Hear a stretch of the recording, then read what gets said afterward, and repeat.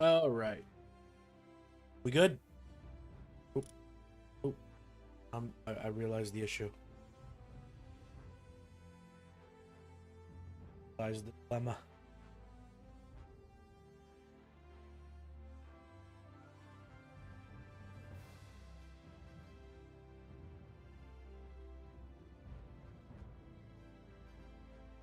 Okay. I think we're good. Is the game too loud?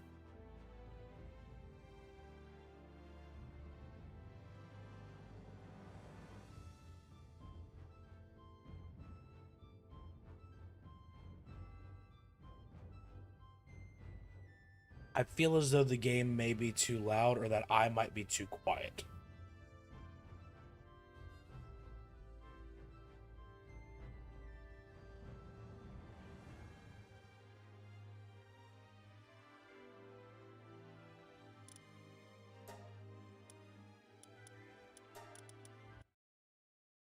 Testing.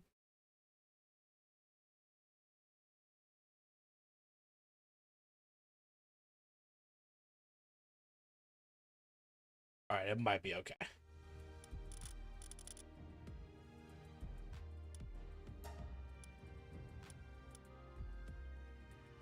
Well, if the game is too loud or I am too quiet, I am sure you all will be more than kind enough to let me know.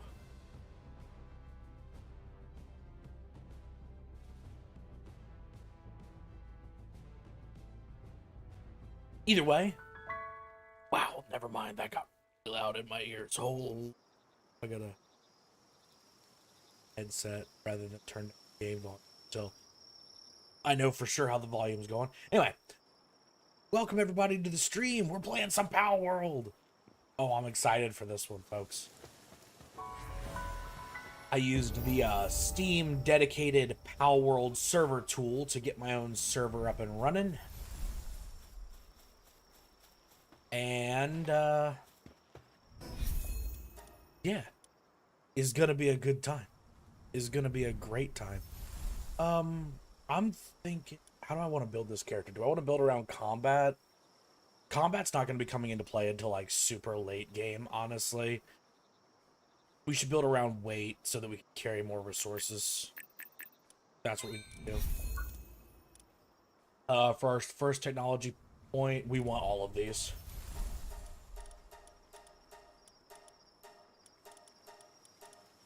Yep. Let's get all those. Grab some stone. The early berries are going to be huge for the berry seeds. We will be needing berry plantations moving forward.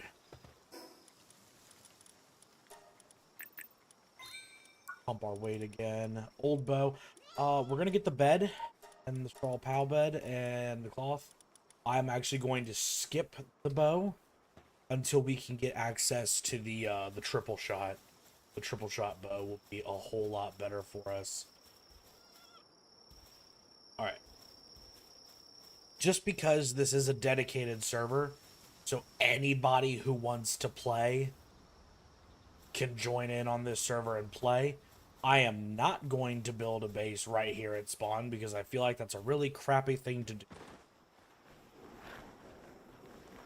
But do not worry. I have a place in mind. Gonna be a wee bit of a walk, but we'll get there. All I have to do is pray that I don't get bodied by the nighttime mobs.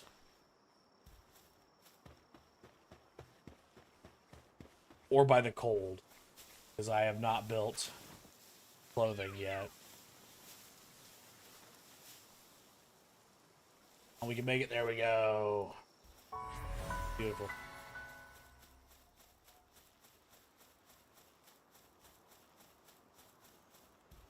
The spawning at nighttime definitely was an unfortunate circumstance. Weather is going to be a pain in the butt for us right now. Oh. I seem to have gotten a crash report. Well, that's wonderful. Off to a wonderful start for the stream. My game just crashes. It's been doing that lately, and I don't know what's going on with it. I feel like it's a Palworld issue. I need to, like... What I need to do is I need to just completely delete all of the associated Palworld files and see about doing a fresh install of the game.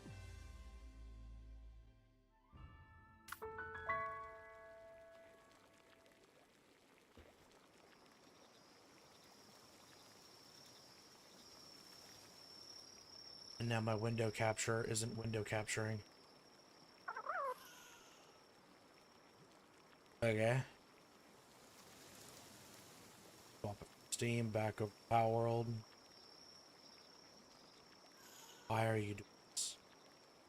Well, if we've said it once, we've said it before, folks. It wouldn't be an Oren stream without technical difficulties, but it's... Let's see. New window capture.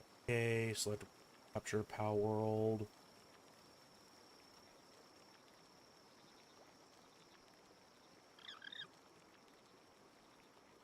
Huh.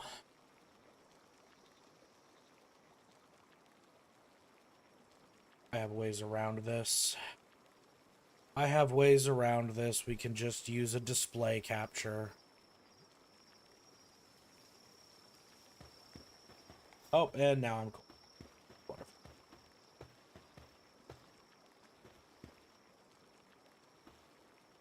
How are you folks doing this fine evening? Doing good? That's great. Oh, me? I'm just waiting for the sun to get a little cold. You can see I'm in my loincloth and wouldn't happen to have a spare set of clothes to borrow? No? Okay. Nice people. Nice people. Dark as hell out there. I see a Depresso. Yep, there's Depresso. The other pals aside from this sleeping Chickapee? No. I don't see any purple glows, so I don't... There's no, Daydreams or Tomcats. Tombat, not cat. A sleeping Pangullet. I can think of worst pals to be our first pal. If there's any pal I want to be our first pal, it is a Vixie. Can I not make one yet? Actually, I might be able to. Hold up.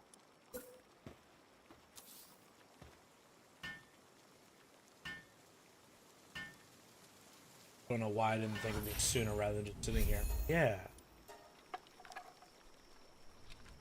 Alright, we're good. Never mind. It's been so long since I've done the beginning of Palworld, I didn't even think about it. But we have a torch. This should keep us warm as we progress further.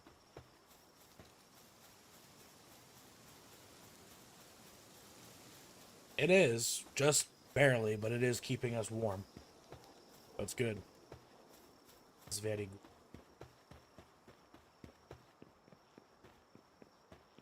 There are the daydreams.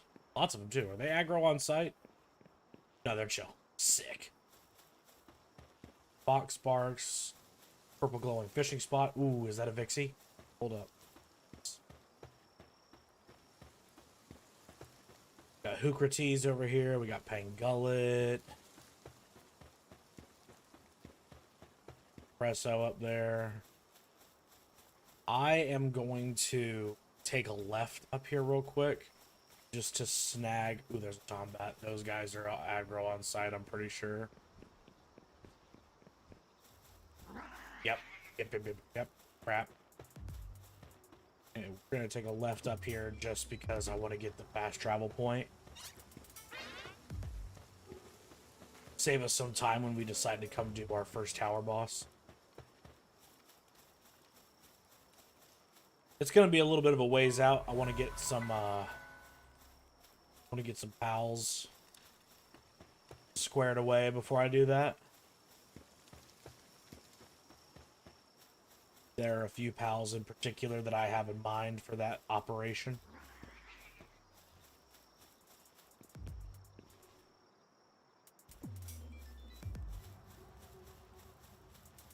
With any luck, they shouldn't be too hard to get, and it won't take us very long.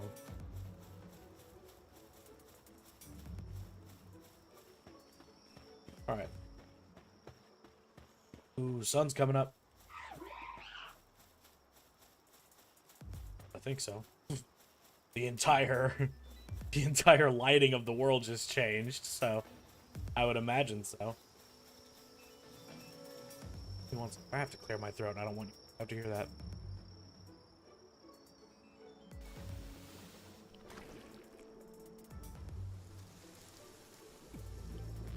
Okay, I feel much better. You're patient. Still got Depressos, still got Hookrates. Hookrates isn't a terrible pal to get just because he buffs dark type pals that are in your party. So if you like have one dark type pal set up to be your fighter, and then you have 4 Hookrates in the other part of your party, you can really buff up your fighter pretty heavily. Alright, here we go. We made it. Took some time, but we made it.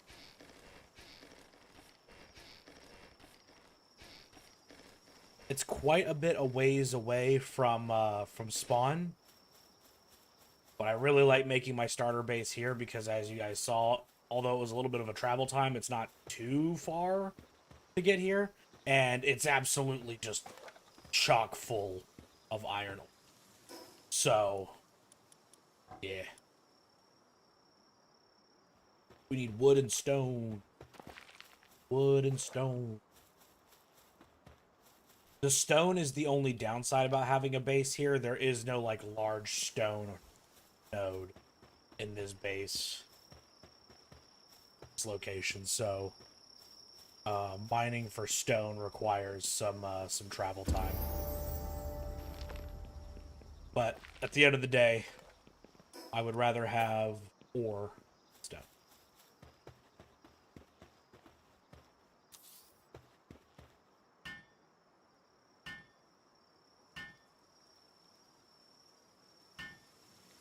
And done. Base hath been completed. Okay, so we have that. I've got 2 pal spheres. What are we looking at for technology? We need to get a feed box. We need the cloth outfit. We need the common shield. We need the stone spear. Hanging traps can be useful later. We'll grab those. For our stats, we want more weight. And then I need to come over here and build a primitive workbench so that I can build the rest of the things needed to be built. Cannot build right this second. Storage type stuff. Foundation. We're not going to worry too much about the foundation pieces right now because I'm going to wait for a more permanent base location for that. Right now, we just need this place to be possible. We need, first and foremost, we need tools. So I need 3 more stone, 10 more wood. Stone, punch some trees.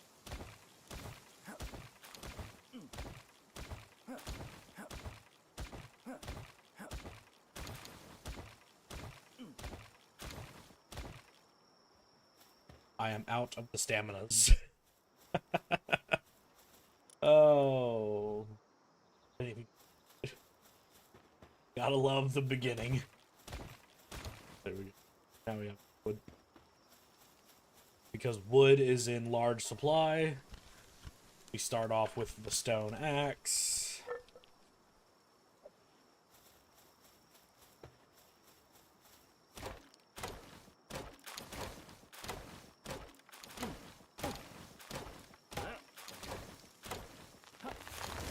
Much better.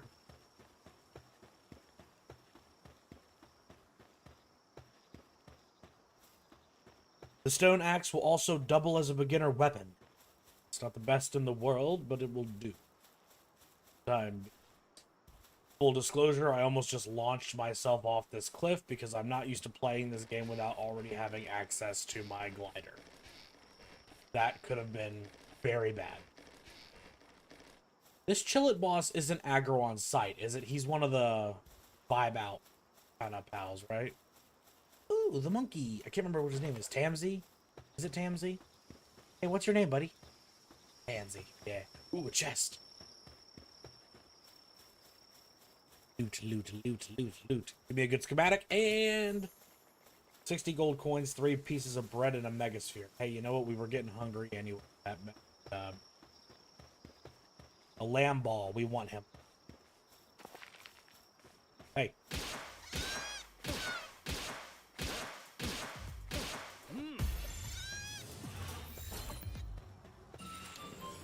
We have caught a lamb ball. Does it say what his skills are, or did he not have any? There's no way you didn't have any passives. Holy crap, he just didn't have any passives. I've never seen that before. I have never seen a pal with 0 passives. That's insane. Huh, interesting. Alright. I am also on the lookout for Vixie. Vixie is another pal that I am currently in. I cannot remember where to find them. These Mozarinas would also be massive. Not right at this moment. I would need them to start a breeding operation. Hey.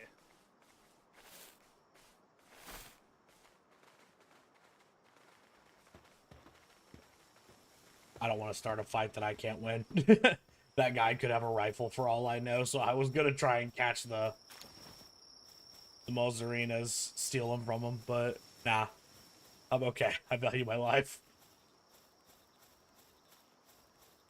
Ooh, Ecthir. Good early woodcutting, pal.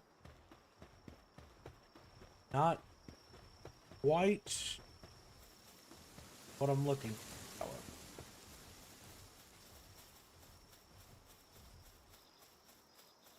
Is that a pal soul? It is. Okay, we'll take it. Current mission is to obtain Paldium fragments.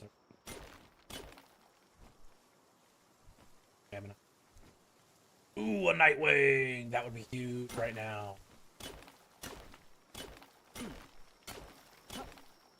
I should have made X. There we go. Produce a Pal Sphere. We'll get to that. We'll get there. Eventually. There. No, that's Cremis. Crap. Cremis, I need Vixie. Wow. Alright. I think that's the earliest I've ever encountered Dr. Braun. Way too early for me to be able to catch him.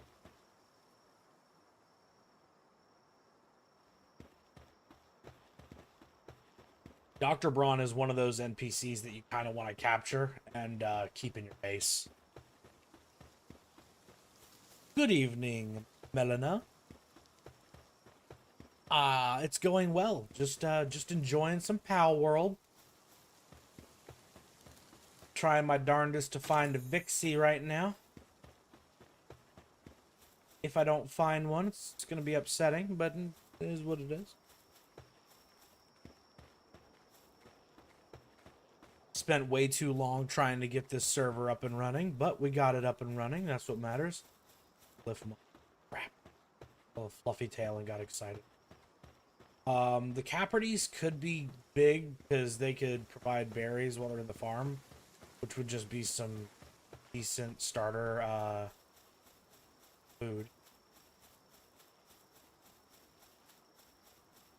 Let's see. I need to be careful because once again, I do not have my glider.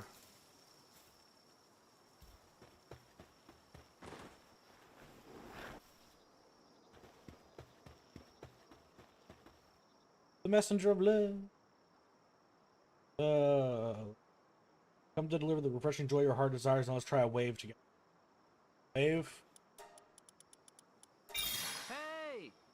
Low-grade medical supplies, 68 gold coins, and 3 frag grenades. Bit early for me to have frag grenades, but I won't complain. If someone ever decides to give me some guff. Premise. There's Vixie. I can't even remember what part of the map Vixie frickin' runs in. I might very well be way outside of their spawn range.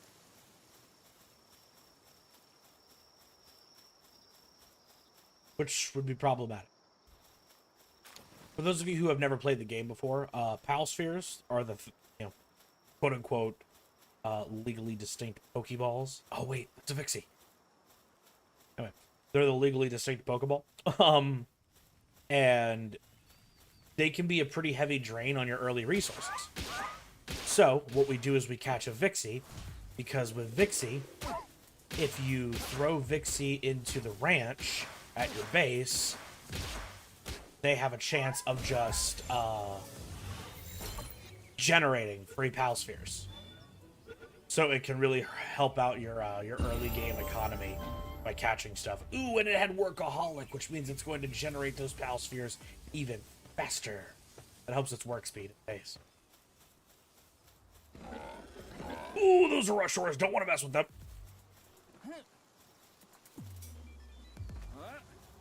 There's more Pixies. We're going for it. We're doing it. We're doing it live.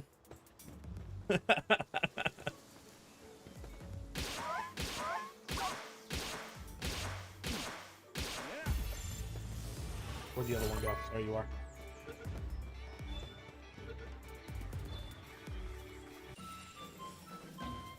Sadist, Fine Furs, and Power of Gaia. Not a huge fan of those traits, particularly.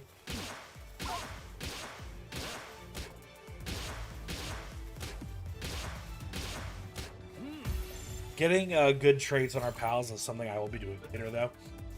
They're one of my favorite tasks in the game. As a self-certified son of Poseidon, it is my job to sail the seas. It's also my job to fish.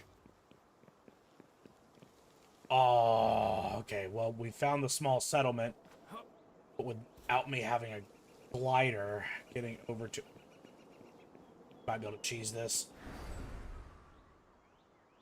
Couldn't cheese it!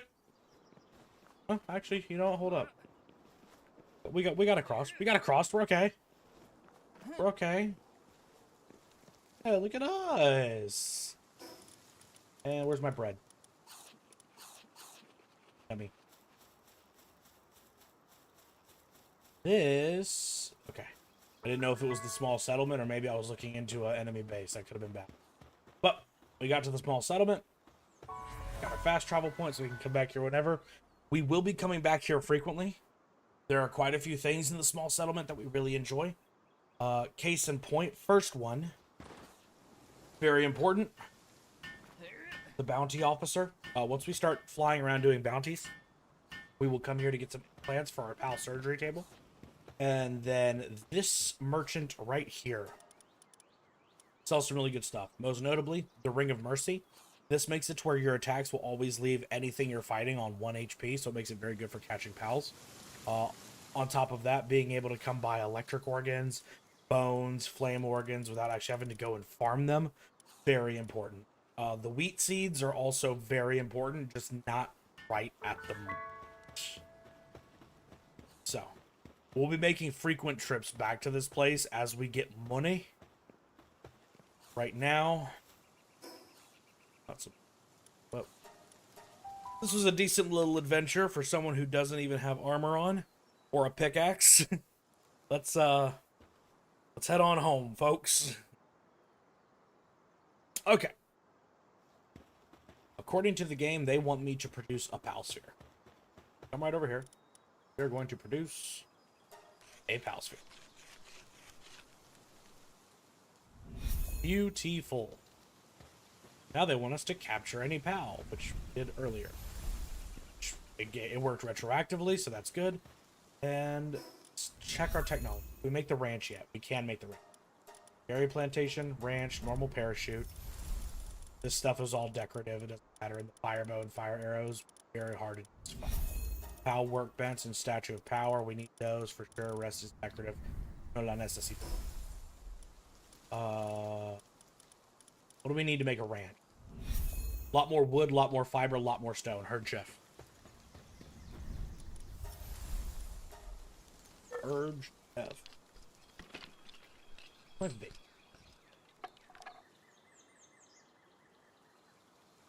Alright. Got a pickaxe. We're gonna make some cloth. Anyway. For those of you who have never played Palworld before, take Pokemon, make it a survival game. Make it better than Pokemon. And then add in some very questionable activities, such as indentured servitude, whaling, you know, real despicable shit like that.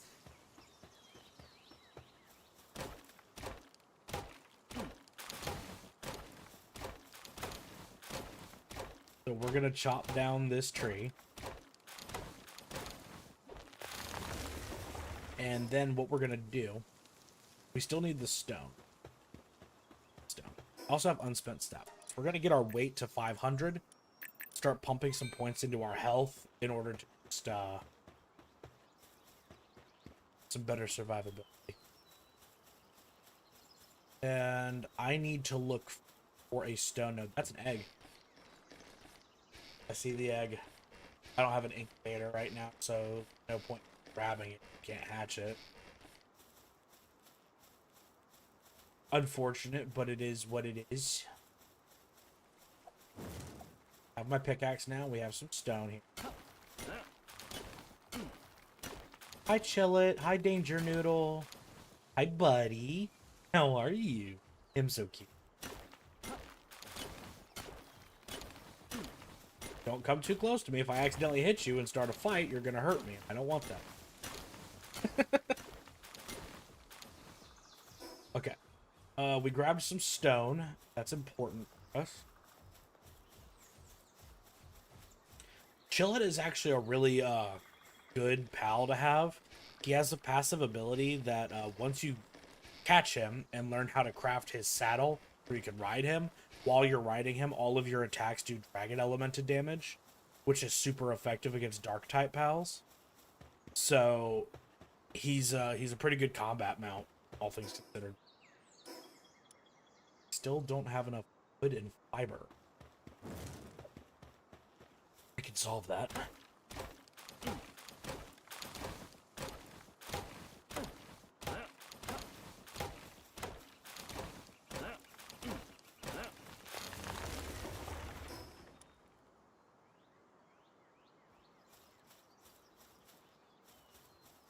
As the person who's hosting the server, I could have turned on the global PAL box and just like withdrew some of my perfectly bred pals for like base operations and whatnot, but I felt like that would be not as fun to watch. I also felt like anybody else who ends up joining the server could potentially abuse that power.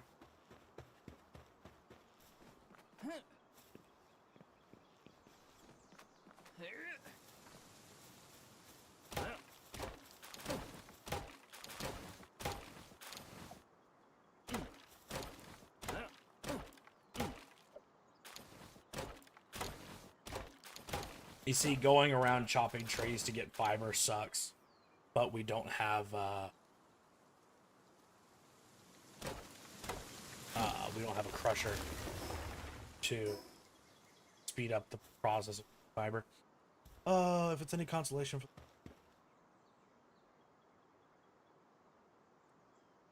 delay, it's fair.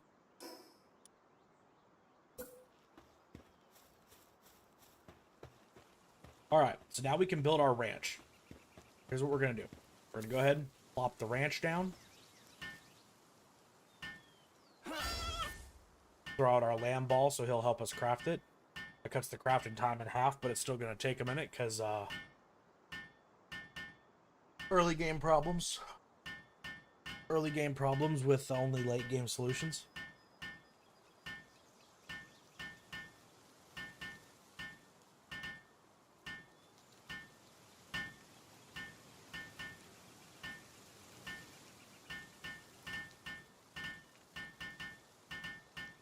Go, little sheep. Hammer away. Let the indentured servitude begin, folks.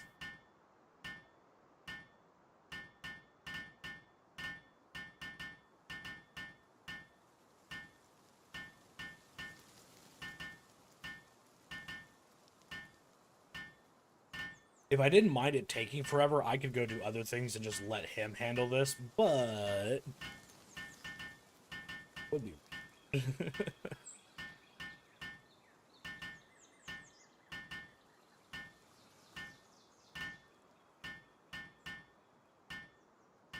His name is Lamball. Him's a good boy.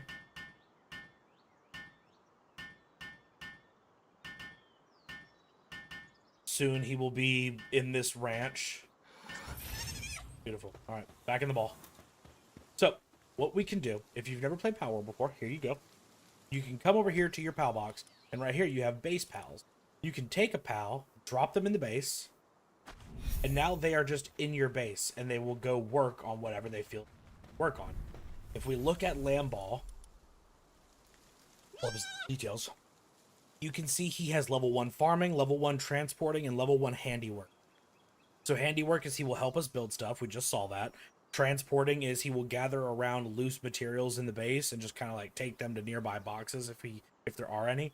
And farming is what we want him for. Farming is he will come over here to the ranch and he'll just vibe out in the ranch. But with Lamball specifically, while he's in the ranch, he randomly generates wool. We can use that wool to fabricate cloth. Cloth to fabricate a great number of things. Most notably, clothing, which we're going to do once we get one more. First, we're going to get the normal parachute because surviving great distances of drops is important, especially when gravity and long variable.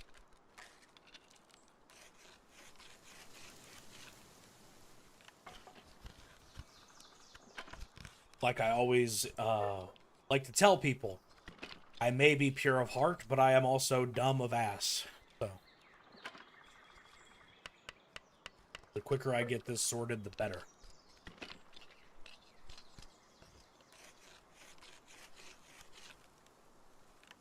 And now the parachute should have auto-equipped. Now we have a parachute, which actually has multiple uses, which we can get into momentarily. Logging site, stone pit, perfect. Those will definitely be the next things we make. Look at that. He's already made 2 wool. He's such a good boy. He's such a good boy. Thanks to the 2 wool he's created, we can make another thing of cloth. Thanks to that extra thing of cloth, we can make clothes.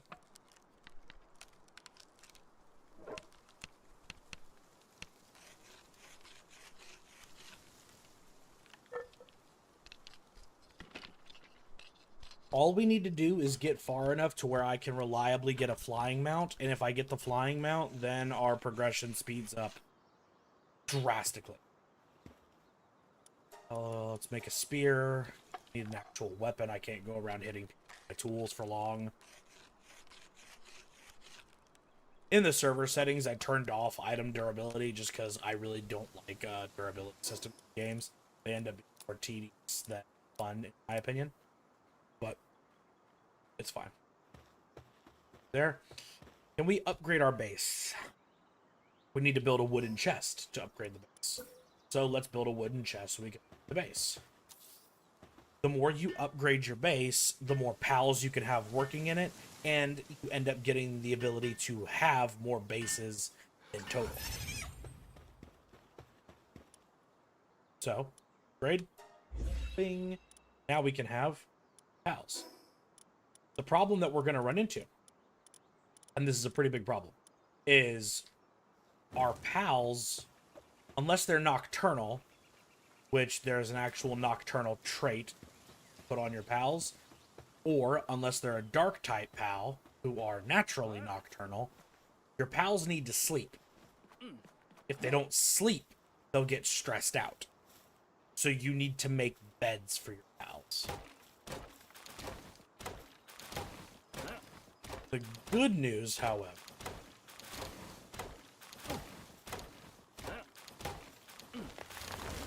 is pals that are in the ranch do not lose sanity for that job task, so they actually don't get stressed out. So if you don't want to make beds for them, you really have to.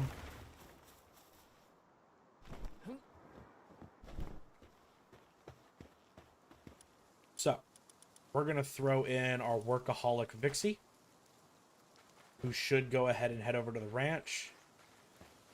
Now we have to build a shoddy bed. Problem with the shoddy bed is it requires a roof. Which, okay. Boom. Boom.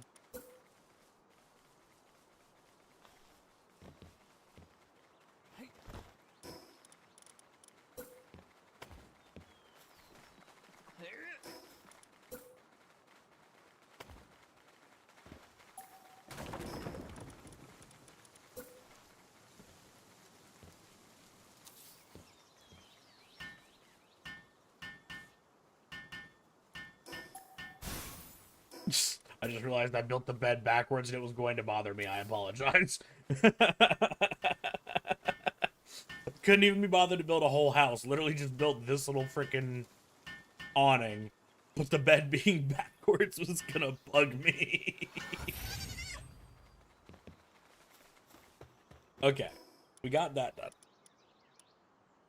Next up, we need a lot more stone so we can get some berry plantations going, so that we have a constant source of food for our pals and us.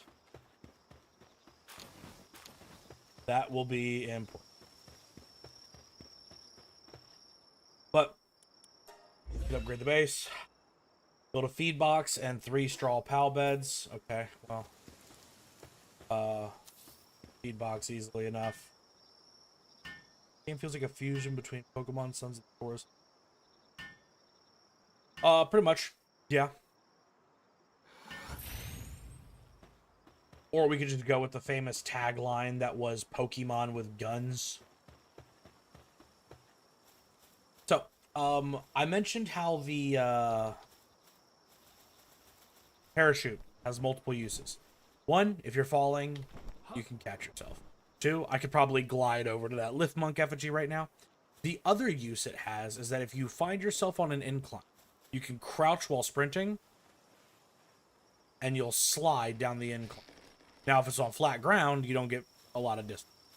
But you pick up a good deal of speed when you're sliding down an incline, and the parachute is a very good way of maintaining momentum in this game. So, you can use that for a decent little travel hack. Right here is actually a really good incline to show it off after I get done finding the stone. So we get some speed going through an incline, and... oh, never mind, maybe it's not. There we go. And... boom. Just like that. Decent little bit of progress made. Love to see it. Easy enough.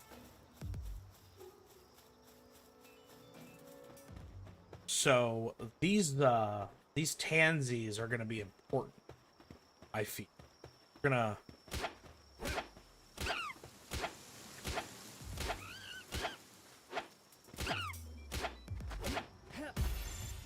to try and catch him. The ball. Don't attack me. And... Alright, now we can check and see how important they're going to be. Very, very, very important. We're going to grab 2 of them.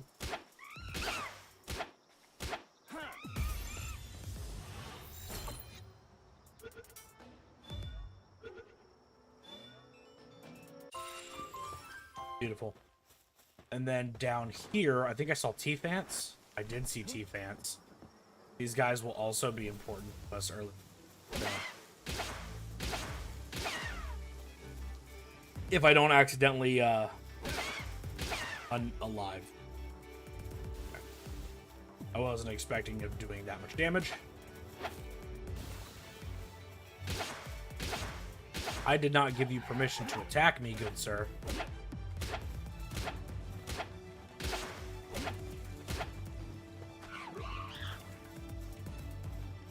You're lucky I'm out of stamina.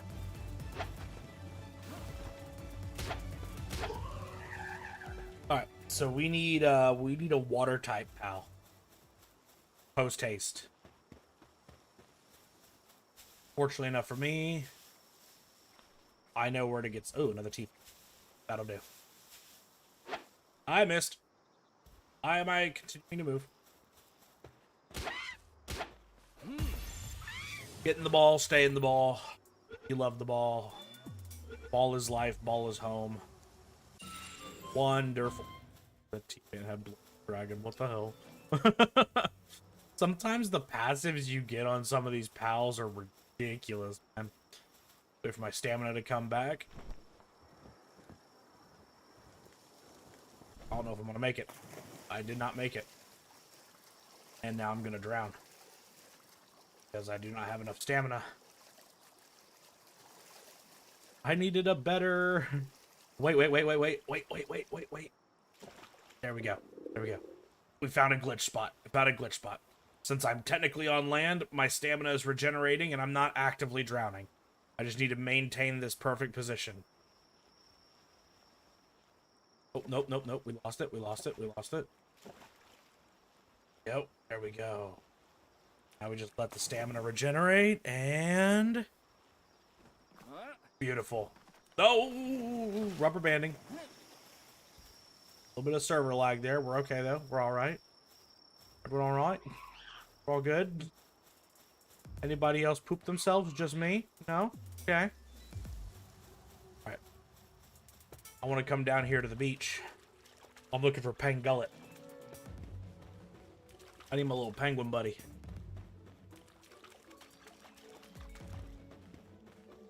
Where's my penguin? Either that or a Crojiro. Preferably a Crojiro.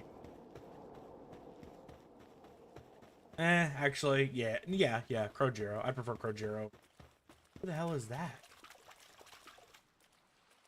Oh, it's Crojiro. He's way out in the water. I can't catch him. He's zooming out there. There's some Celeres. Once again, out in the water, which doesn't do me any good because I have no way of traversing out there safely right now. On the beach, though. I still would prefer Pangullet. Yes. You do? Fine. Not great. Did give me some bread that I could eat. Cloth outfit. Capture 5 lamb balls is my next quest. Okay. That's easy enough. I will get to it as soon as I have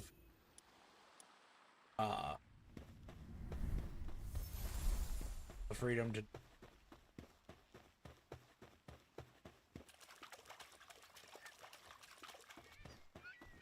Excuse me, y'all haven't seen a penguin around here, have you? About yay high, blue, cute as all hell.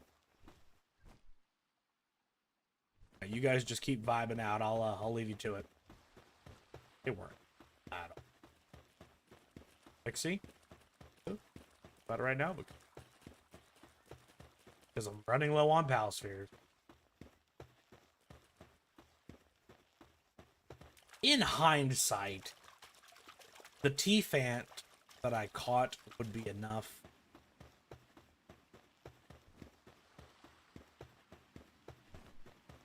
But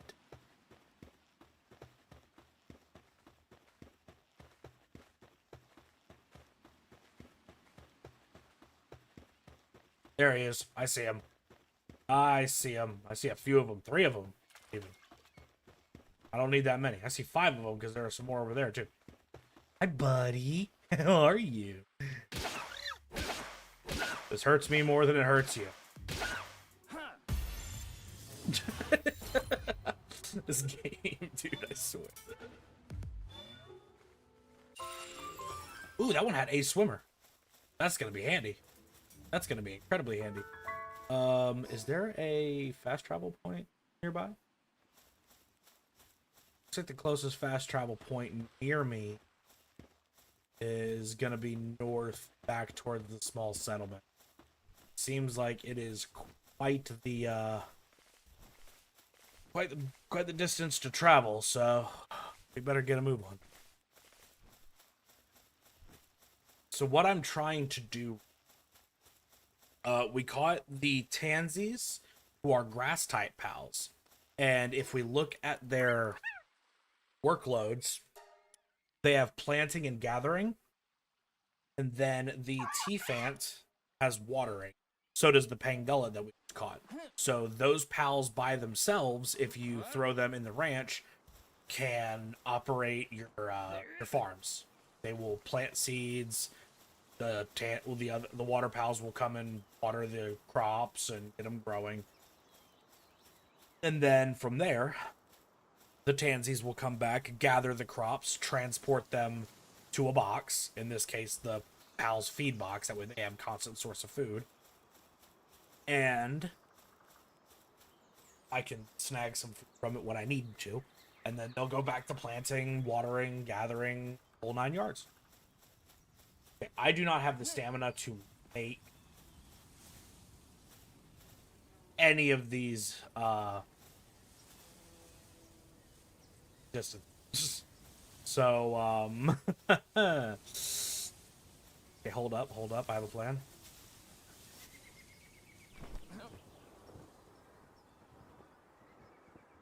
Let's give it up for momentum, folks. Oh, science.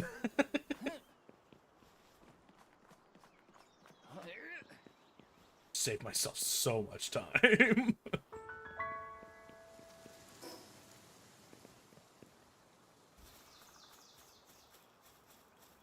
I don't care who you are. I don't care what you say. That was clever. That was clean.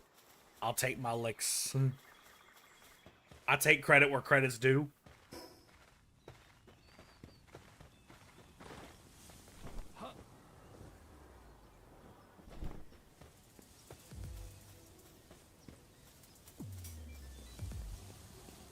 Oh crap, Syndicate thugs. Syndicate thugs. Spoiler alert, chat, we're not the only humans on this island. There are actually plenty of others. And they're all angry, and they're all mad at me specifically. I didn't even do nothing. But they'll never catch me. I'm too fast. Oh gosh, early Palworld, how I did not miss you. Late game Palworld is crazy. This is one of those games that like advances kind of similarly to how you'd expect like modded Minecraft to advance. Right now it's like, let me go get a pal who can water my crop. I'll water my berries while I'm working the ranches. And then late game you're like, let me get a pal who can like power all of my generators so that I can get these oil refineries up and running. And I can have these pals take the oil and use it to smelt higher tiers of ingots so I can make a laser rifle. It upgrades, is what I'm trying to say. Alright, what am I missing? I'm missing wood. I need some... Luckily enough for me, we're in the damn woods.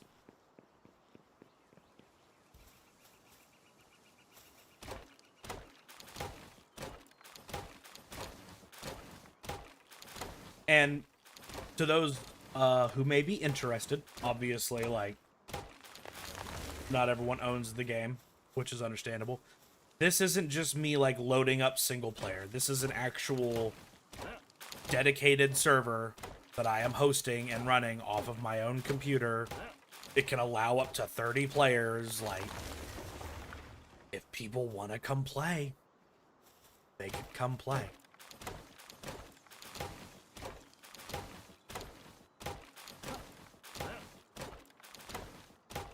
The game's fully cross-platform, so it doesn't matter whether you get it on PlayStation, Xbox, PC, Epic, Steam, what have you. If you want to play the game, you can play the game.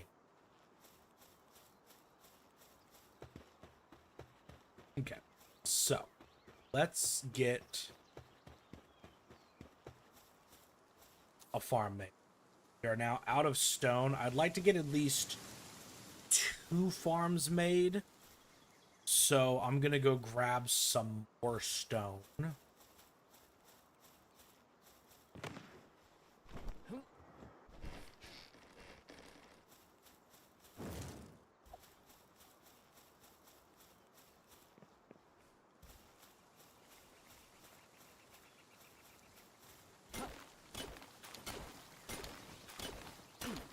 All according to plan.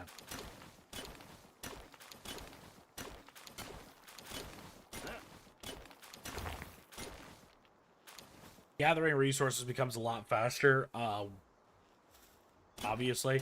Right now we're just using a stone pickaxe and a stone axe. Once we upgrade to iron, it'll be quicker because we'll do more damage. On top of that, since you're actively hitting the node and doing damage to it, your ability to mine and chop down wood and anything like this really actually scales off of your damage, not your work speed. So you can actually, while leveling up, start pumping points into your damage to make this go faster, which we will be doing. Once I get my health to 1,000 and my weight's already at 500, I'm going to start pumping points, just because clearing the game becomes a lot quicker when you can actually fight well. As soon as I get a flyer and some decent spheres, there's a specific pal that I'm going to be going and catching. Also help the combat capabilities. Looking forward to that a great deal. And make another one. Aim at this one. Aim at this one and hit Control to snap it. Now they're all snapped together and nice. Love that for us. Thank you for your help, Lamball, you beautiful boy. I know you guys are hungry. I'll be getting food in the bowl soon enough. I apologize. This is what this is for. We can only get one more. Can we upgrade the base? We need to build 3 straw pal beds before we up and we can do now. We can do now. Boom. Boom.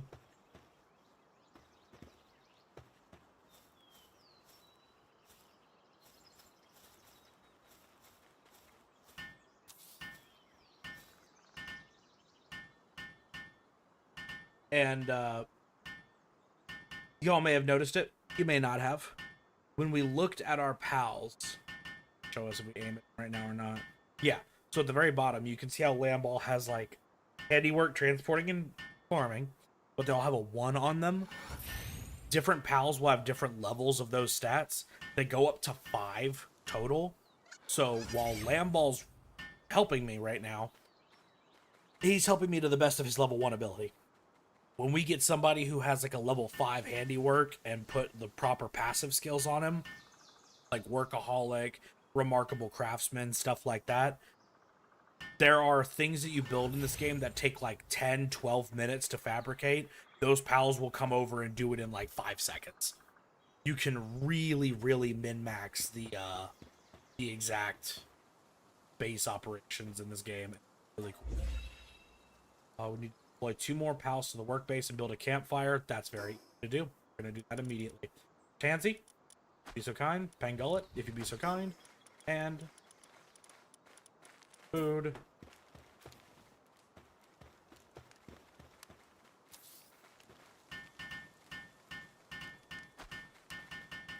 Look at them all come and help me.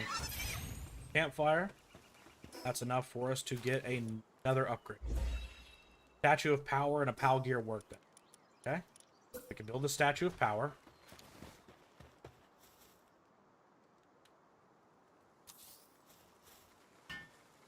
$50 seconds. With the help of our pals, we've taken it down to 18. 10.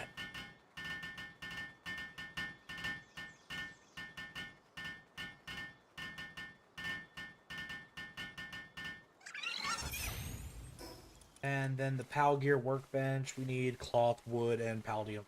Okay. We can work on that.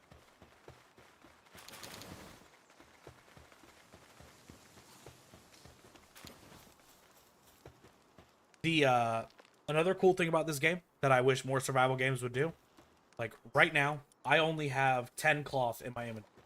If I come here and I put the 10 cloth in the chest, I no longer have any cloth whatsoever in my inventory. If I come over to a bench, it still says that I have access to all 11 of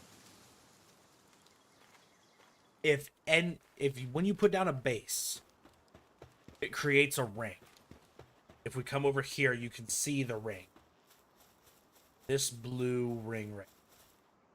Anything within this blue ring is considered within my base. Any chests within my base, all crafting stations inside of that ring will automatically pull from all chests.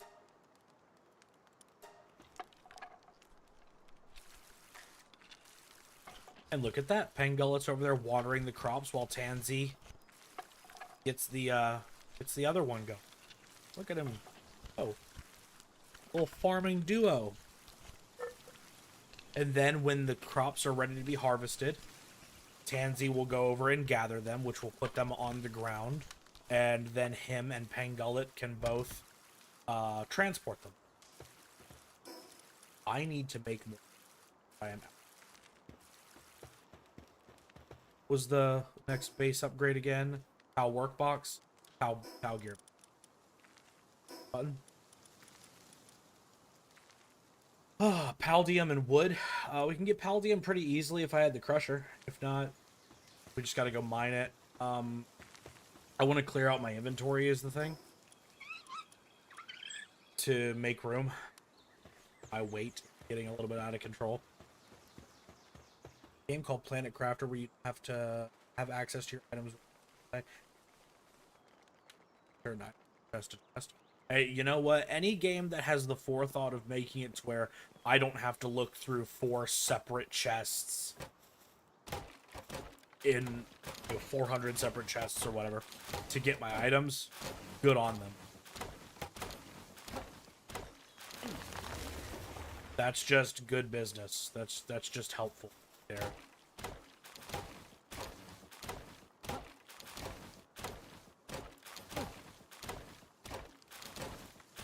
I know right now we're starting off a bit slow. Believe me when I tell you that the second we get access to a flying mount, the game is going to speed up exponentially. We want to make sure that the gathering and harvesting is going well, so with our 5th PAL slot, we're going to slide in our other Tansy. I want to check the technology. When do we get my podium? We don't get the podium until 14? Yikes, brother. Yikes, that's crazy. That's actual crazy work. It's okay. It's fine.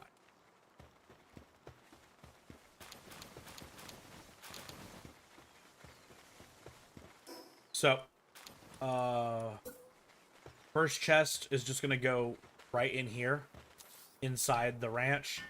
That way, if anybody's transporting the stuff inside of the ranch, they don't need to travel far. They can just drop it off right there. And then the next few chests are going to go over here. I need personal store. So, the map is massive. The map in this game is actually so like This is what I've explored already.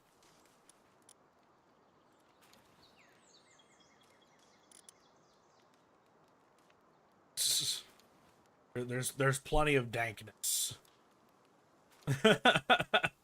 There's plenty more to go. So there's a lot. there's oh boy, there's a lot.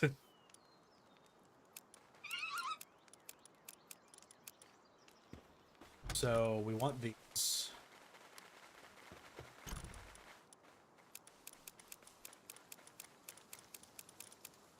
I actually want to keep those frag grenades on me just because you never know, right? Like, realistically speaking, you never know what it could be. And look at that. See? We're currently planting red berry. So they're going to come over here. They're working on harvesting those red berries. I could come help them if I wanted to, but I think they're going to. But look at that. They already brought the red berries over here to the feed box. You're looking? Ooh, there are berries in there. And there we go. The farm is ready. A freaking Pangullet over here, just putting the wood away. Boy, awesome. Okay, but yes, I want to get a flyer, if possible. It's going to be a little bit of a struggle bus to do so. Because the only early game flyer that I can think of right offhand is Nightwing, who not only isn't the most common of spawns. Sorry, I was stretching. Our ability to actually hit him, since he's in the air, is gonna be severely limited. So we may need to wait until we get a bow for him. 100% catch rate, love that. 1, 2, 3, 4, 5. 100% catch rate. Hey, we leveled up. So let's go ahead and get our health up one more time. Technology. You get the tropical or the tundra outfit. This is basically your heat resistant version and the cold resistant version of the outfit we've already got. We do want the hot springs. The 3-shot bow is literally next level. That's what we're aiming for. The 3-shot bow is my favorite beginner weapon in this entire game. It's busted as all hell. There are some people who don't like using it. I think it's incredible.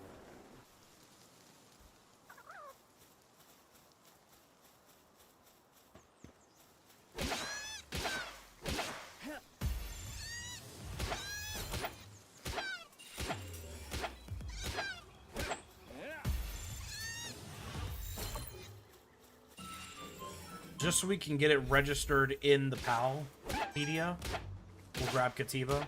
Honestly, I should get 5 of those guys, because having Kativa in your party, his passive effect is he increases your equipment, or your weight limit by 50 points. So by having 5 Kativas in the party, you could just carry 250 more of what you already have, which is like a 50% increase for me. Chickpea is going to be really helpful later on when we're breeding, because in order to breed, you need to make cakes. It means you need to have a constant source of flour, eggs, honey, and milk. Chickpeas are really good pal for that. We're going to want a Fox Sparks soon anyway, because we need a fire pal who is able to start smelting ore.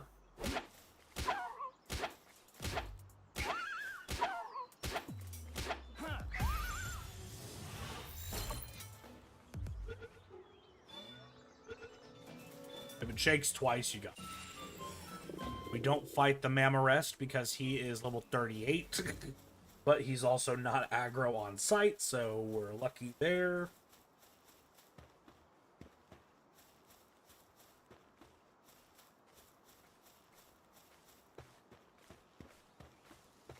I'm searching the skies, but I do not see a Nightwing.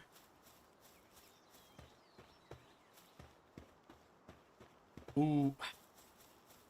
Do I go for the early X? I don't think it's a smart idea.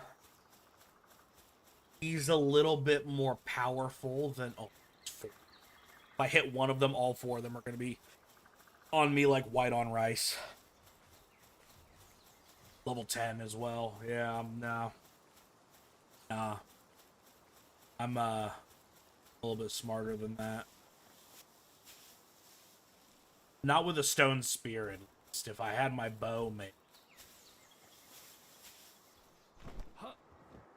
Stone spear. So, the trick here is nighttime is not going to help us find Nightwing all that much just because our limited visibility. But if you don't see him, we travel far enough away to get rid of the spawns in the area. And then when we travel back, it will reset the spawn. And we can do that to continuously reset said spawns until we find what we're looking for.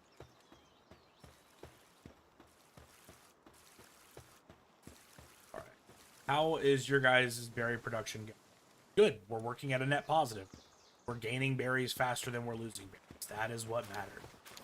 We're getting all the free pal spheres and arrows from Vixie, which huge, massive improvement right out the gate.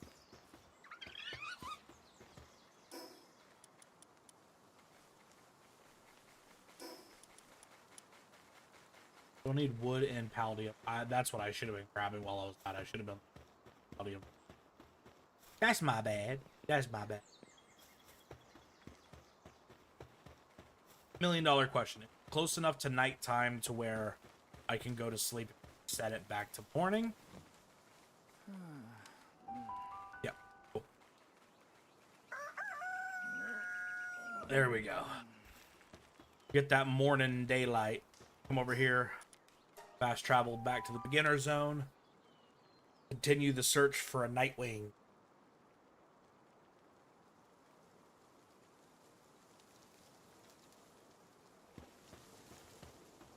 And grab the Palladium fragment system. Now that I actually remember I need. ADHD got me. Started looking for a flyer, stopped looking for the resource. Palladium generally spawns close to water.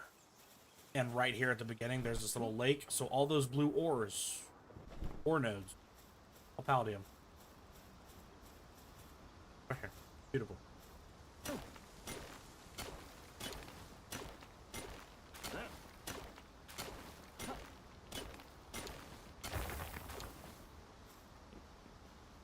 I might need to look into the server setting because I could have swore that I had the server setting set to like double gatherable resources, which does not feel like that's happening right now. And that is a wee bit concerning. Because if that's not happening right now, it kind of makes me wonder what other server settings I've implemented that are not happening. This is a Dinossum, a grass dragon type. Actually, a pretty rare earth. If we could take it down, we could get some decent seeds up using later. But I'm not gonna tempt fate right now with 60. There's more Ecthi there. We will be catching you later on. Okay? I can get access to a decent mining out. It's a Cremis. We actually don't have one. We don't have a Cremis or a Gumos in the Palpite, so we might as well.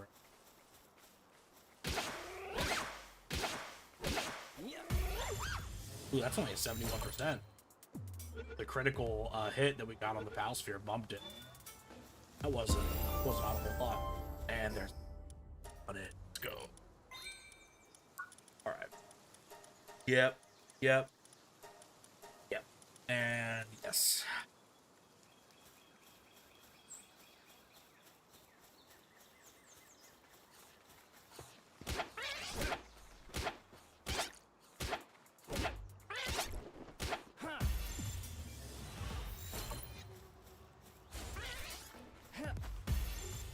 Stay in the ball. 85% is way too much for you to be breaking a single shake. Oh, you want to square up? All right. Serenity and Vanguard? That's massive. Good. Good catch. Good catch for passives. Get bodied. All right. Yeah, no, don't see a Nightwing.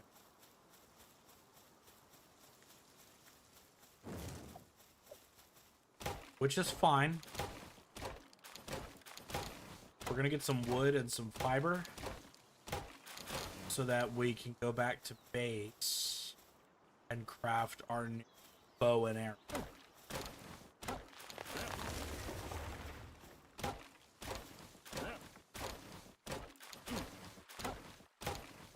Very importante.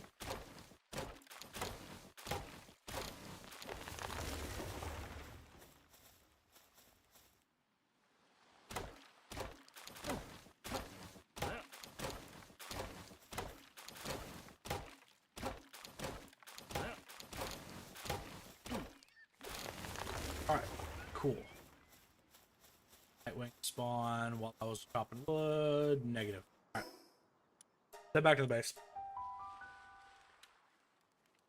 Head back to the base. So, we get the flying mount.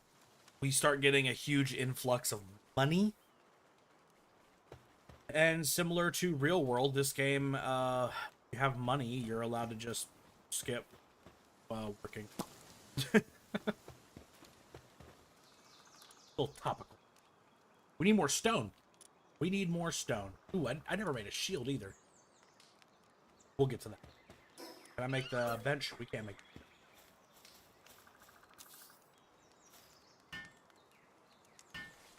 Come, my minions. Assist me.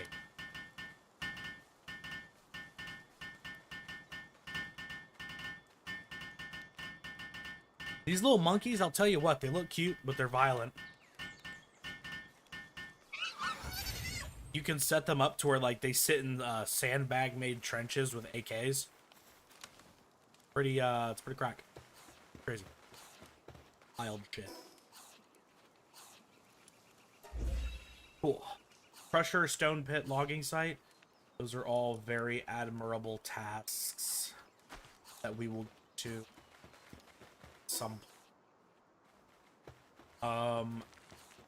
Necessary stuff for bow.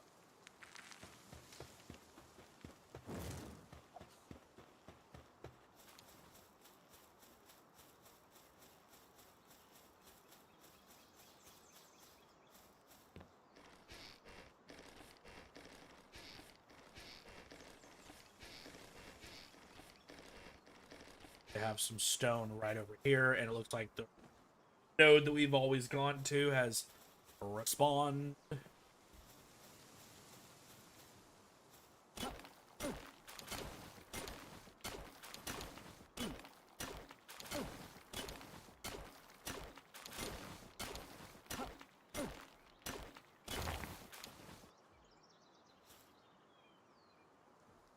at how nice the weather is today. Sun's beating down, Chillet's just vibing. Got our danger noodle over here, just being the cutest little guy.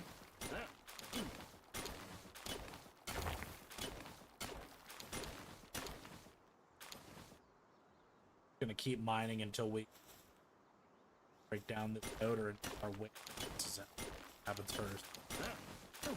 Everyone happens first. Spoiler alert, your weight will max out faster if you eat cheeseburgers while mining.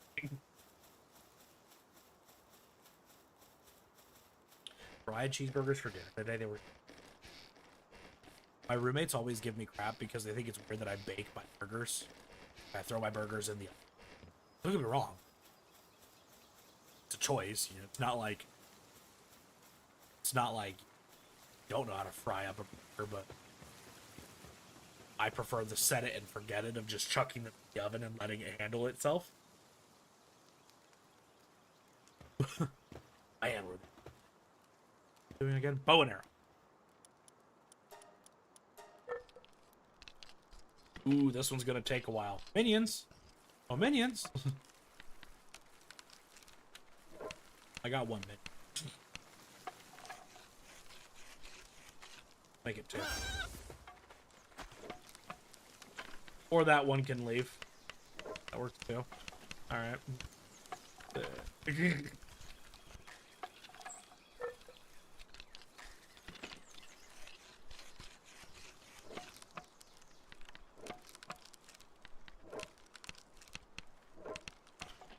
Getting there. Unsu. Whenever you level up, one of the stats you can put points into is work speed. So if you want to be able to craft things by yourself faster, that's the way to go. I usually just don't do work speed because it's like, it's a lot easier to make a pal who's really good at building stuff for you than it is to make a pal who's strong. So I prefer to make myself a good fighter. But we now have our bow and arrow. Now, the reason that I like this bow and arrow so much, one, thanks to Vixie here, we have a incredibly early source of arrows. A decent enough source. Two, a lot of people get this bow and arrow wrong. They're like, oh, it's a 3-shot bow, but then you just like go through your ammo super quickly because you're firing 3 things at once. This could all be solved if they weren't like Yu-Gi-Oh players and they actually read. Right here. An enhanced bow that allows 3 arrows to be fired simultaneously. By some strange mechanism, it only consumes a single arrow when fired. So if you were using the regular bow and arrow, building the 3-shot bow literally triples your damage for no cost. You're still only using 1 arrow per shot and you're tripling. This bow is a godsend for early. Ooh, another trick that you guys might be in. If you're trying to keep some level of organization in your base, which I highly recommend you do, what you can do is you can, whenever you're in your base, open your inventory. For a keyboard, it's hit R, and you can choose which items to exclude. So I don't want my arrows, my grenades, or my pal spheres to be taken. And then we hit stow. Everything else will automatically get auto-organized and auto-stored in any chest that already has that material. If you have any chest whatsoever that already has that material present in it, it will go ahead and store extras. You no longer need this right here. Some berries. How's our berry production looking? Good. Once again. And now, let's head back to spawn and see if we can't get another Nightwing. Well, a Nightwing in general. Now we have a bow. We can get a flying mount. We're going to be in business.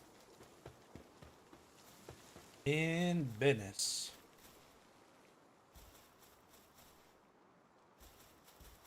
Keep your eyes on the skies, my friends, and letteth thine... That's not the way that works.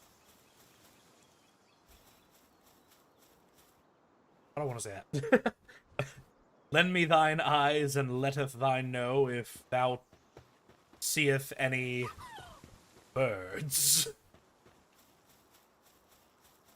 I've played enough Persona 5 to know that if it is bird, it is weak to gun. Bow and arrow will have to do until I can procure gun. Just.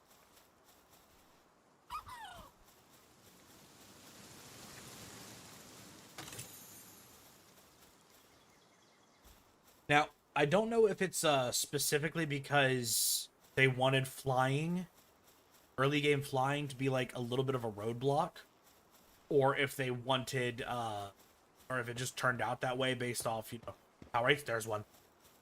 But Nightwing's spawn rate is kind of doo-doo, so getting one early is rough. But there you go.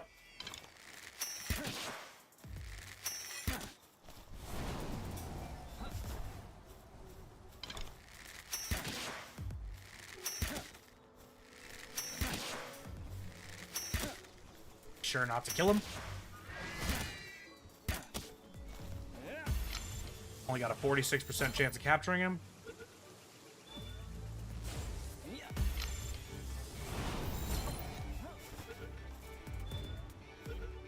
We got him. We got him.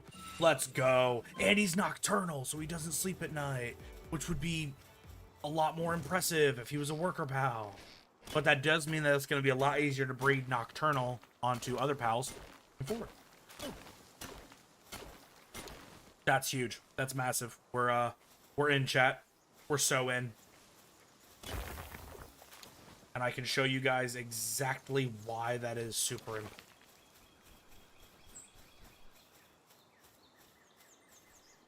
We just sped up our production, our progression speed, so darn fast. Okay, so first things first, we gotta see the technology and find out when I can make his saddle, because we're not quite there yet. Okay, yeah, we caught him. We can't make a saddle and fly until level 15. So we still have 5 more levels to go. Luckily enough for us, leveling early game is actually incredibly simple. You get a very large amount of experience from every pal that you capture up until you capture 12 copies. Oops, whoops-a-daisy. I didn't mean to do that. I'm sorry. Wasn't expecting that to take him out so easily. I feel bad. I just killed that cat in cold blood. I feel bad as hell.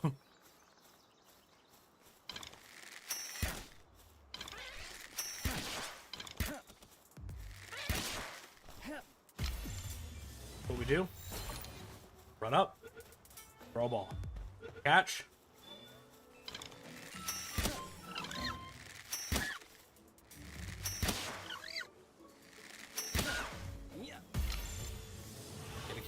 Go around using the free pal spheres that we're getting from farming our Vixie, and any that you find, to catch stuff and get a large amount of experience points for catching duplicate pals. And you will continue to get this bonus experience until you catch 12 of a pal. Shoot.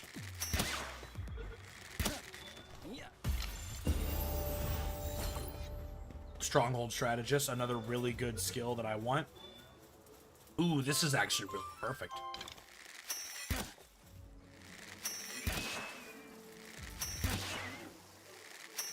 They're stuck in the water, which means there ain't much you can do to me.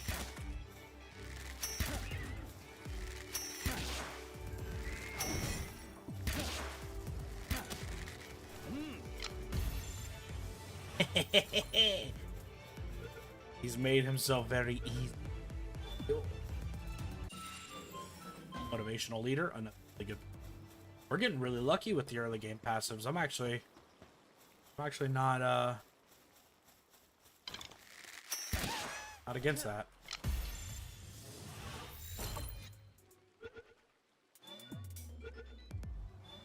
Catch. Already level 11. Now that we've got our weight at 500 and our health at 1000, we're starting to pump into our attack.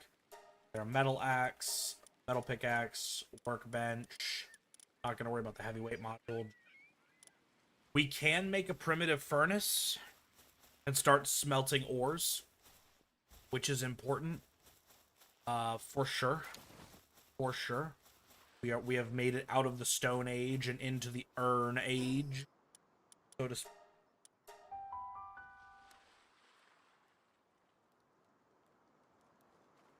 We're also running low on arrows already. Okay, so let's see. Need to do some base operations for sure. Let's see. We need more flame organs, so I need to go take out another fox sparks at some point. First, we need to make it to where we can put more pals in the base. So, I mean, we could take one out. We have a spare Vixie right now, so it's not the end of the world if we were to take out pals. Hubbut, you know.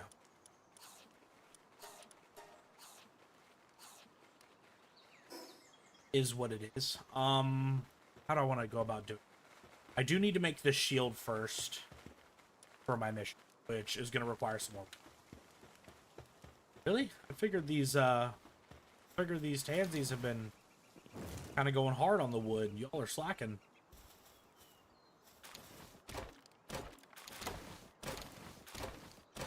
The monkeys haven't been gathering the wood. That's problematic.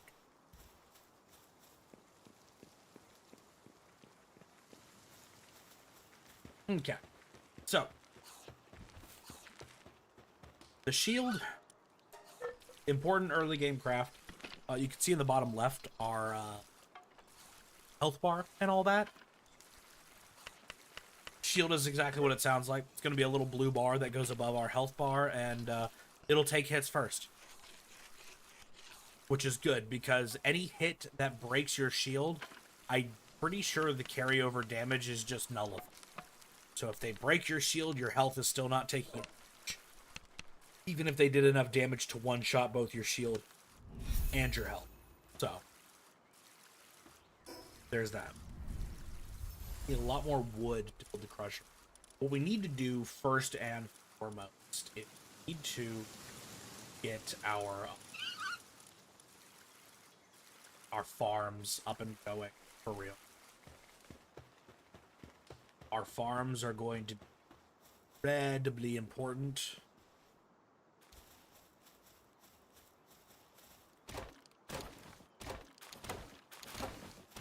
We need a lot of wood.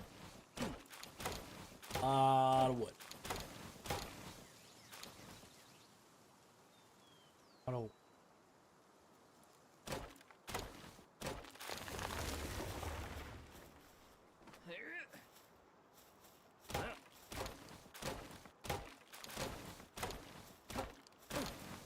Another thing that I need to do is I need to go out and start looking for a pal by the that. We saw one earlier. They're also not the most common of spawn, but they have a really decent early game mining level, so they can really help out when it comes to like mining iron.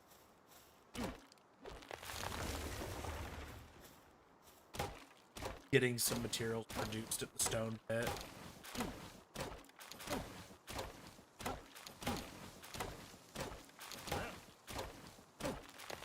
Alright. Got a decent amount of wood, enough to at least make one of our farms. This is the logging site. The logging site is exactly what it sounds like. You just put down this little farm. You craft it. Takes a second. Decent size. Get everybody in on the fun. Come on, folks. On vamonos. Yeah, there we go. There we go. Got our penguin, our sheep, our monkey.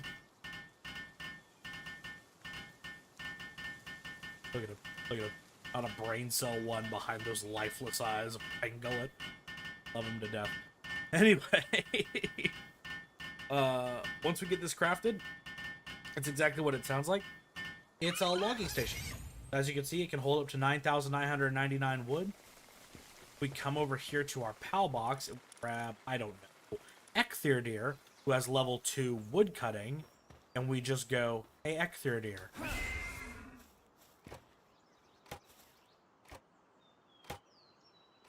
Our base now just generates passive wood. We don't have to go out and, like, chop wood anymore. That being said, wood and stone, decently enough, can be replaced.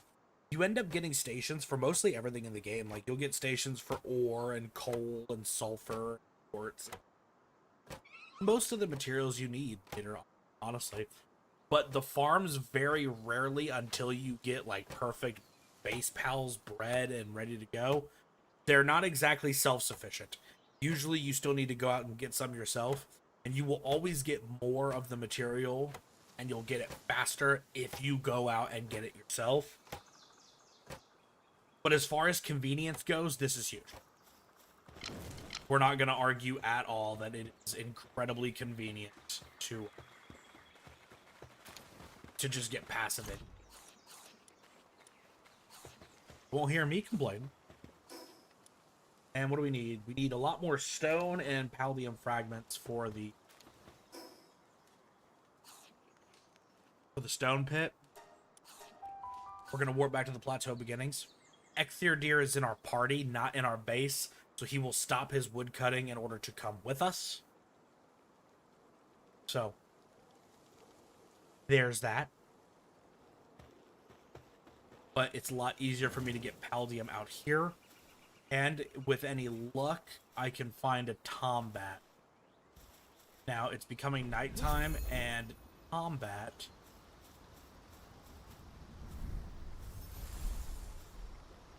Tombat has the added benefit of the mother yucker glows at night. He only spawns at night, but he also glows at night. So if one spawns, he won't be too hard to point out. That being said, there are also a few other pals that glow, so we might get faked out there. Capture any 30 pals? Bird chef. Chicken's mine. There's daydreams.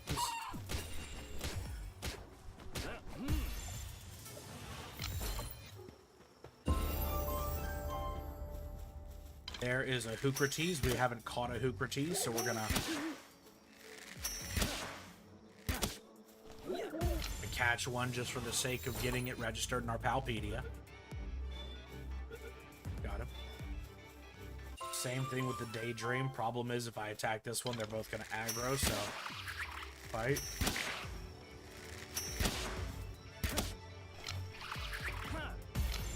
Or not. Usually they're like pack animals. Alright. I guess you didn't care too much for your buddy there. I won't complain. I'll take the free capture.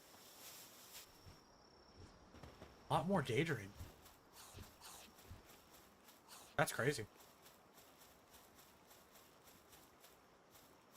You can be interacting with these NPCs to get side quests, by the way. I'm just ignoring it. I'm actively choosing to ignore it. There's probably going to be somebody who rewatches the stream and why aren't you getting the quests? Because I don't like it. Because you can't make Grab a depresso. Same, honest. Ball.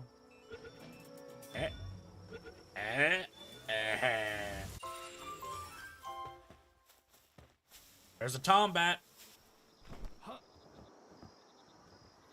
Level 12.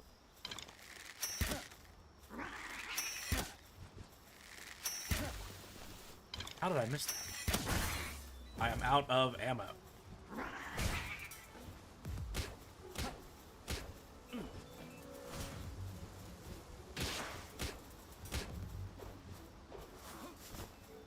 Did I keep my spear? I didn't. Spear. Oh, gosh. Why did you get in the water? This ring fall off the freaking cliff.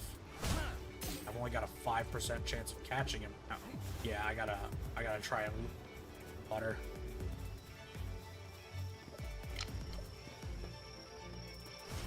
Fighting you out in that water is not the play, my guy. It's not.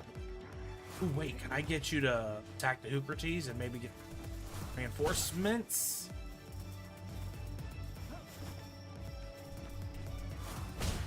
Uh-oh, you hit somebody you supposed to hit.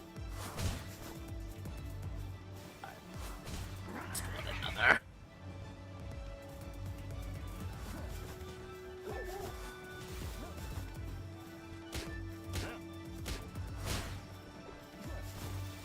Health ain't looking too good. He's beating me up, folks.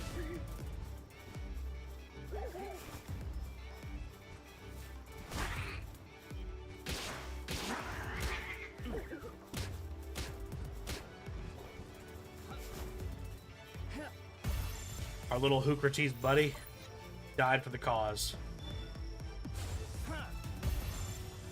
crit. Get ready, another ball. Do another ball.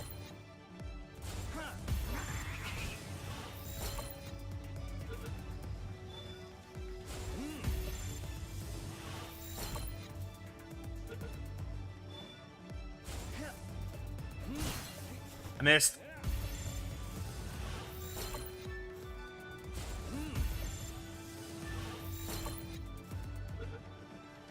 And I have one ball left. On. Let's go. We did it. We freaking did it. That was a rough one. Wouldn't have been half as rough if I didn't run out of ammo. Fight, but hey, you know what?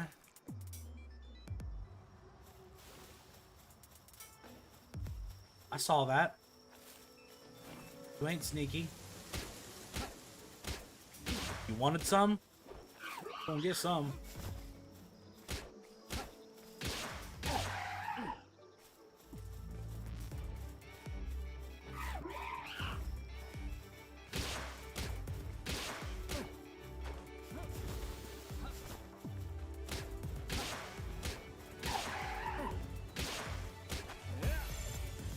Getting the ball.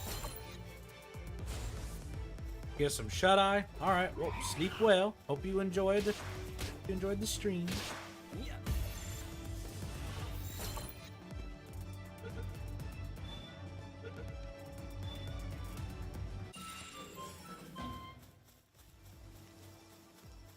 says we need to make a Fox Sparks harness. Do I even have the tech to make a Fox Sparks harness?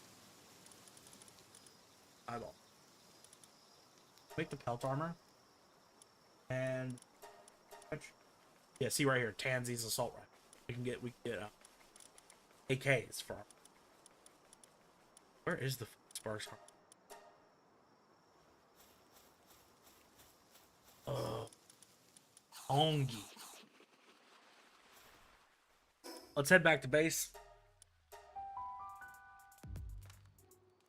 I'm pretty sure I remembered to get some Paldium. I might not have. I didn't. Crap. Why do I keep forgetting that? Literally the reason I go back there.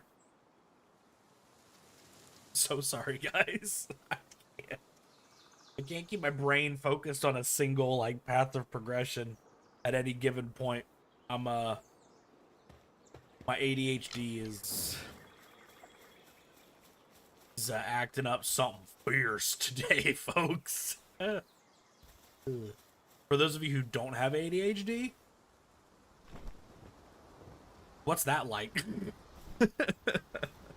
What's it like to think of something, execute it, and then feel joy from it?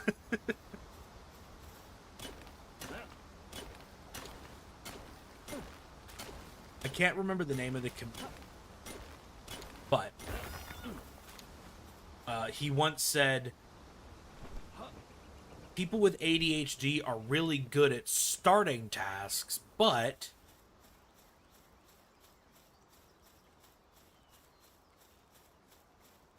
see how unsatisfying that was?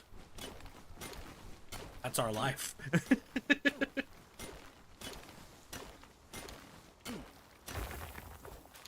It honestly depends on what form of ADHD you have, because they got rid of the medical term for attention deficit disorder, so ADD, quote unquote, is no longer a thing. They lumped it in with ADHD, so now whenever you get diagnosed with ADHD, they generally diagnose you with types. You have ADHD-H, which is attention deficit hyperactive disorder, hyperactive, and then ADHD-I, which is attention deficit hyperactive disorder, inattentive. That's the one where it's really hard to focus on one thing at a time. The third and rare, not so rare type nowadays, most people have this type. This type I have is called ADHD-C, which is attention deficit hyperactive disorder combination. AKA, I have both. I am hyper and very inattentive at times, which also it's funny how that works out in my brain because it is directly clashing with my autism. I am on the autistic spectrum, but I'm on the autistic spectrum that deals with hyperfixation. So it's very interesting that I have ADHD and find it hard to focus on things, but am really, really good at tunnel visioning, and hyperfixating certain something. And generally, it works in broad spectrums. So, like, right now, I'm hyper fixated on Palworld. This is my current video gaming obsession. Give it 2 weeks, and I won't be playing Palworld anymore. I'll be hyper fixated on a different game. But I'll be so hyper fixated on that game that I'm trying to min max everything and trying to optimize everything. But I won't be able to focus on one task of optimization at a time.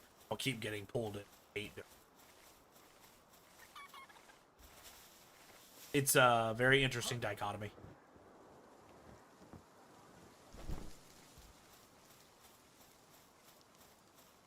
Okay, so we grabbed the Paldium, and now we're going to grab some stone. Because I have convinced myself that I am going to focus on getting the level up for my base, which requires stone and Paldium. Now we are over encumbered, so this is the quickest we can move. It is unfortunate, but it is what it is. Now we are going to warp back to our base because being over encumbered does not affect your fast travel.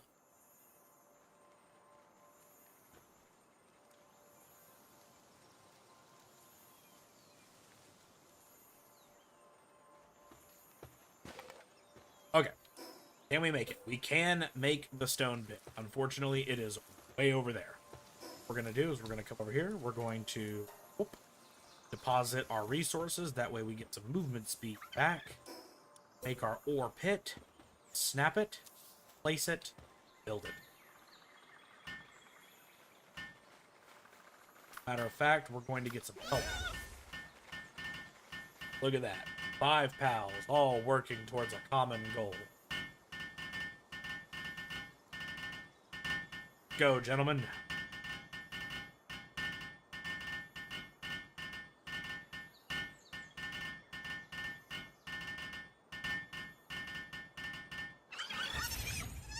Beautiful.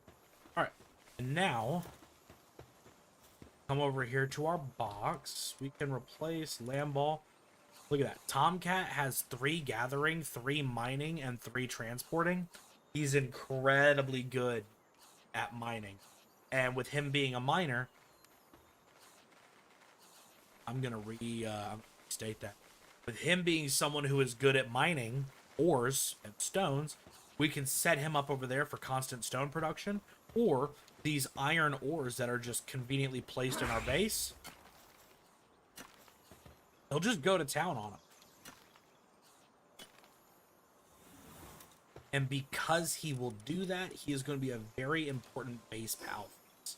We also have enough to go ahead and make our crusher, which we're going to put right here, because the crusher can take wood and it will turn it into fiber. It can also take stone and turn it into Paldium fragments. So now we have a pretty consistent source of those materials as well, because we have the SIGs. Very important. Good. Handy. And those are the 3 stations that we needed. Allowed upgrade base. Now we need to build a berry plantation, which we already did, a hot spring, and a primitive furnace. The primitive furnace is going to take some flame organs and a lot more stone. So, there's that. The hot spring, pal fluids, paldium fragments, stone, and wood. Right? Problem. We do need to make some more straw beds, however, for places for our pals to sleep.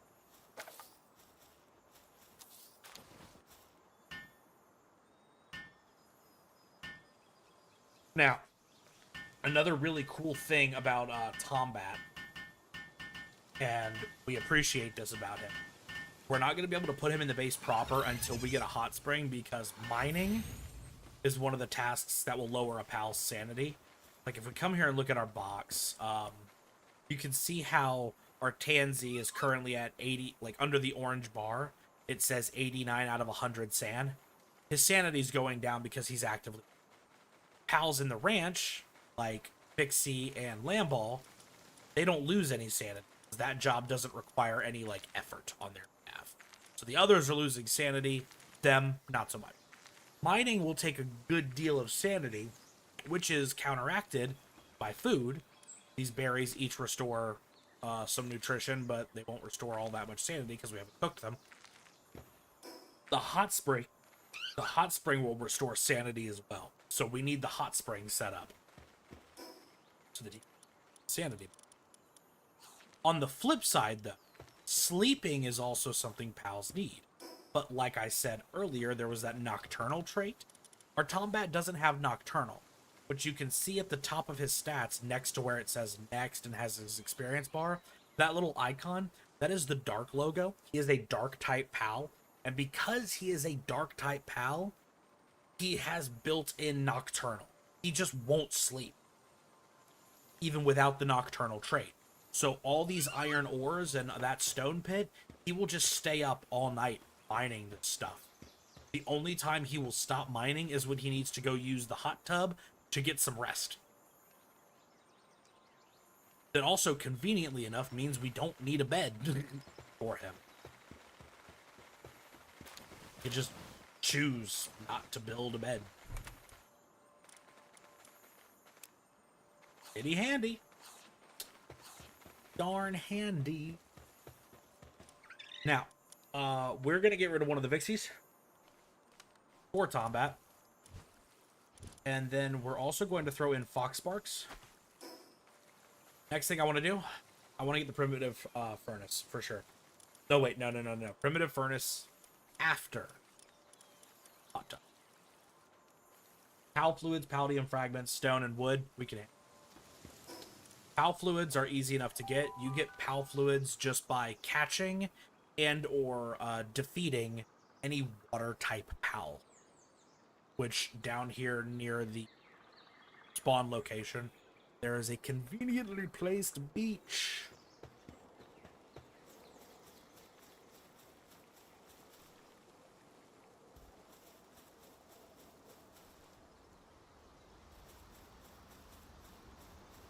Oh, it's fighting. I'm fighting every nerve right now. Sing. Got music stuck in my head of singing. Problem is, I'll get copyright stricken. They will DMCA the hell out of me, and I can't afford that.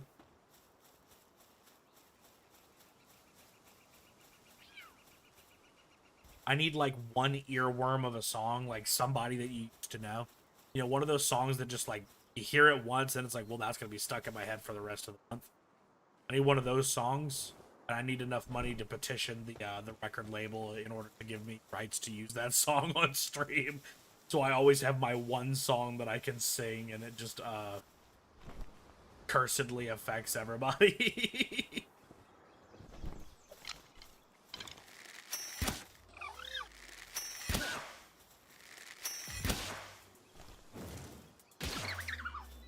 And there we go. There's 2 pal fluids.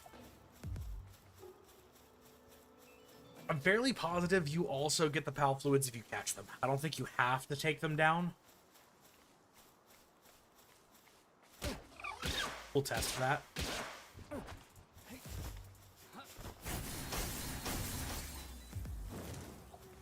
I'm out of stamina.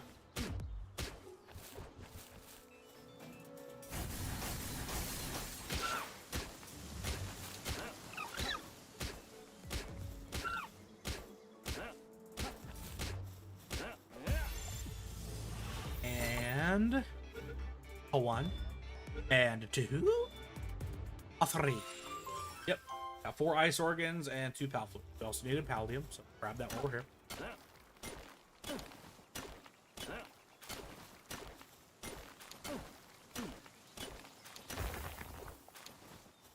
I think I double dropped resources from pals because I was getting 4 organs and 2 pal fluids, but I didn't double gather resources. So that's something in the server settings I'm gonna have to swap. Unfortunate, but an easy enough fix to be sure. Okay,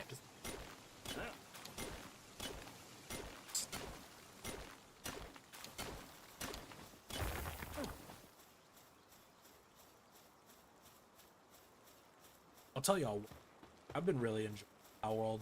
This has definitely been my most recent hyperfixation. That being said, I've also been incredibly tempted to like re-download Baldur's Gate, play some as close to D&D without playing actual D&D. That being said, that one I don't know if I would bring to stream. That would be more get some friends and that and kind of go.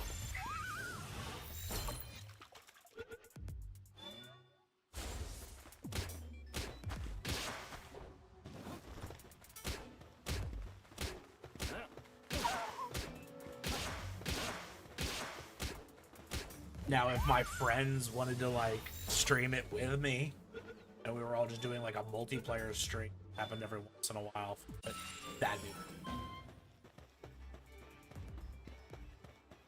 But just streaming it on my own, nah. BG3 has always been a cooperative game to me. I don't have as much fun with those kinds. I can't remember the genre right now. I don't have as much fun with those kinds of games solo play. It was the same way with Divinity, because I also really like Divinity.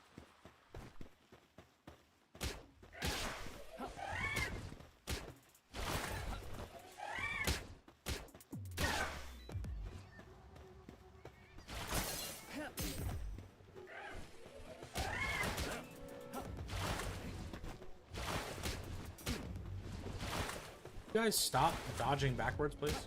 This is why I need more arrows. Why are you not letting me catch you? There. Let's try it again.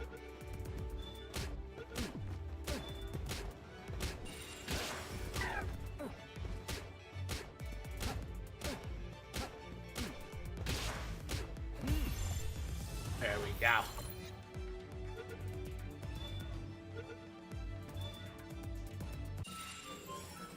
Pal fluids.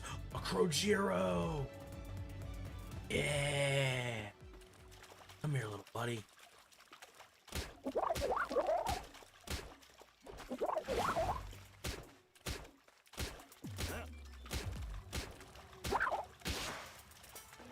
Krojiro, such like Krojiro by himself, not super crazy. Krojiro Noct, its subspecies, the dark type version, who you can use regular Krojiro to breed into. Really strong pal. Really strong.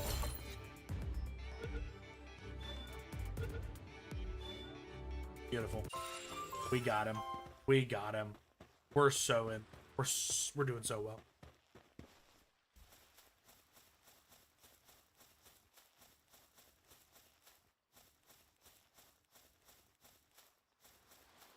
Wish we would have gotten some better passives for him, but it's not the end of the world. We're making progress. We're making waves. You know, getting there. Getting there.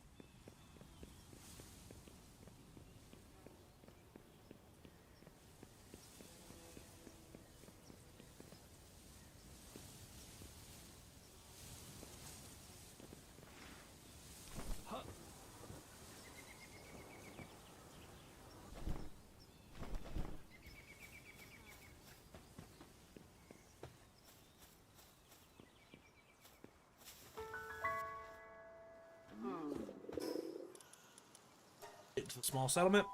Back to the base. Strip. It hurts. I'm old. Joints are getting stiff.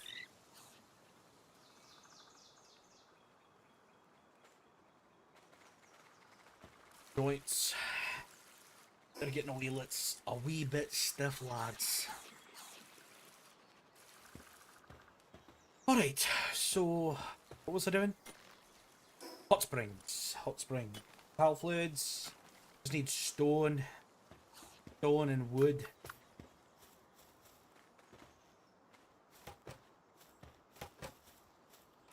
Wood's gonna be handled by the Tansies. Here we'll let Ecthirdir join them in their wooden operation.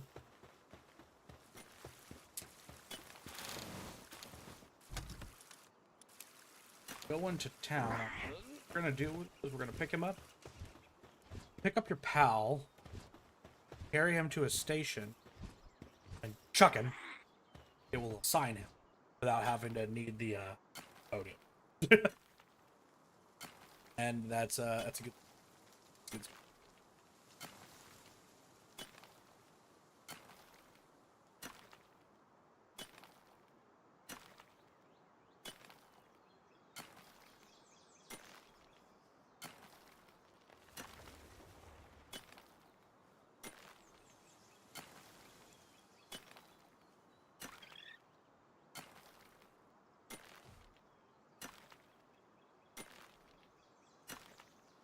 Then I can come over here and acquire it. I can actually help him myself. Once again, this part is, so, unlike regular mining, if you were gathering regular stone, it goes based off of your attack stat. This is not actual mining. You can see there's no damage numbers. This is just working a station. So this one is affected by your work.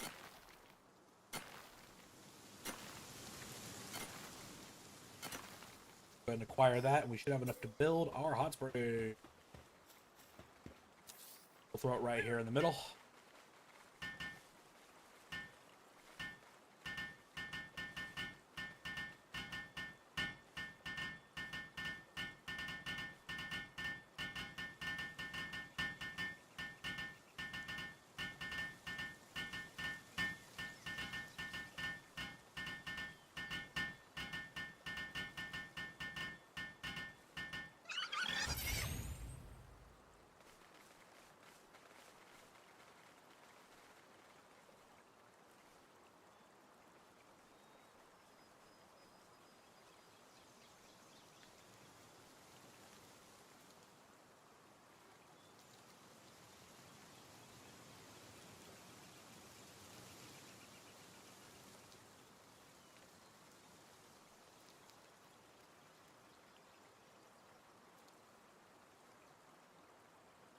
Alright.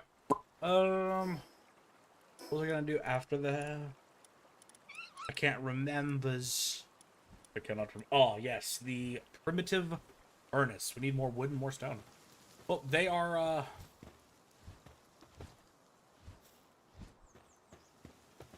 Oh, he's ripping. I was about to be like, you good, homie? Alright.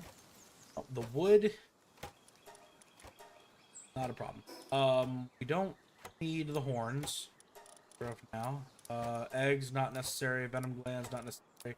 Meat, not necessary. Palladium fragments for keeping. Ecthirdir venison. Rid of that. Copper key, also not necessary.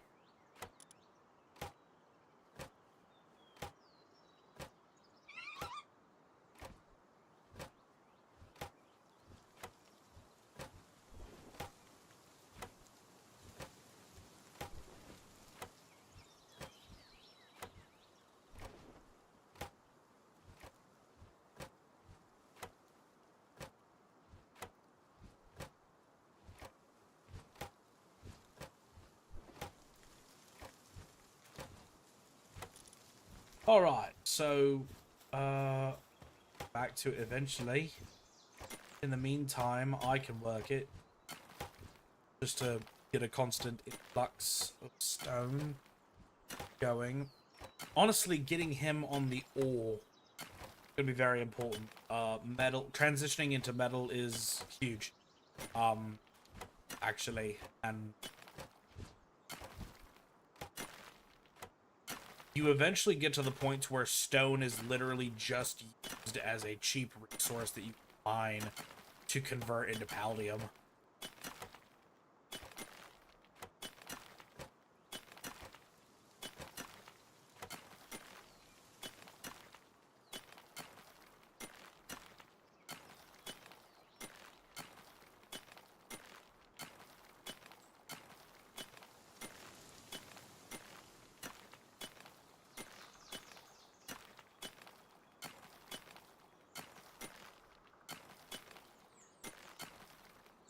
The things I do for a furnace.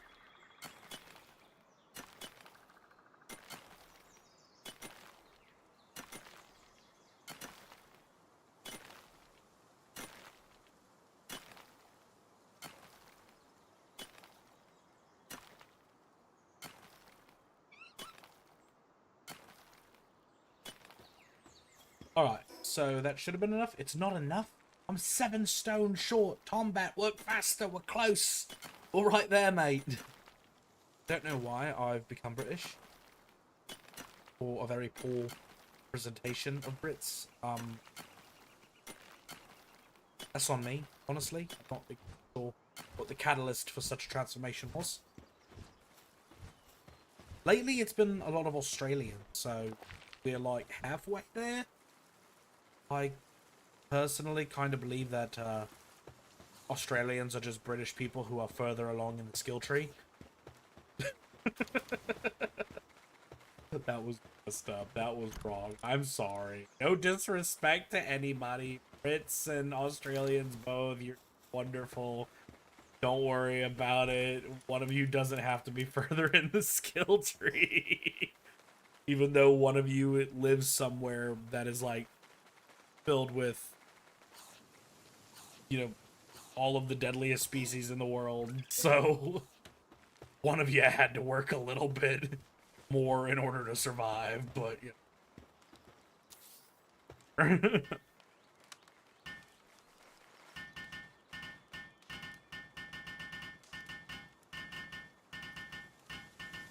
I dare say that my vape is done. I just got an entire mouthful of burnt cotton. Oh yeah, that oil's dead. Ooh, that hurt. I'm okay. I'm okay. We're all okay. Alright, so we got our primitive furnace ready to go. We're gonna have Foxbarks come over here and start smelting our first 20 ingots. We're making waves. We can upgrade our base, which will let us get another pal in here. We have to deploy an 8th pal to the base. We need a high quality workbench and a medicine workbench. The high quality workbench requires iron. It's working on that. We're going to go ahead and deploy Ecthirdir to the base. And whenever he wakes up, we'll actually like officially establish him as augur, which is good. More points into our attack. This, we want the sphere workbench, mega sphere. We want the monitoring stand.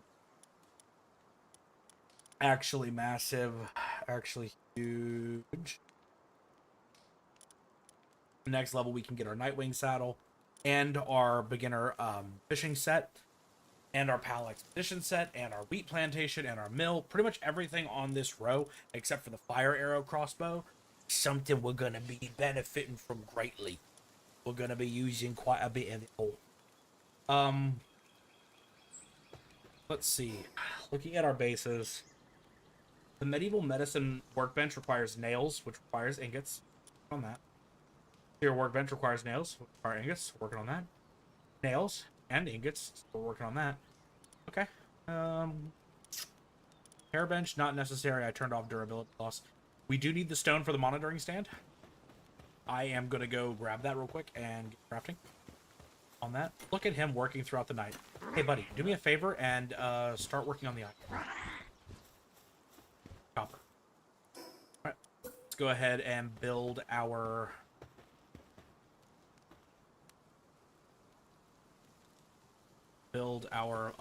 monitoring stand. This is one of the most important items in all of Palworld. Bar none. I love this thing. This thing is so damn important. It's not even...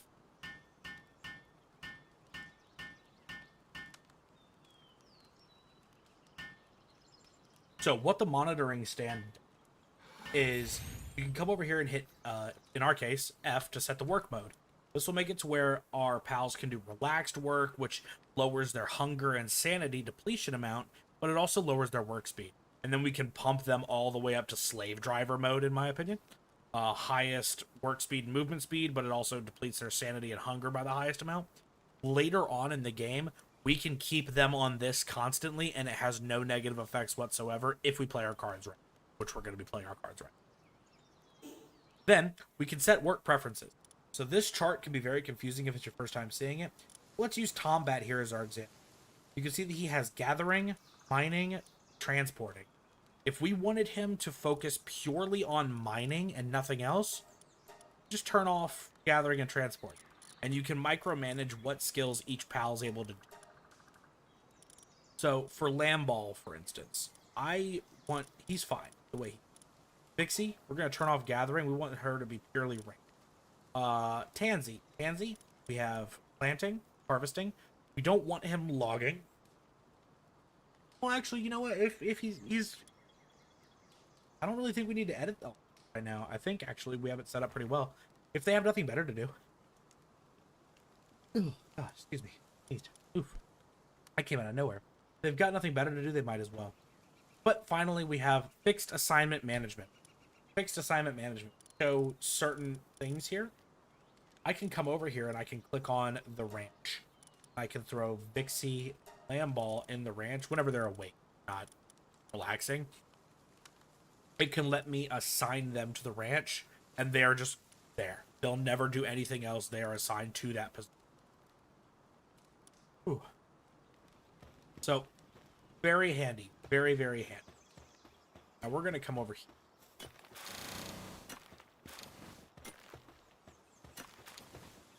We are going to help out our boy.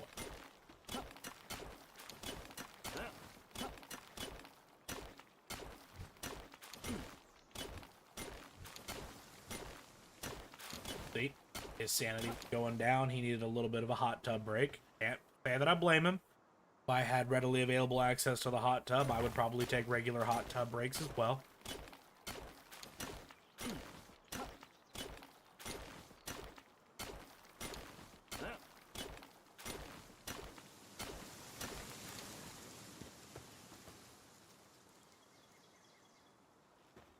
My sinuses are... Oh, I apologize. I have to hear this. I'm super congested right now, and it's a problem. It's a big problem.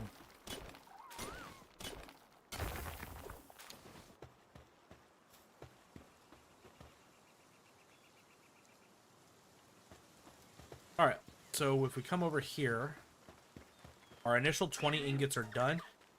We can get her working on the next 19 ingots. And we can come over here to our workbench. And how many nails do we need for our 2 crafting benches that we're trying to make? We need 10, 20, 25 nails. 25 nails, we're getting 2 per, so we need to make 13 instances of nails. I should have a pal in my box. Handiwork. Tiva. They'll come and help out.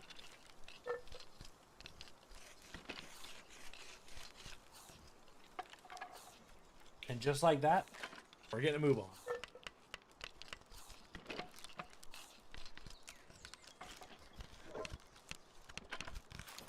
In the meantime, however, we also need to get something else crafted. We need to get this Fox Sparks harness crafting, which is going to require some flame organs. So in the... We'll get to working on that morning, whenever it's daytime again, because our mission is to make a Fox Sparks harness. The missions are to really help guide you through the early stages. They do a really good job of like, hey, do this, now you know how to do this. Like, in this case, make a Fox Sparks harness. Oh, okay. So now we know that this particular bench is the bench that is necessary to make stuff to interact with our pals in that way. Like harnesses, leashes, saddles, stuff like that. eventually it just ends up getting to the points where it's like, hey, just, you know, go and take down the first boss of the game. And we're like, oh, okay. And then after that, it's like, okay, go take on the second boss. Like, all right, cool. Tutorial, quote unquote, is done now. It's literally just, you know, knock out the bosses type deal.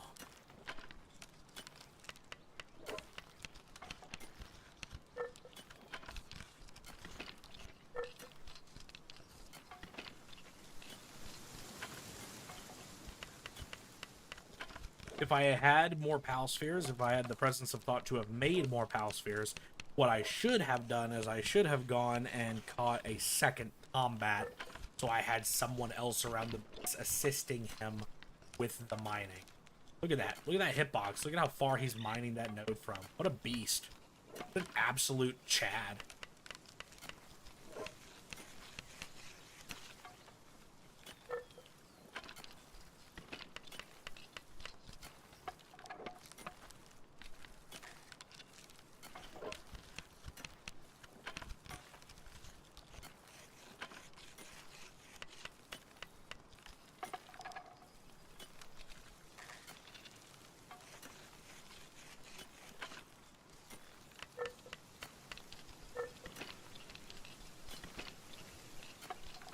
Yeah. Sorry about that. Nails are taking a second. We're getting them done, but they're taking a second. See the progress bar on the ingots moving there in the background. A little slow, but sure. This will all become a lot better once we get some good base packs. We have, we're coming up on that. We're coming up on that for sure. Once we get the fishing rod, things change. This game changes. A whole bunch of things change about this game when we get that fishing rod.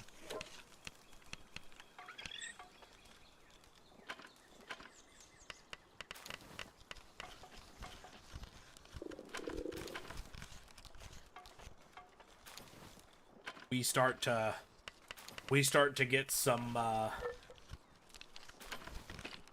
upgrades is what we start to get.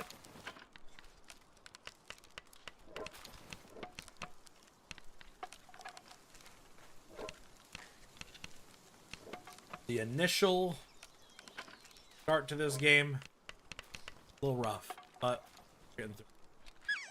All right, cool. Our nails are done. Grab some ingots. And what are we looking at here? We are lacking the wood. We're lacking the wood. How's our Ecthier deer been doing on wood, I want? He's been doing well. 104. I would say that's a pretty decent amount of wood that our Ecthier deer has been doing. We can now make our medicine production bench. Which, hey, it's an important bench to have. To some extent. Oh, now all these guys want to come and help me. Okay, I see how. Alright, got the medicine production bench. Next up, we can do our high-quality workbench. So we're going to do that real quick. Which means we are going to take down the regular workbench and replace it with the high-quality one. Because it's just an upgrade. There's reason not to.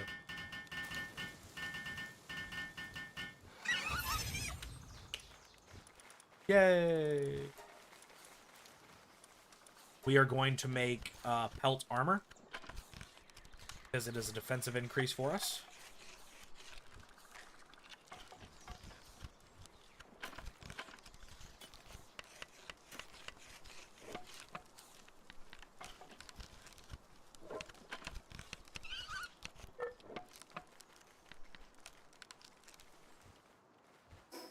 And equip it. Alright, looking pretty good. Looking pretty good. We no longer need this armor. We can start it. And then, what else did we have? 2 nails. The sphere assembly. We just need the palladium fragment. Which, check this out. Check this out. What we're going to do is we're going to come over here to our crusher. We can only make 3 because we don't have that much stone.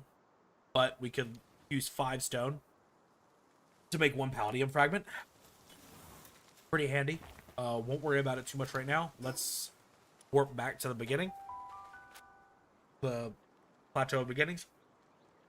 And grab the necessary Paldium for that. Oh! My spine! Man, I don't know what it is about my back lately. It's been... Whew, it's been going through a time. I've got sciatica. It's not that problem right now. Actually, I haven't been issuing with my sciatica ever since I've gotten back into work. But, oh no, my back is just stiff. It's not hurting right now. Just... Which is a wee bit concerning.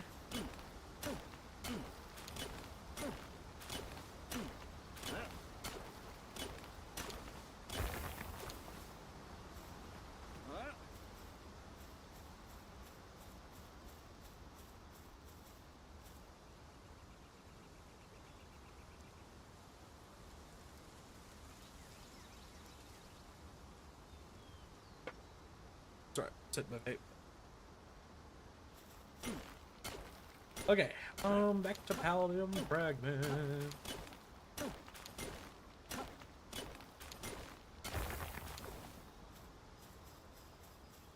I just need to hit level 15. Then things are gonna change for me.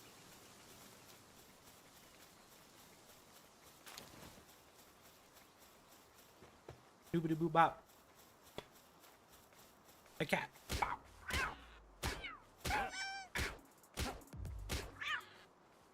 on.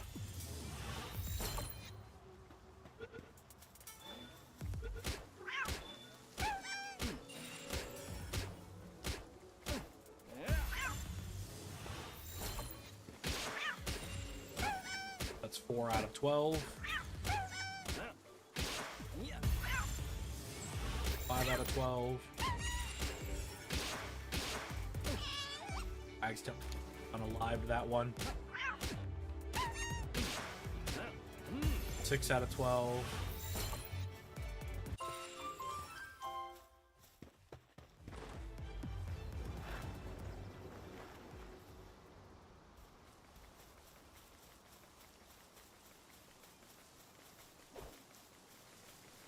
Little fat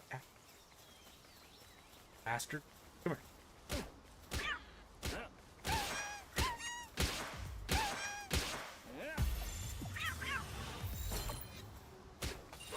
Afraid I'm out of ball.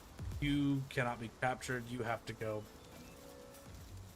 Look at that. We're close to level 15 thanks to those catches. I'm just out of Pal Sphere now, so I can't go catch the last ones. It's highly unfortunate. I'm making a big sage. But we did get the Paldium that we need to upgrade the base. Again. So let's head back to base.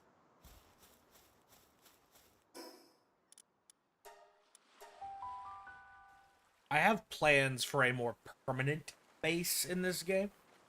I have big plans. But that is more than likely something I will have to either off stream or definitely in another stream. It's going to take a lot of resources. A lot of resources. Go ahead and upgrade. We expedition station, cooler box, and a sphere work. Currently working on the sphere workbench. In fact, we're making sphere workbench as we speak.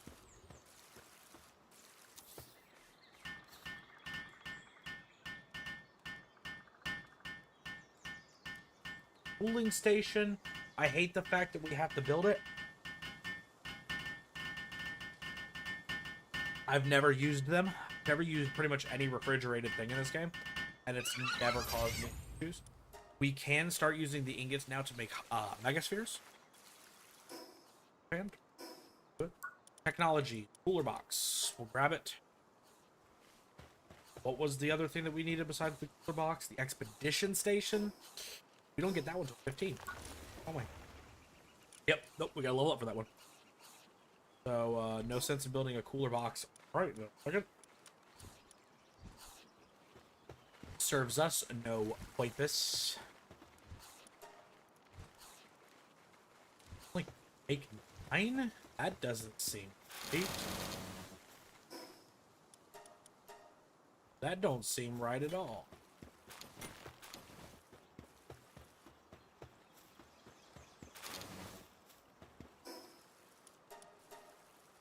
Huh. Yeah, that's something. 22. That makes more sense. It's crafting. Arrows. Pal spheres. Arrows. Got 40 pal spheres. 40 pal spheres? Crazy. That's gonna help. That's one. That's. We also have 236 coins. Oh, I want to check something real quick. I want to do a quick little testeroonie. A quick little side track, if you will. A quick little side quest, if you will. So one of the reasons why this man is very important is he can also sell arrows right here for 5 gold apiece. Which means we can buy 7 arrows. And Vixie arms up gold for us. So now we have a very, very good early game arrows. Pretty handy, if you ask me. So, just for, sake of going over it again, Vixie can farm up spheres, gold, and arrows. We use arrows. We can use gold to get more arrows, as well as other materials.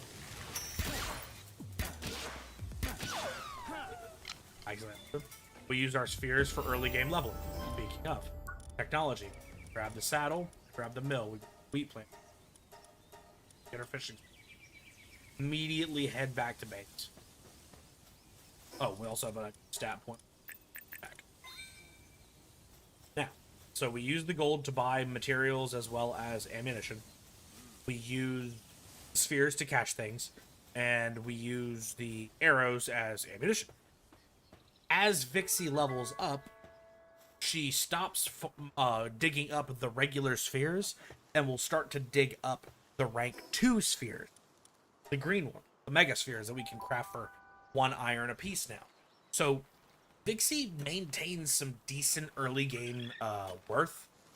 We are now getting to the point in the game where Vixie is kind of gonna get overshadowed. So we need cloth, we need leather, and we need palladium fragments. Heavily. The leather's gonna be a thing. Cloth.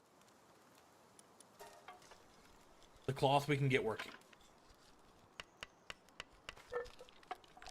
Probably should.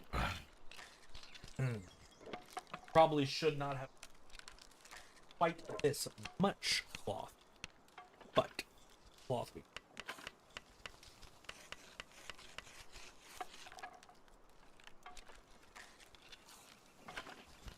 I'm trying to think of good early sources of leather.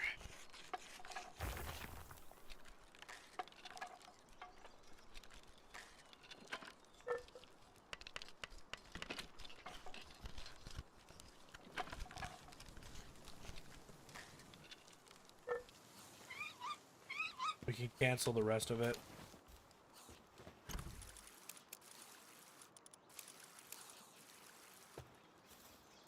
Okay. I got the fiber. Just it's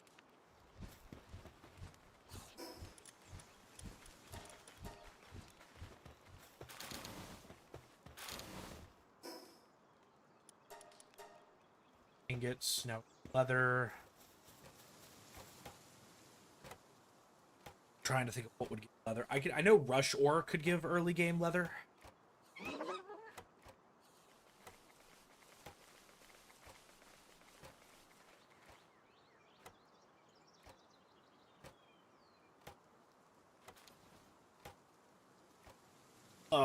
Let's see. Melpaca, rush ore, Fuak, Foxbarks, and Dire Help.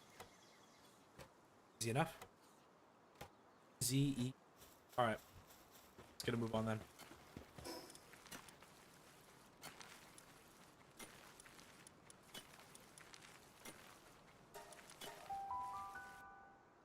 Wasn't aware Foxbarks gave it. That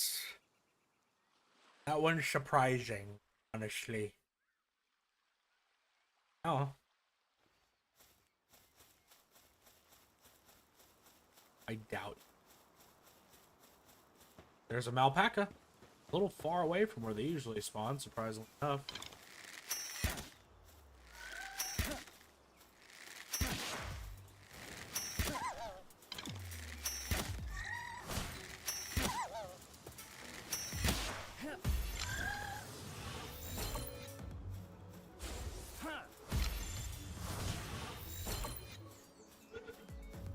One, two, okay.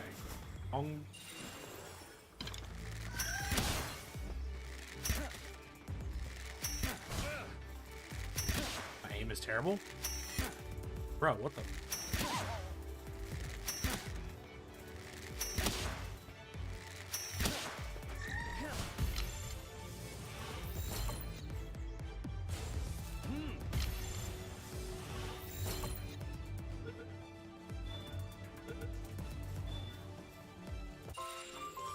There's 2 more leather. With Ferocious. That's a good passive. Good passive to get right there. What it is, what it is.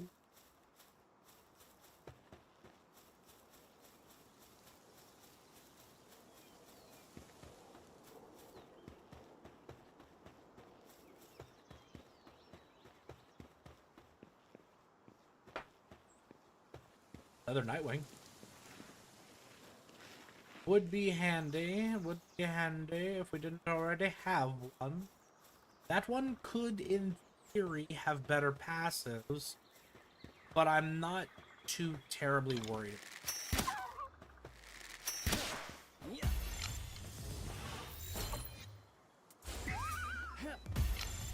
Need to stop using my bow and arrow if I can avoid it. Oh, sure enough, he does in fact give leather. That's a surprise, to say the least.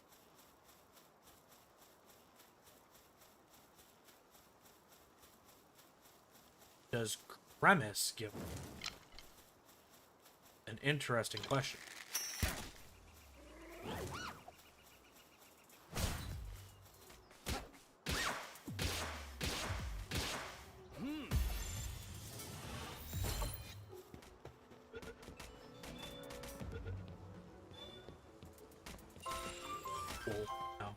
No. Okay, I know when I'm bested in a whole like squad of level 10 syndicate thug gun definitely gonna outpace my little 15 ass with only a bow. So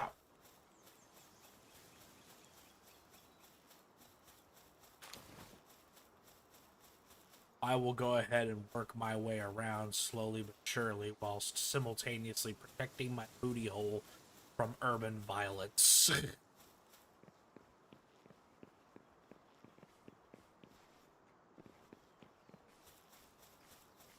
There's a Rushor, he gives leather, as well as it's going to our pal Media.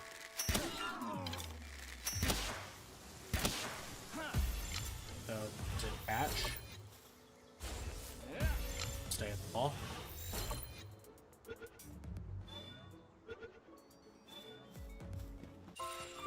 Oh, there we go. Another one.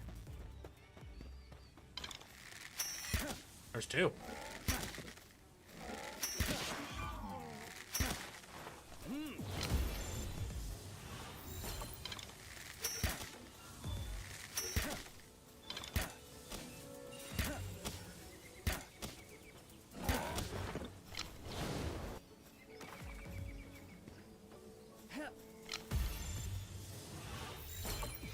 Tag him.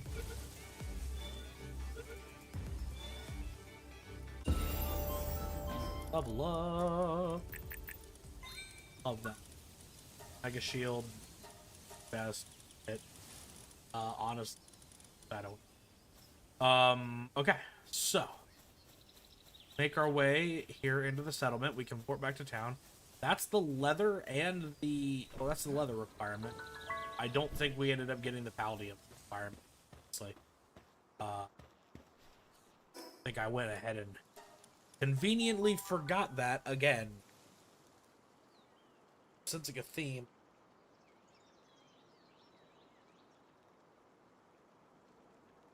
Working on one resource at a time isn't the end of the world. It does help me a little bit.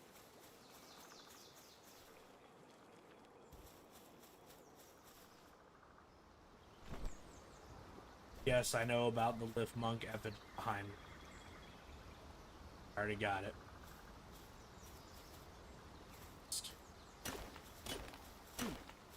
Chest, I can grab. The chest, I don't mind. I'm trying my best not to grab any Lift Monk effigies that aren't, like, along the regular path. Because I like to, at a date, pull up a map of all the Lift Monk effigies when I have a fast enough flying mount. And go from there.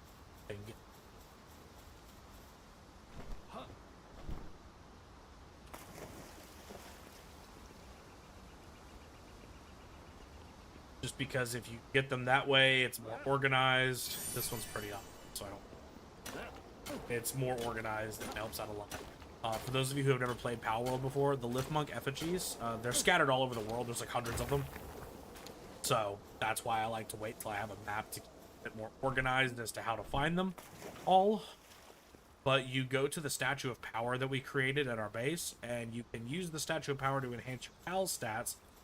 You can also spend Lift Monk effigies to enhance your player. And by enhanced player, what it means is that it is going to allow you to increase your catching power. So whenever you throw a ball, your initial percentage capture rate is higher. And I want to say you can upgrade that about 10 times? Question mark?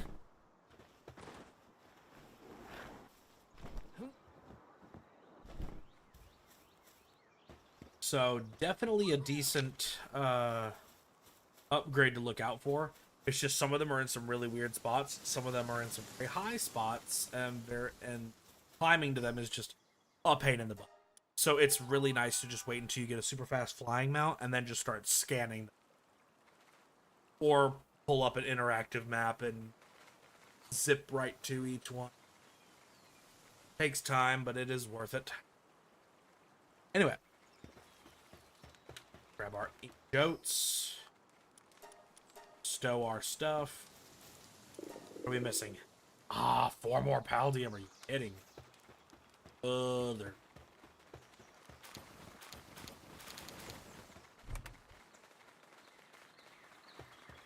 killing me. 4 more Paldium? Real?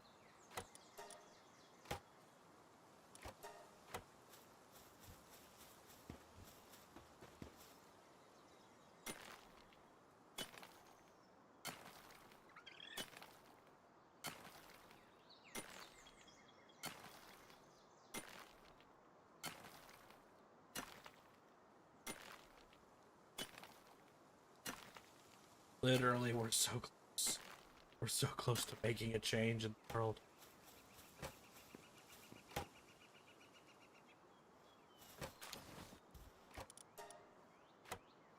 There's our 4 more Paldium. Defant, get to work. We're out of... Oh yeah, like right here. If we come over here and enhance player stats. Cool, only takes 1. Buff it. Next one only takes 4. We'll buff it. Hungry. No longer hungry.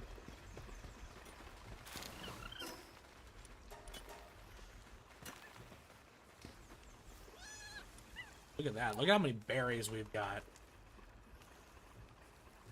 Our farm is self-sufficient. Time.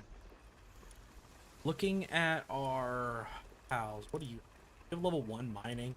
You could help with passive stone generation, which would be a decent utilizing. So let us do that. Piggy. Hath become miner. Let's see. Food. We got wheat plantations. We're not gonna need for a bit. Storage chests or Pal expedition station. Also nice. Not something we'll worry about for a second. Mill. No la necesito for the moment. Structure or ash ore.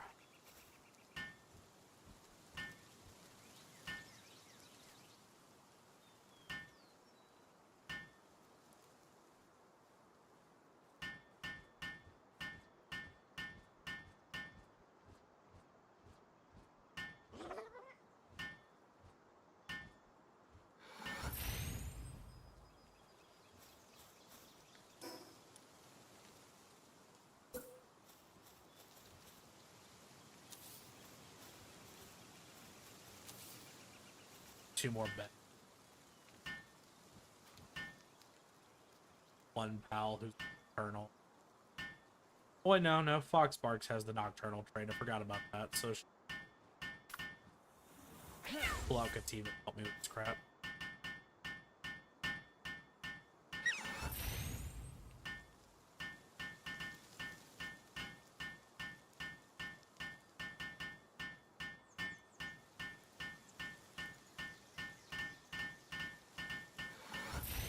Wonderful. Oh, now over here we check our pressure. We got the palladium fragments. Let's go.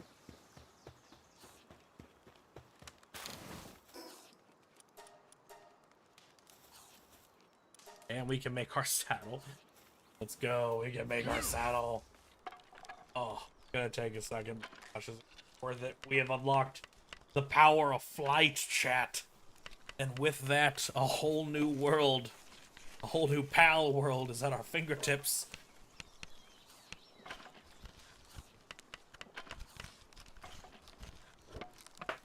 I'm so excited.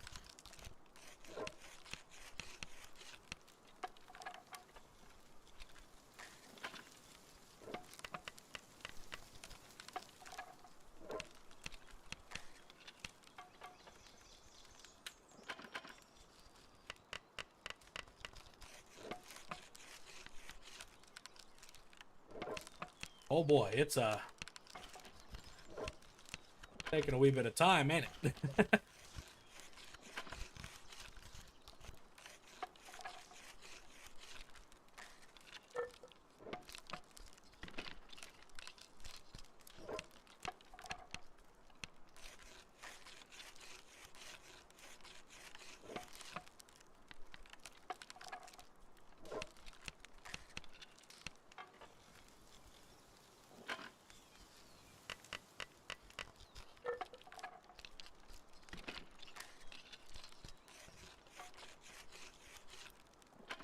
We're getting there.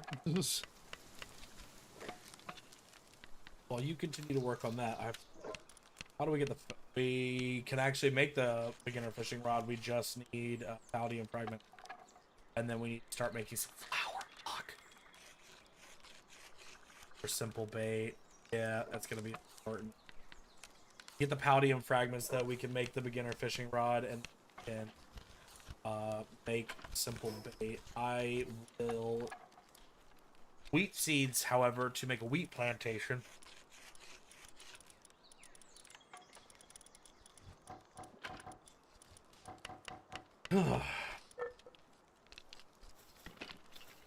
Yikes. But we're close. Fishing is a big one. It's not going to be super necessary right this instant. It could definitely help us get some overpowered pals.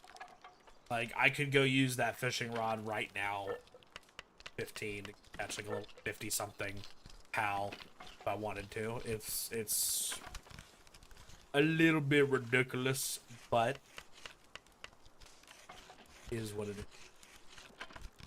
we're going to be using that later because fishing is a surefire way to increase your chances of your passive traits that you can pass on in breeding to make perfect pals for your base, perfect pals for mounts, perfect battle pals, the whole 9 yards.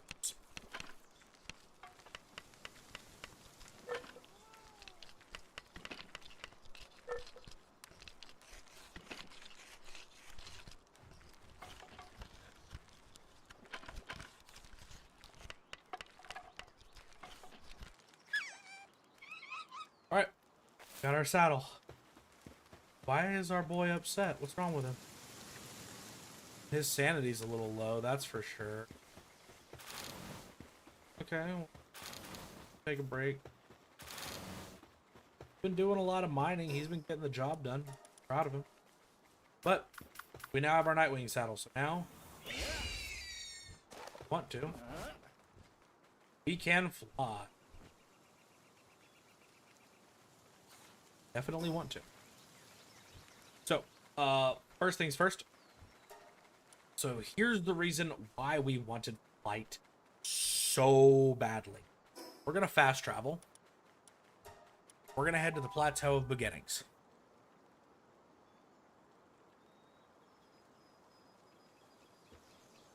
Flight is going to give us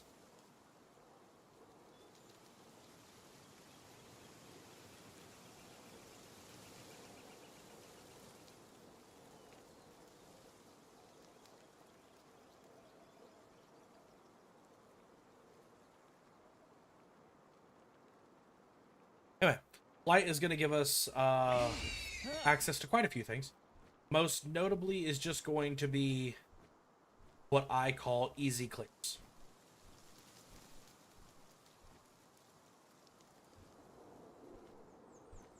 So if we come over here, right behind the beginner spawn. God, this is so slow. I forgot how bad it is having a non-speedy mount.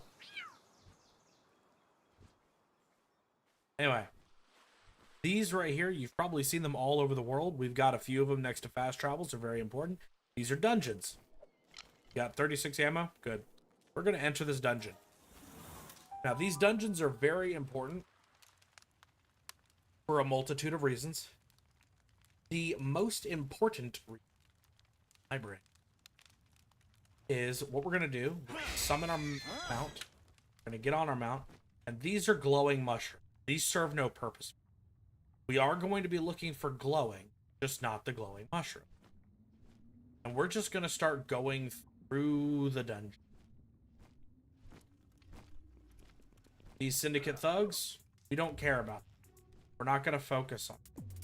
In fact, we're going to completely ignore them because they serve us no purpose. Here's a chest. We're going to ignore that. It serves us no purpose. There's a chest. That serves us no purpose. Move into here. This is actually bad spawn. Sorry. Ooh. There's a fuddler. This is a very poor spawn. This is not the dungeon out that your boy was hoping. This might not be the best quote unquote tutorial. Honestly, if I, there it is. Cool, we got these right here. Stamina lotus.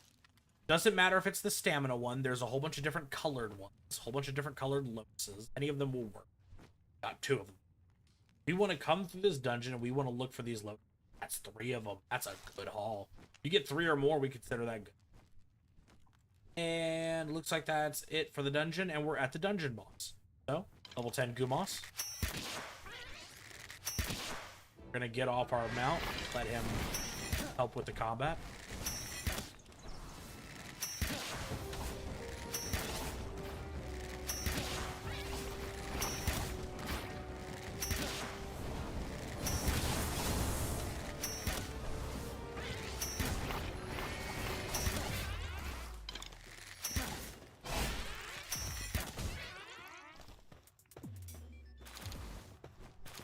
All right.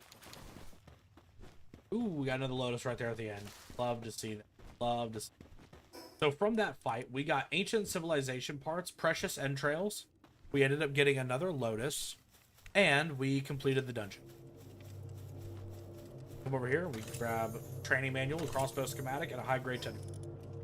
Use the High-Grade Technical Manual. Don't care about the Crossbow Schematic. Training Manuals we can use to buff up our mount. We also got some rubies. Cool. We go to Technology.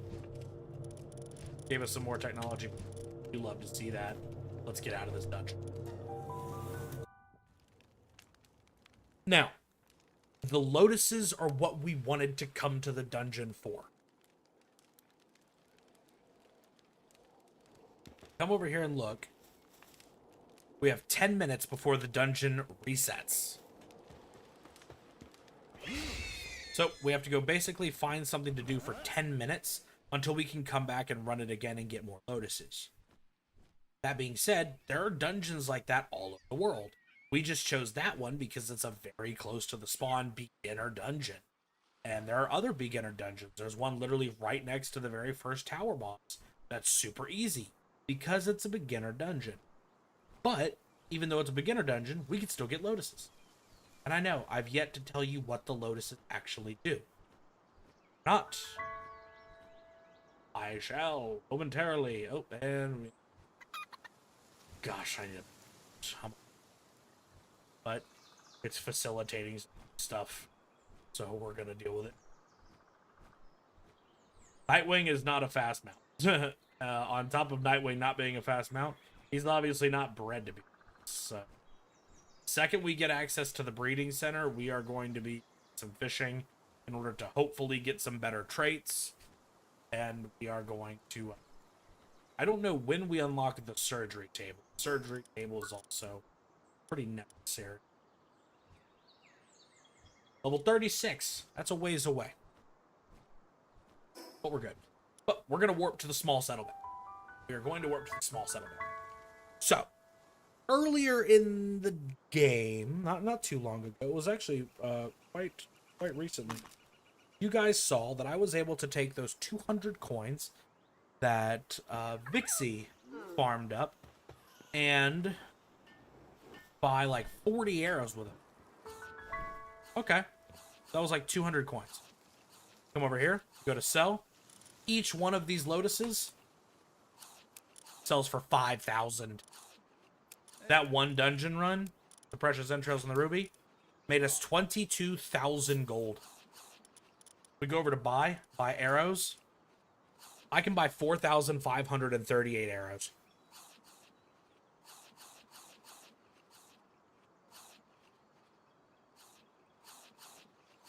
Yep. Money issues are gone.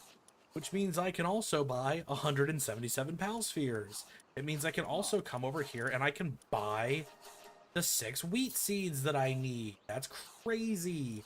I can buy leather. I can buy milk, eggs, red berries, wheat. I can save up some more to get the Ring of Mercy, which is what we're going to be doing after I purchase enough arrows to hold me over. Enough arrows to where I don't have to actively think about my arrows anymore. For only 1,000. Barely an inconvenience. That means one Lotus equals 500 arrows. Boom. Done. Look at that. Right there. 221 arrows. No longer an issue. We didn't have to fight anything other than the boss.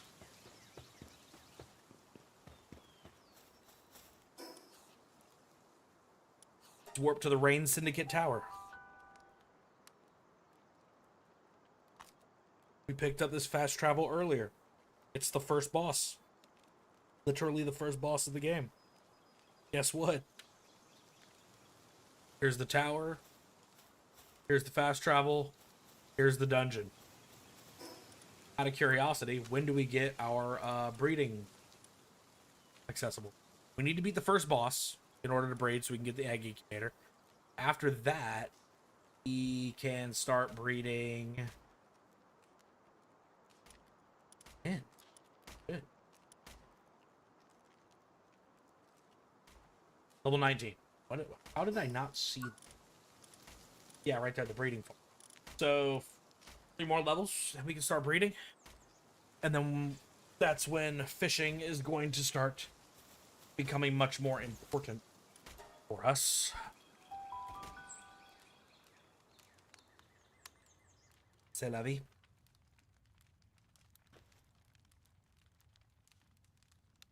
But even a bad dungeon layout gave us like 4 lotuses. We love to see that, honestly. And that looks like another lotus to me.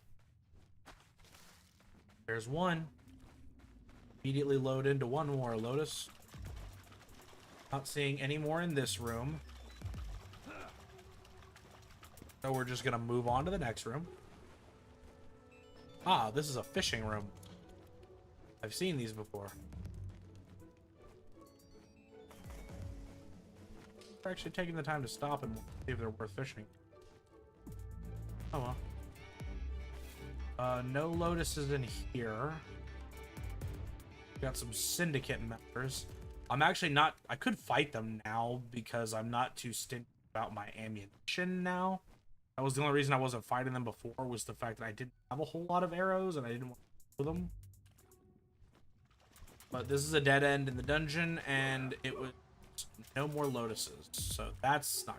So far, we've only got the one. Now, these lotuses are actually I'm going to jump to go over this. Anyway, these lotuses actually do serve a decent end game purpose. Also, you can get some pals in the dungeon that like can't get elsewhere, so not a terrible idea if you want to feed it.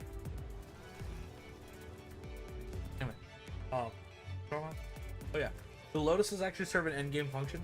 You can use the lotuses to craft potions and elixirs, and those potions and elixirs that you can craft are potions and elixirs that allow you to raise your stat totals for your stats. So when you hit level 65, which is the max level in the game, you don't have anywhere near enough stats to max out any of these. In fact, you can only max out one of them.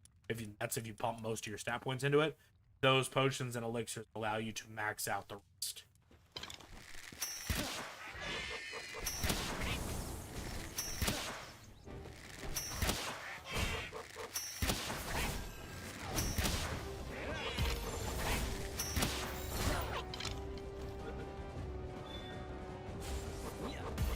Crit. Pull out Nightwing so he doesn't accidentally man. Capture. Got the ancient Civ parts. The boss.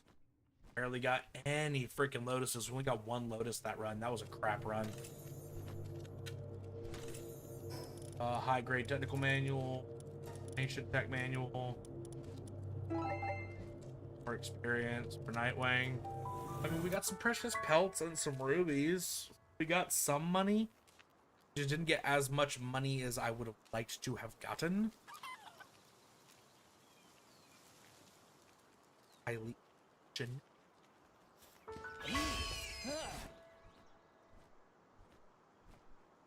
The good news that we have run into is that it more than likely isn't enough money, but it did more than likely waste 10 minutes of time so that we can go do the first dungeon.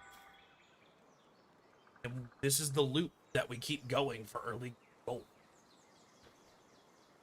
And there are quite a few things you can do with it. There are some very noteworthy the first one, the arrows. Blatantly. Very helpful for early game. Incredibly super cheap. Shouldn't see it. Secondly, the Ring of Mercy. Making it to where you can't accidentally kill a pal you're trying to cash, and you can guaranteed get it to 1 HP every time, and then every shot after that does nothing because it's already up. Fantastic. Always worth having a Ring of Mercy on your person because it affects every bit of damage you do. Now here's the thing. Nightwing. I can attack with Nightwing right now. If I hit E, he does Wind Cutter. Since I'm riding him, it's affected by the Ring of Mercy. If I get off of him, it would not be affected by the Ring of Mercy, and he could kill the enemy. That's where the problems come into play. Very careful with the Ring of Mercy. The next thing that the money is useful for. We are here. If we come all the way up here-ish in the desert biome, after making some heat-resistant armor...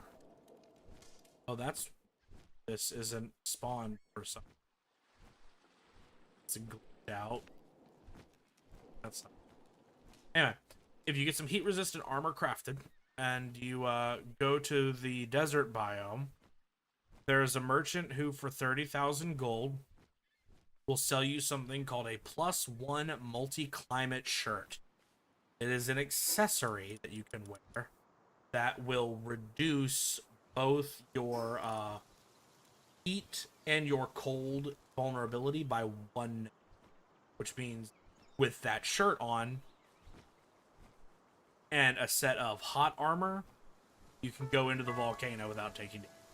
With that shirt on and a set of cold armor, you can go into any of the snow biomes without taking any damage whatsoever.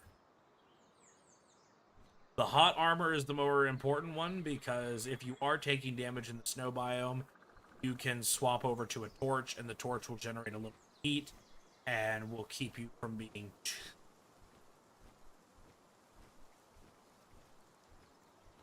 So, there's no way to get colder on demand. There is a way to get hotter on demand. But I digress. We're just gonna warp away and then warp back at spawn. And then last but not least, the other good purpose for money, and this never stops being good. This stays good the entire game. There's another place you right around here-ish. It's called the Fisherman's Village. There is a guy there who, for around 30,000 gold, will sell you a makeshift handgun. You do not need to reach a certain level before you can use equipment. You just need to have the equipment. You could be level 1, and if your buddy makes you a laser rifle and the ammunition to use it, you could be level 1 using a laser. So, if you take the money and you go buy the makeshift handgun, you can use the makeshift handgun, which is a significant damage upgrade over a bow. But Oren, you just said you need ammo. We can't craft the ammo yet. I understand, and I'm very happy you asked. Aside from the technology weapons, so aside from the laser rifles, the plasma cannons, and, rocket launchers and stuff like that, any normal gun like SMGs, shotguns, assault rifle, the crude ammo, the handgun ammo, the guy at Fisherman's Village also sells that ammo. All of them.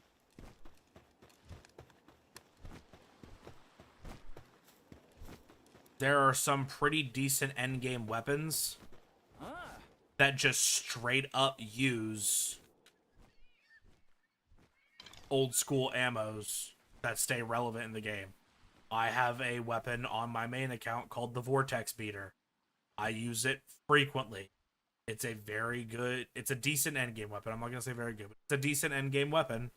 And even though it does really good damage, like in the top 20 weapons in the game kind of damage, it only takes assault rifle ammo, which also makes it incredibly cheap to use, because all I have to do is get some money and go buy some assault rifle ammo. This base is not respawning. May not have been 10 minutes. Maybe I'm capping myself. Oh, that's something else I could show you guys about flying pals. Flying pals like this, as you can see, he's not actually touching the ground. This is what we call a hover. There are some pals that fly who will actually land. If they land, you can't do this. But if they're a hover pal like Nightwing here, even if you run out of stamina over top of the ocean, I apologize for anybody with thalassophobia. Anyway, and you fall, it counts as ground. You can regenerate your stamina, and you could just fly over top of the water. You don't actually ever have to go in the water. So having a flying pal like Nightwing here makes it to where you can also traverse the oceans. And if I had my fishing rod, I can come right over here and I can fish. Now, later on in the game, find very, very late in the game, you will find floating pieces of trash out here. I'm trying to look for one, so out. Ah, there's one right over there. This is a salvage. Now, salvage points specifically state requires riding a water pal and equipping a fishing rod. Could not do that with Nightwing. Actually need to have an ocean-based pal. There are some good ones. Most notably, in my opinion, would be either the legendary water pal, Neptilius, who I am a huge fan of, or Welaska, who another late game pal. You can get him pretty early if you know where to fish. You can fish him right the hell up, but you can't like get his saddle until later levels. But the cool thing about Welaska is that his passive is while you're riding him, whenever you go to do the fishing mini game, because there actually is like it's the same mini game as Stardew Valley. Whenever you go to do the fishing mini game, you start off with some of the catching progress already completed, and it is easier to obtain catching progress. So it just makes it easier for him. Using him makes it easier to fish in general. Had to feed our bird. Right now we're doing some ocean crossing, slow, but it's honest work. There's a specific island I want to get to. It's gonna take us some time to get there, but we're getting there.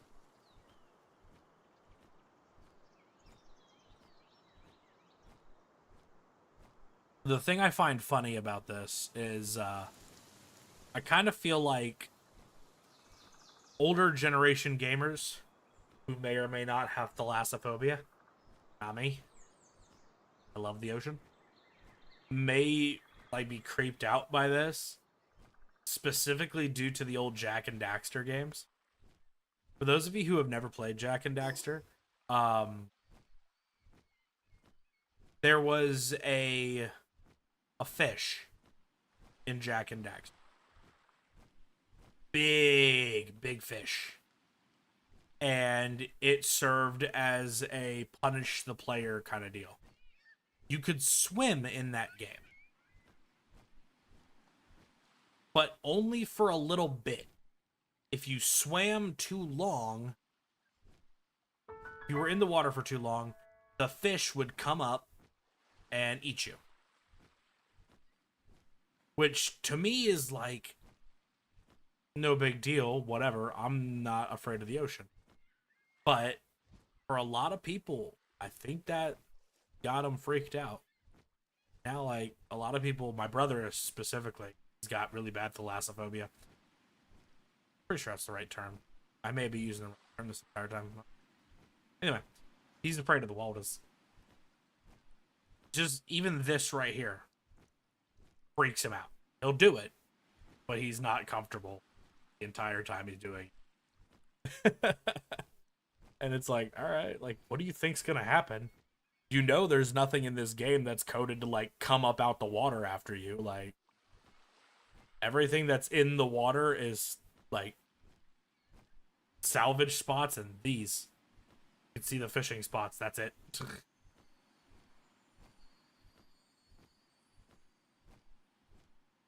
Alright.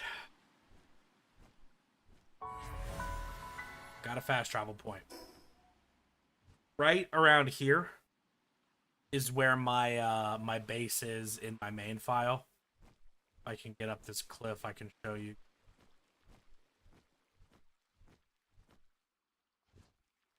gosh. Having a brand new account and a brand new flying pal is rough. On my main account, I could have been on the other side of the world by now, man. Crazy. Using my speedy boy.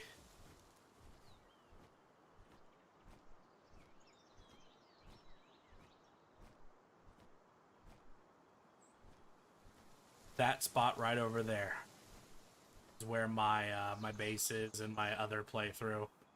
Just because it is a very wide open and very flat grounded area, so it works for building bases on.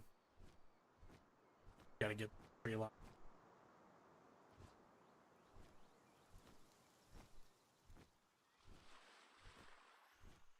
Yep, here it is. This zone is honestly so flat ground and like large and wide open. You can actually put two bases side by side here, and it works out just fine. But I made like a giant encampment type base, like a giant tower here. All right. Anyway, going back, there's the glacial island. Not what we're looking for, but it is a sign that we are getting close.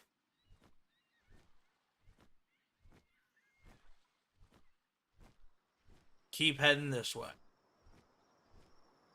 I told you guys it was going to be a long trip.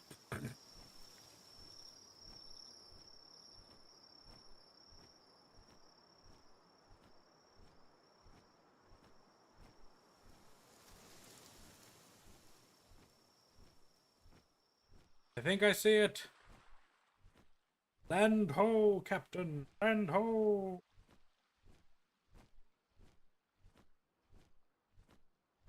Moments like this that I kind of wish I was still playing Windows.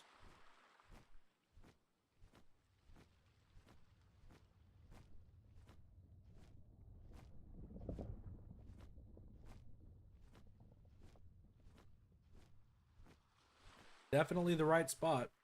It's going to take us 10 years to get there.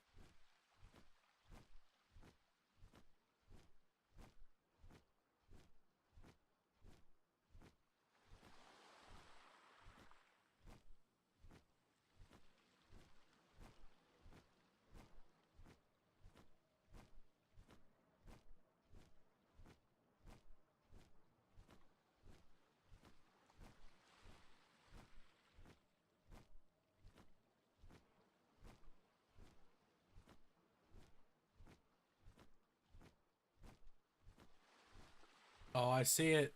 See the glow. You can ever so faintly see the glow.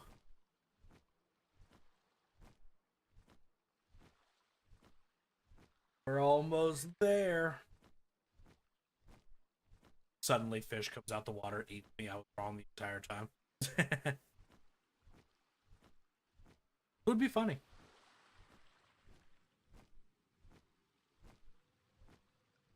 They are.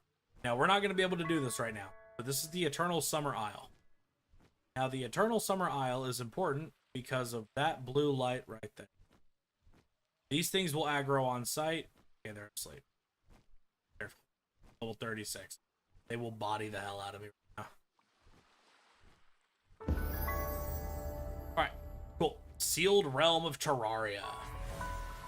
This is the Terraria collaboration dungeon, which running this dungeon gets you access to one of the strongest weapons in the damn game. One of the best weapons in the entire freaking game. Weapon so good it can carry you through the entire freaking game. Obviously, the boss of this is level 45. So despite the fact that he has a weapon drop that can carry you through the entire freaking game, but gotta get lucky enough to get the drop. We are not going to do that dungeon right now.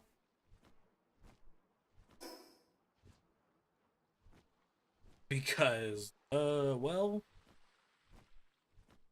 we could not defeat the boss if we tried.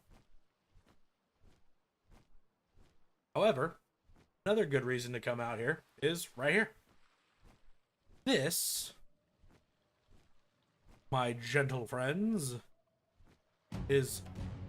Oh, fly drops, but that might actually be worth trying to snag. The monk effigy. This is the fisherman's village I was telling you guys. And right here is the merchant that sells all the ink. I am going to risk my life for the supply drop that just dropped, because those can be really handy. Guarded by level only 25 enemies. I should be able to speed my way in real quick, grab it, and get out.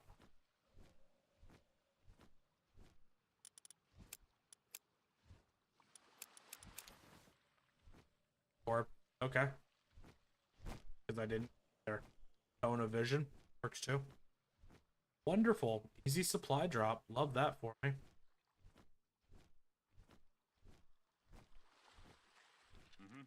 Let's see what we got from that show. We got heat resistant refined metal armor schematic 1. So it goes cloth armor, pelt armor, metal armor, refined metal armor, and then get into like pal metal and then hexalite. That's pretty much it. So that's decent. A +1 attack pendant. Whip that right away. That takes our attack from 114 to 125. 6 hyperspheres and 21 crude oil. Not terrible. But while we're here, got this merchant who can sell us lettuce and tomato, high quality pal oil, most notably these right here, tomato and lettuce seeds. We will need these so badly later on, it's not even funny. Then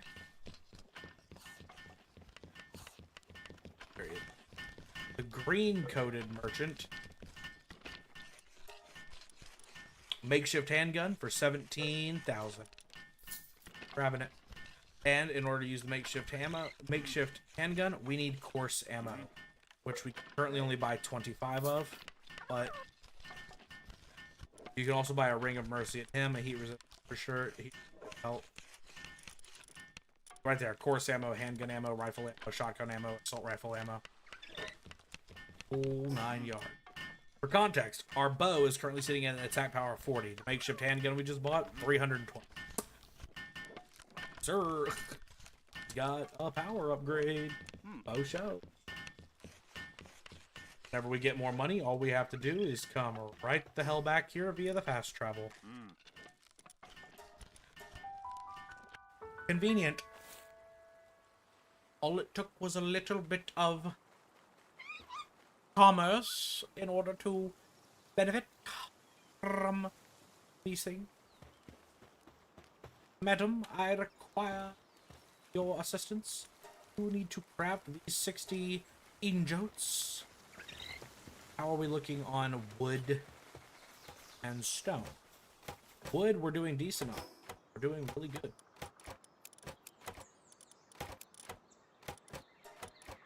Boom. Alright, let's see. What do we need here? I'm not gonna lie. The meat doesn't really pertain to me right now. The wheat seeds are very important. In fact, can we make those right now? We can and we will.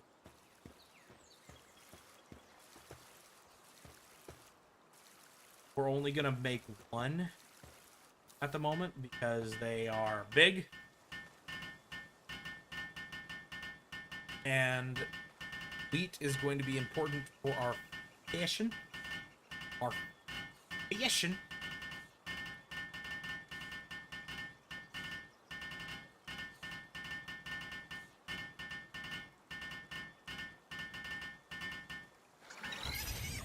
And it's just another farm, so they'll just do their job the same way they've been doing their job. The ancient civ parts we want to keep. The might elixir is really good. So right now our attack is at 125. These 2 might elixirs. Our attack is now at 134. So that was a pretty freaking decent upgrade. Got 9 points worth of strength. Each elixir gives you basically, I want to say 4 skill points into the skill. We'll get to see that firsthand when we okay. Come over here and we can use one attack point we have to get the egg incubator. 2. Then breeding farm's coming soon. Let's see. We need Paldium fragment. All right, we can accomplish this. Sort our inventory. He's going. Boom. Get it done, T-Fan.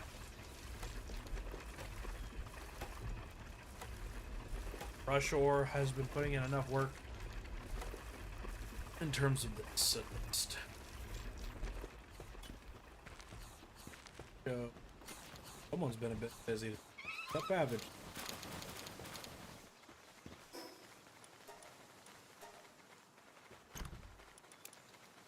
Spheres, because why not?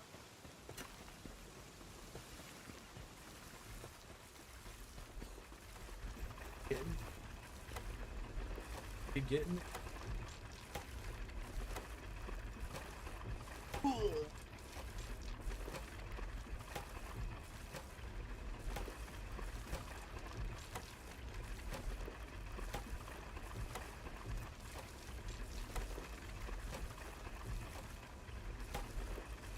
we are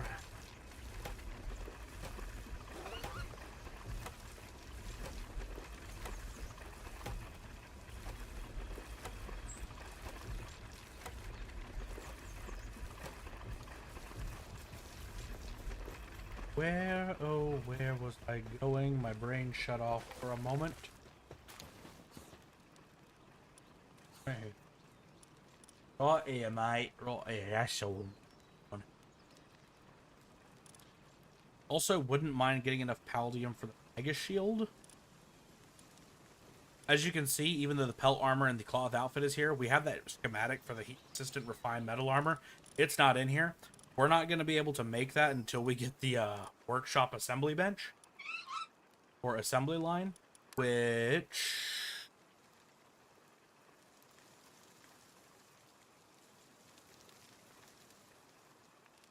production assembly line, level 28.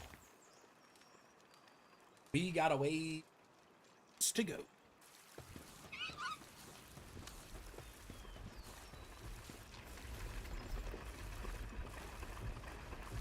This and the smelter are 2 of those nodes where it's like you have to have a pal to do it. You yourself just cannot do it. Flat out, bar none. Not possible.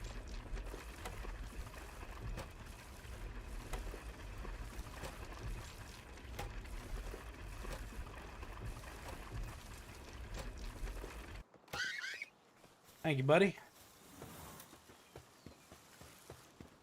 We're going to come on over here. We're going to craft ourselves fishing rods.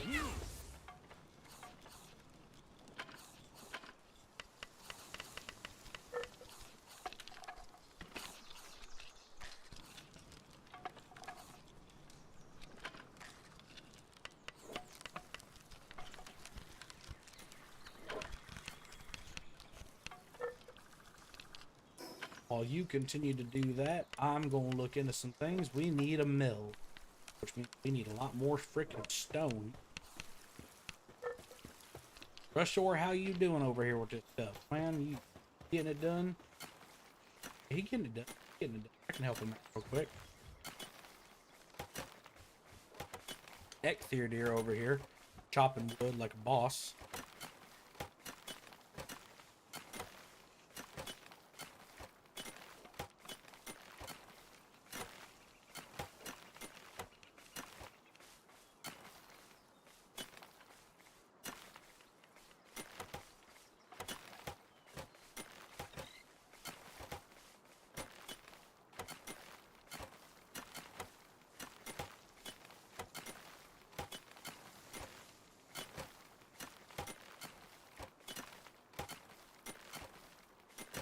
Pretty sure we need 15 stone.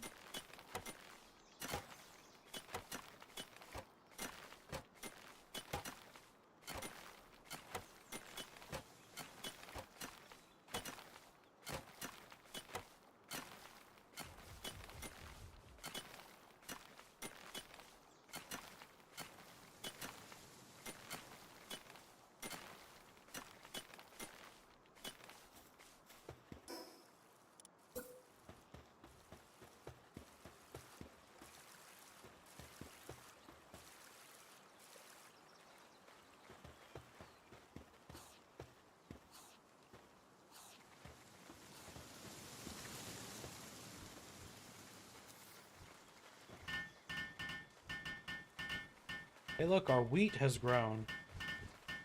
Look at Tom back coming over here to help harvest. Such a nice guy.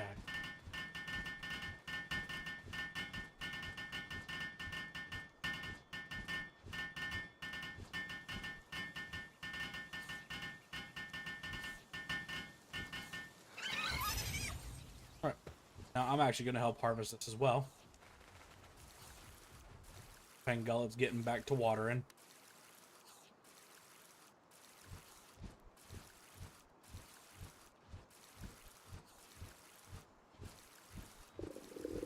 And harvesting these berries. Has done watering. Alright, cool. Now we can grab all 15 of this wheat. Decent. Now we come over here and we have the ability to turn 3 wheat to flour. We can make 5 flour. Pangullet will come and start that process. We will grab our fishing rod.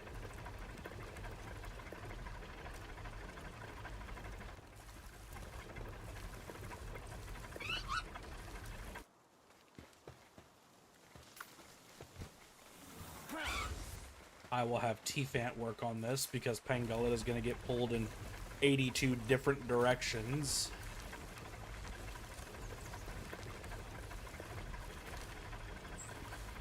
Getting a little hungry out here, ain't we? Come and steal some berries.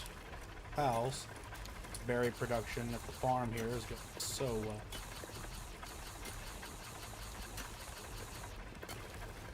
Gonna take another stack to keep on us. As soon as this hits 4, we'll be good to go because it takes 2 per. Come over here. We grab the flour, right? Got our flour. Now we come over here to this crafting. We can make simple bait. Takes 2 pal fluids, 4 red berries, 2 flour. Get 10 per. We can craft 2 of them. Have Kativa help us make them.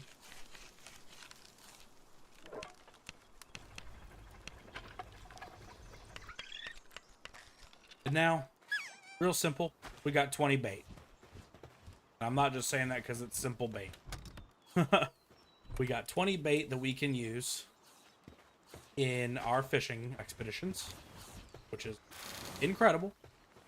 It's fantastic. We love that for us. Yeah.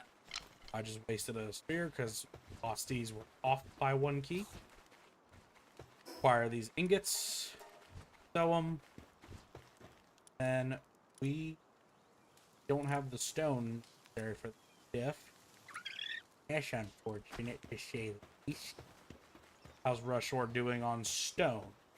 Solve that. Negative. It's fine. But anyway, so the reason we did that, right, is now we have fishing rod and some simple bait. So if we fast travel back to the sealed realm of Terraria, this place not only is home to the Terraria dungeon, it's home to much more than that. It's also home to some pals that want to do us great bodily harm. I'm not wrong about that. It's not what I was gonna say, but I'm not wrong about that. So these Finsiders, they wish to do us harm. Those plant-based pals that we saw earlier, they also wish to do us harm. So this is a bad place to be. Also, it's a little warm here. So we might not be able to come here until we get heat-resistant armor. Which is a downright shame. Yeah. But right here, you can see these purple sparks. Purple sparkles. This is the location of what is called a master rank fishing spot. And these purple sparkles are pals that have a high chance of very rare traits. So if you're decent at the fishing game, even though it's a master level difficulty fishing spot, even with the beginning fishing rod, you can fish up some pals. Accelerate Lux. That's level 47. And that counts as a catch, so we get good experience for that. Get this purple one. This one is going to cause us issues. This guy's not going to be anywhere near as easy as the last one. Maybe? Maybe he's giving us a gimme?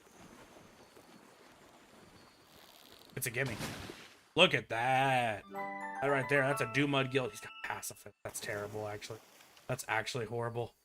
Oh, I feel so betrayed.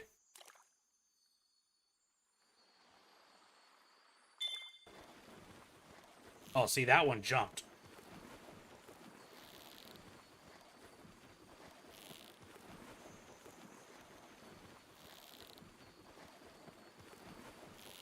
See, these can get a little bit more difficult.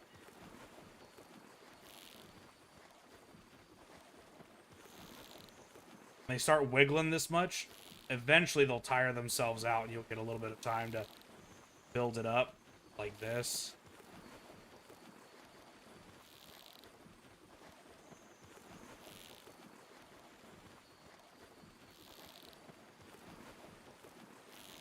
Then they get that burst of energy and they start draining it all again. Master fishing spots are tough with the beginning fishing rod, but you can do it. You have to be patient and skilled, and I am not. Sometimes they'll get you.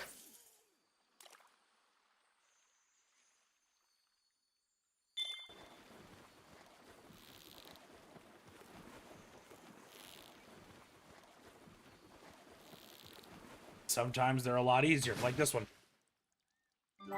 And that one got infinite stamina and mind forming. Some decent traits there.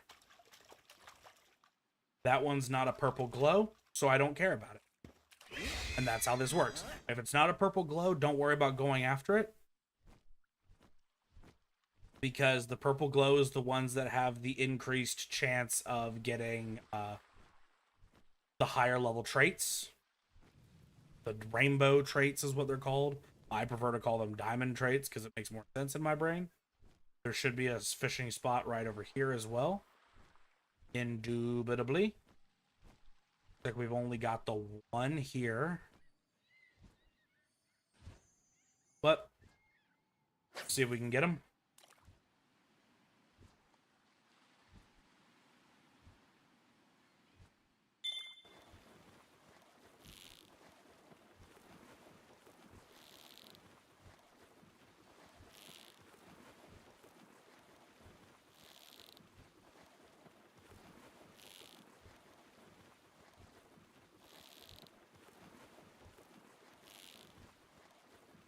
Oh, we had that. Oh, no. We're going to lose all of our progress because he's flip-flopping.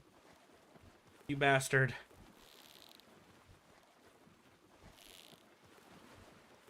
We got him. We got him. Ooh, it's a... Look at that. It's a serpent. And we still didn't get a freaking diamond. It's an increased chance. It's not a guarantee. It's also cooler over here. Don't need to worry about overheating. Isn't that pretty nifty? We got two fishing spots right here. If it's ever what I like to do personally, place a marker, place like a fishing marker right here. Then you can see it on your compass. If you fly away far enough for that fishing marker to disappear, then that means you have flown far enough away to reset the spawns in that area. And then you just come back and you try again. Go for any purple ones you get. Try to get some diamond traits. Once you get some diamond traits, there you go. You have some breeding fodder, some breeding tools, not fodder. But we got quite a few things from that. We got some training manual XLs. We got some precious plumes, precious entrails. Got a diamond. Got some raw Duma. We can go ahead and discard that. We don't need that. But yeah, we got some stuff that we can sell from that as well, because you also get the items. It's the equivalent of catching the PAL. So you get the same items that catch the PAL would. And then some convenient extras.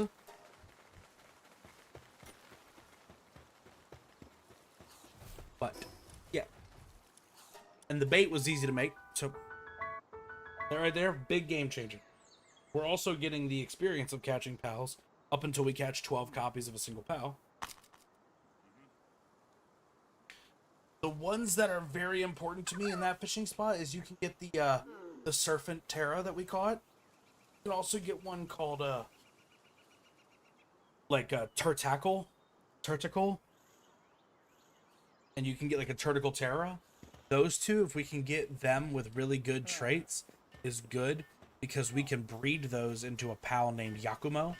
And Yakumo is a pal that when you have his saddle, as long as you catch a pal while you're riding Yakumo, and he's like fully built up, the pal that you caught has a 30% chance of having one of the same passive skills as Yakumo. So if you have Yakumo with a really good passive skill, you can kind of use him to pass on those good passives. We sell all of our sellables right now. We are getting 22,000 gold again. That's good. That's good. That's what I like to call good value, because we can use that good value. Fast travel over to Fisherman's Point and buy some more ammunition. See, the arrows only cost 5 gold apiece. We can get a crap ton of arrows for 22,000 gold.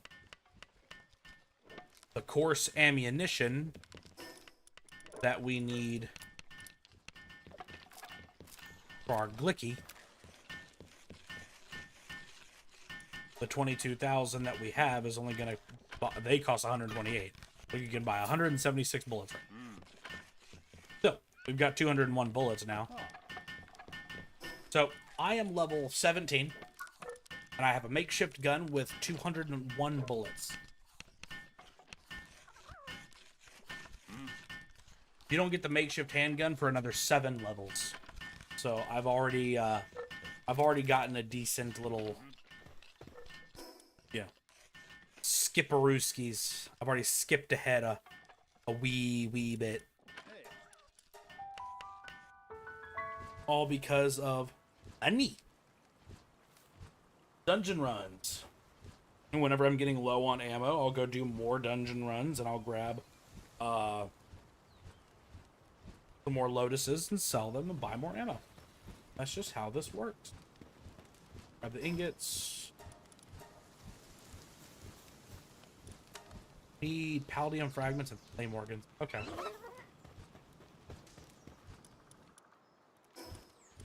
Okay. Breeding is our next big milestone, because this isn't like Pokemon, since like you want to breed everything with a Ditto, or it has to be in the same egg group or anything like that. The different PAL combinations result in some absolutely cuckoo wild stuff. Literally, the second you unlock breeding, you can breed some of like these beginner PALs to make some of the best end game PALs in the game. Some, not all. So getting breeding online is a game changer, where you start to really get the PALs that you need. The problem is how much goes into getting breeding online. Because a lot of people are like, oh, I'm close to unlocking the breeding farm. Cool, that's great. I'm happy for you. That's not all there is. The breeding farm, yes. Incubators, yes. You need all the stuff necessary to make cakes. So, In order to get a breeding farm up and going and working with, in my opinion, 100% efficiency, you are looking at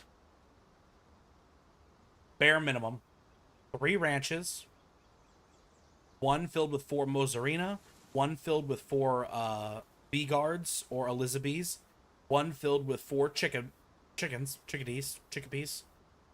Then you want 3 berry plantations, 2 wheat plantations, enough pals to be working all of those plantations to where they're like completely self-sufficient.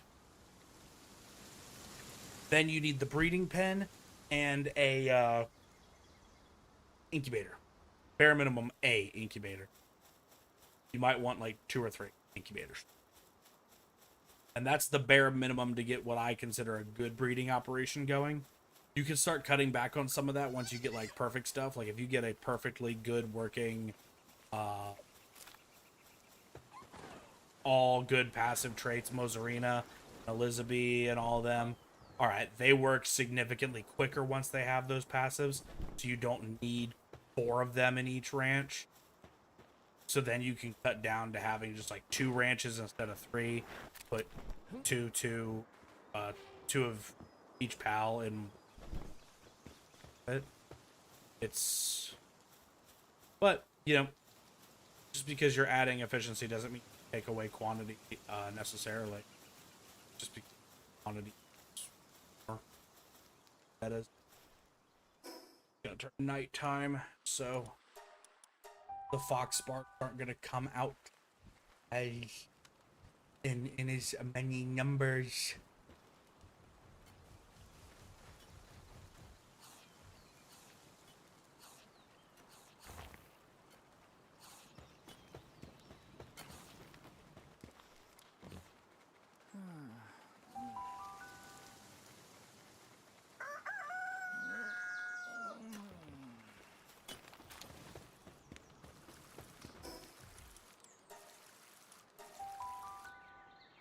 Need to get the Paldium fragment.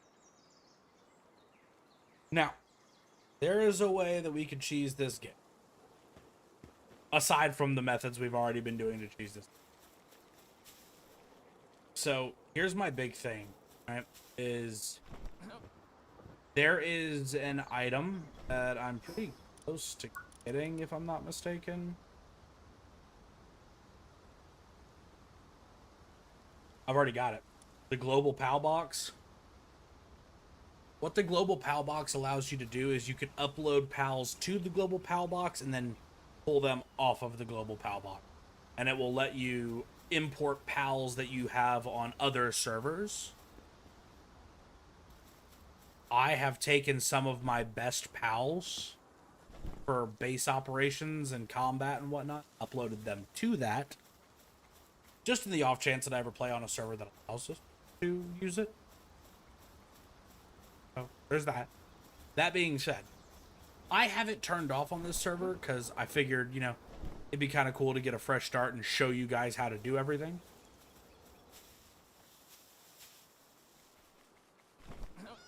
Makes progress go a hell of a lot slower. Because getting good passives and Yakumos and getting the breeding done and all that, it really is a grind. It's not a quick process. The introduction of fishing in this game has made it significantly faster, but it is not super quick. I, being the server admin, could turn that on, utilize it real quick just to show you guys some stuff, and progress a little bit quicker. And then I could always continue on about the game and still utilize the tutorial aspect. I could still teach you guys how to do everything that needs to be done and how to get it done and all that. That would just help me move a little bit quicker. It's a thought process. I haven't decided if I'm going to.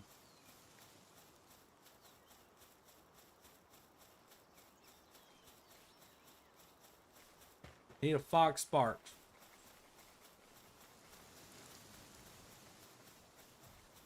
I mean, I technically don't. I could go get some money from the dungeons and just buy the flame organs. Also, you can use your weapons while you're on the back of a POW.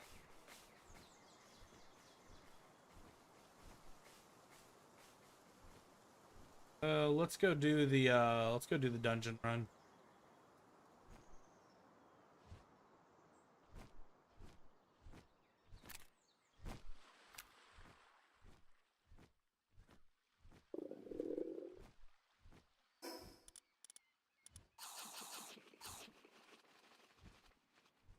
Was a wee bit hungry. We'll go do the dungeon run and then figure out what's next.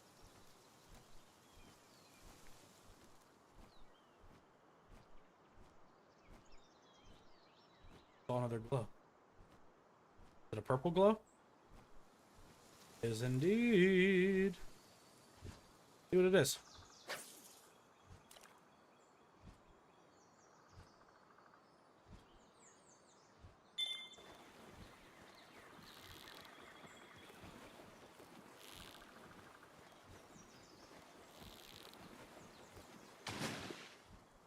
Ooh, to Jelliet. Jelliet is very good, very important. So Jelliet's passive is as long as they're in your party, you get more materials from fishing. So like we just got the precious entrails and the training manual XL. We would have gotten more of these because Jelliet was in our party.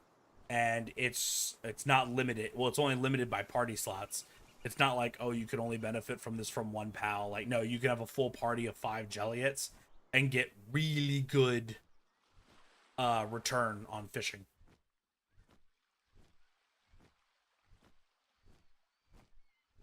There's also another pal named Jelroy, their brother and sister. If you have Jelroy in your party, you get more materials from salvage that you could do late game instead of just fishing. And they both have a passive of while they are together in your base. This still isn't working. I think my game switched. Anyway, they have a passive of while they're working together in base, they increase each other's watering speed. So they're also really good watering pals.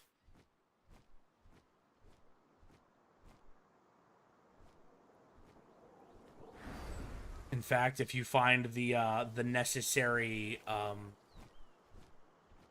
skill assignment books, which you can get from late game supply drops, they're books that increase the rankings. Like how I showed you guys that how Lamball had one level in handiwork. You could find skill assignment books that can take him all the way up to level 5.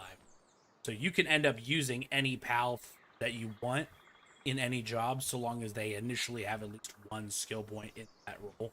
You can't assign jobs to people. You can't take a water pal and give him fire. Didn't already have it. You can level up the water or the fire if you. But yeah, there's that. So you get those, and then once you get all those, level them up, and you're good. So if you take Jelliet and Jelroy and you level them up to level 5 watering, that way they have exact same watering speed as all the high level endgame pals. They also have their added benefit from their passive, where since there's a Jelroy and a Jelliet both in the pal in the farm or in the base, they get the production speed, and bingo, they are the best in the game at it.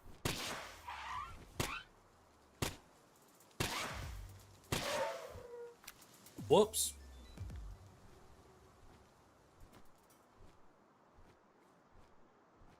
Sorry about that, Big Cheese.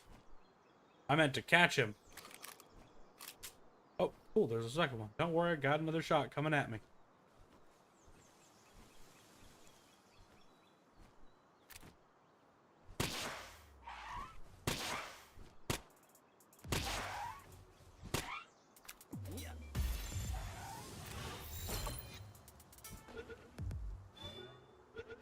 First try.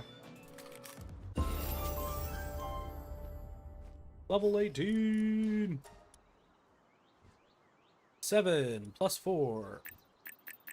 8 plus 4, so I essentially have 12 points in my strength right now. Pull up the Nightwing as much as possible. Our Nightwing just went to level 39 from 2 XL training manuals. And we can just get those right away from fishing. That's crazy. Now we have Power Bomb. This. Sorry, buddy. Hey, Fox Parks. Whoops. Whoops. Okay. Yep. So, see, here's where the Mercy Ring comes into play. This is where we need to get a Mercy Ring. Because now we're one-tapping them. We're taking them out before we have a chance to weaken them and catch them. Which is not the play. Not the play.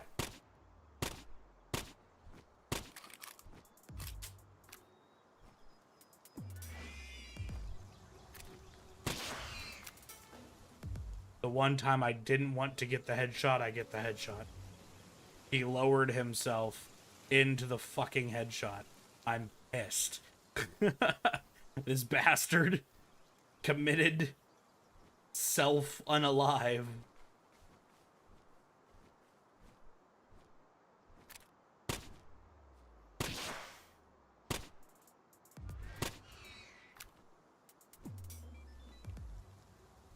See, I'm accidentally killing them all. I want to get them low health. They keep going down for good. The good news is I'm probably strong enough to take on the first tower. That being said, probably not going to do that right then. But good news is we came out here to get the Fox Sparks. Okay. Came out here to get the Fox Sparks so that we could make the Fox Sparks harness and progress our personal story. So we can knock that out.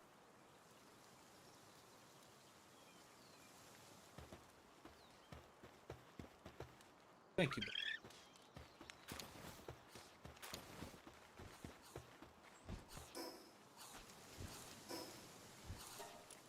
So all of our unnecessary materials. 59 more ingots. Get to it, girl. Yo, thing. Eva, help me make this harness. I have no intention of actually using the Fox Sparks harness. I am literally grabbing it purely for the fact the game is telling me to make one.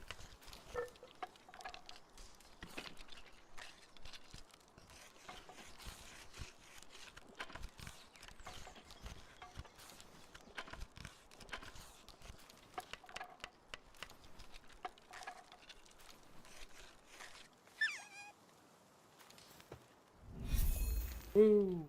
Beat or capture a Chillet. Well, you know,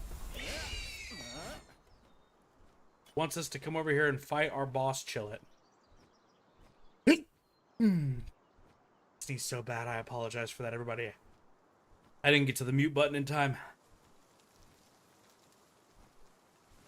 Greetings, Chillet. I apologize that it has to be this way, but I was told this is the way things need to be.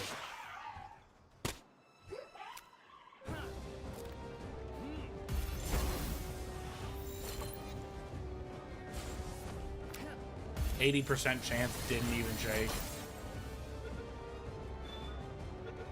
What? Woohoo! And he's got Artisan. That is an ancient technology point for. Ancient technology points have to be used on the purple line. We can't get the Ring of Mercy just yet. We could make our own if we had one more ancient tech point to grab it. We're going to grab the small feed bag with the ancient tech point that we just got.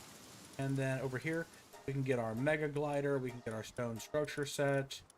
The shelf set. Not terrible. Bathroom set. Not really all I care about right now. You can farm out dungeons to be able to get enough points to get everything if you want. It's just early game. Since I don't have enough points to get everything, I am very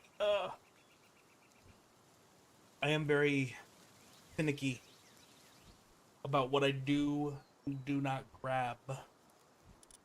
Poisonowy. But we grabbed the Chillet.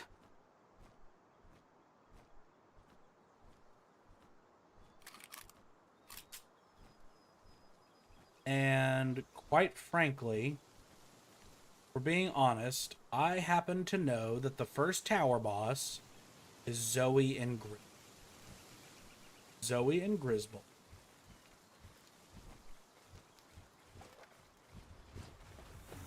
Is a girl and her lightning type pal.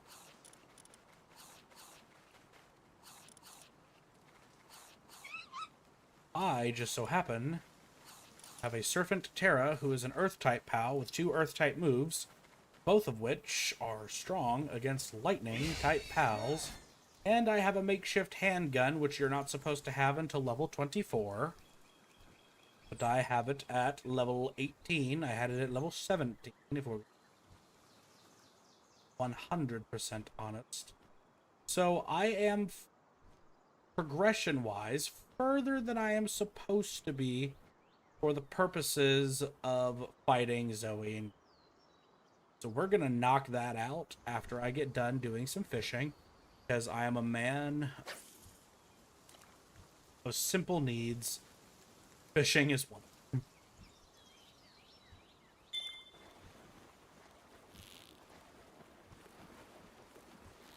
Supposed to be a beginner fishing spot, because this is supposed to be a purple sparkle. Come on. Come on. What do we get? Ooh, a kelpsie. With artisan. Not bad. We have a mission to craft the small feedback, which we'll do eventually. This one also hasn't responded yet. I think I just busted the game. Oh well. Oh, let's get in here and get the first boss done.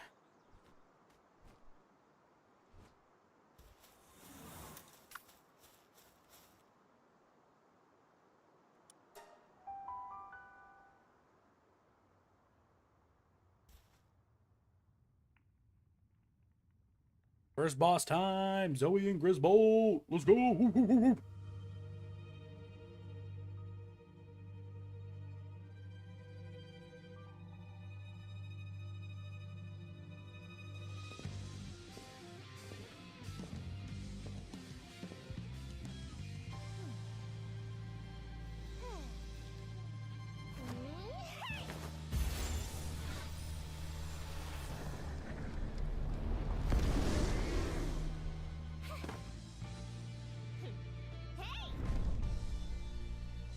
Zoe and Grisbold. All right.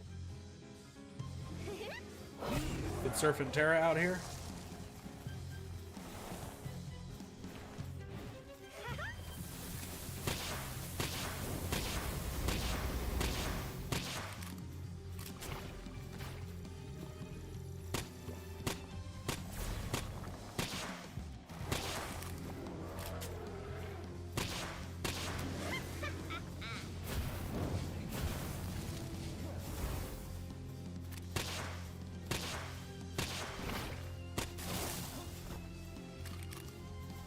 I'm reloading.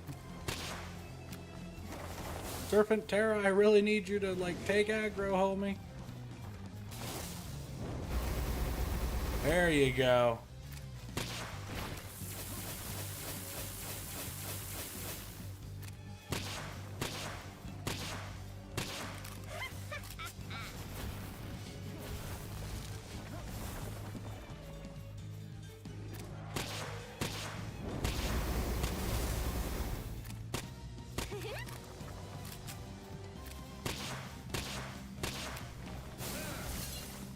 He broke my shield.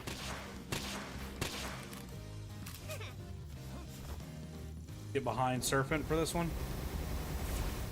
Let him tank it.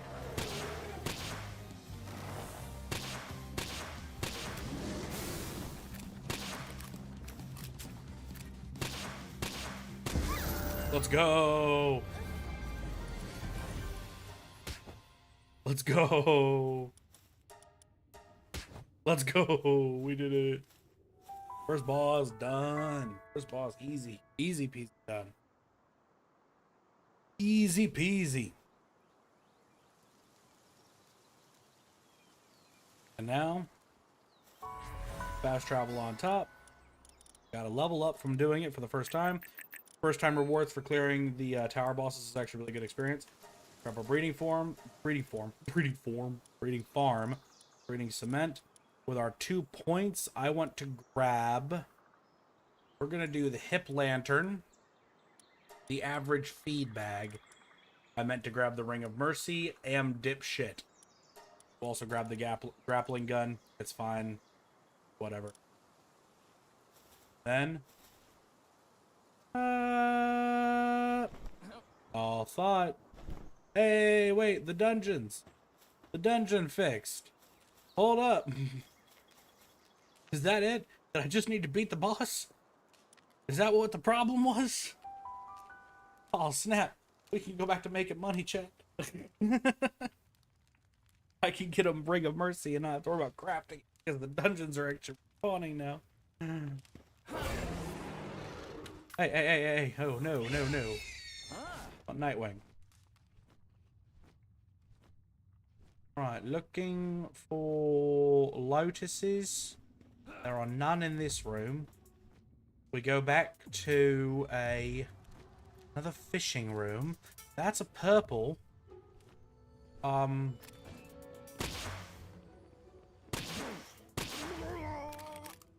Yep. Crisis averted. There we are. You there.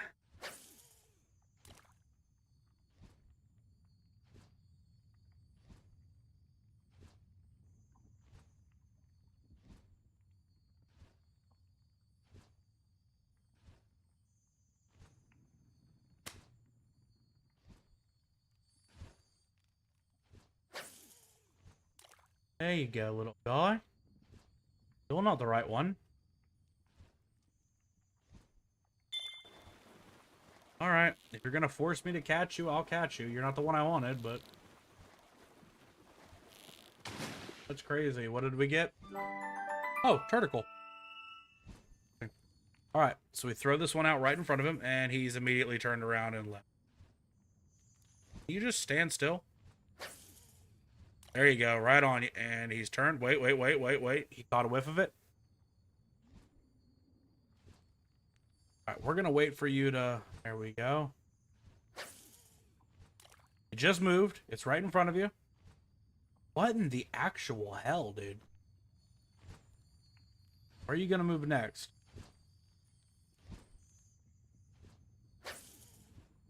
Right on him. And he's left again.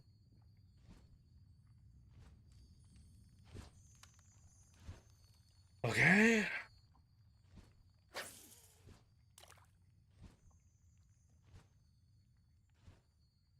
What in the world, dude? What?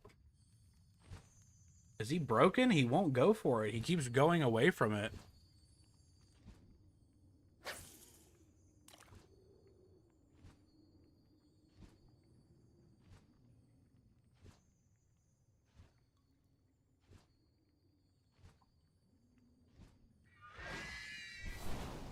Oh, okay. The game just was like, all right, yeah, no. The button to cast your fishing rod, that's no longer the button to cast your fishing rod, and it made me use an attack. So, scared him away after all. It was all right. He was busted. Not working. Oh, well. Is that a lotus? That is a lotus. Oh, we know that we're at least getting one lotus drop this dungeon. Once again, not the greatest results, for being honest, but one is better than none, you know?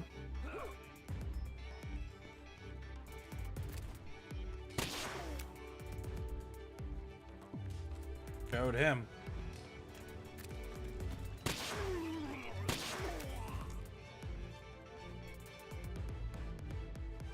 When the enemy wants to fight, you have the power of gun.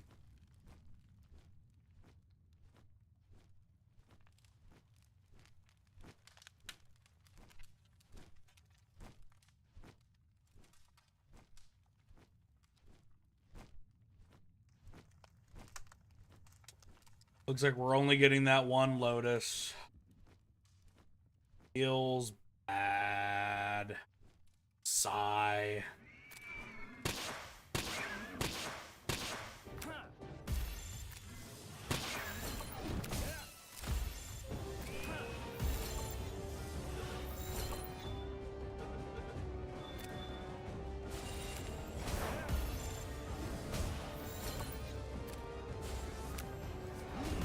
Can you stay in the freaking ball, please?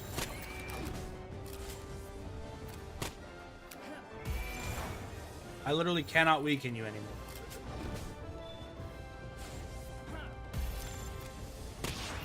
I've had it up to here with your freaking interference. There. You gonna bust out now? At least we get another Lotus for this. Awesome. More Ekthir there.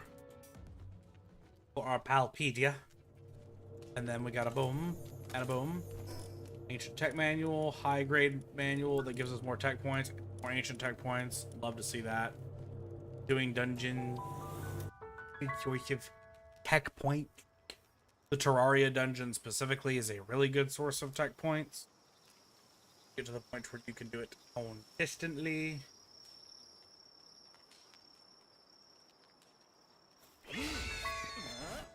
Who crates and Daydream? Who crate? Oops. This just in. Daydream cannot survive a headshot. Good to know. Fungi. My berry. Yum. How much gold do we currently have? Zip. Zilch. Nada. Up here. Let's probably show this off. Up here we have a syndicate stronghold. What you do with the syndicate stronghold? First off, oops, snag the super teeth from y'all. Come in here, and they always have a pal in here.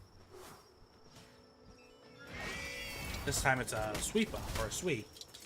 We're gonna go ahead and release said pal, and now we own him. No kinship.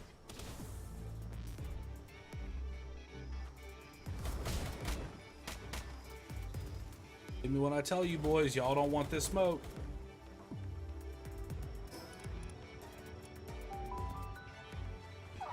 I don't think they understood.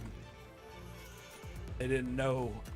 They don't know about what I'm capable of now that I've got the power of Glicky. I know they was shooting Glickies at me, but the Glicky I got's better than the Glicky I got. You feel me?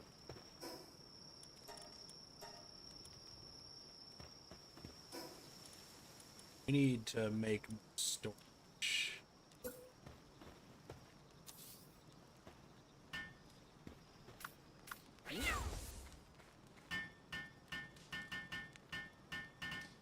Oh, look at that. Everybody is asleep except for Tombat over there doing his work.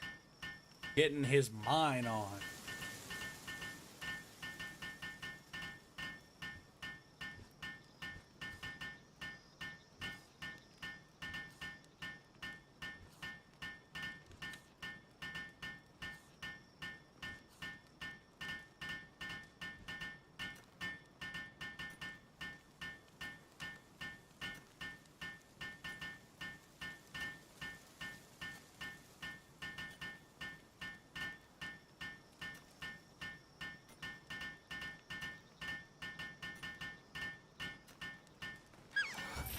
There we go.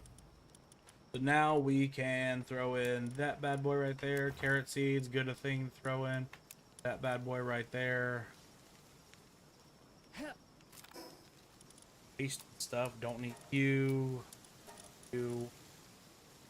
I could have swore we had a chest with Paldium, excuse me, I apologize. Good. What was I gonna do again? I'm gonna do something. Can't remember.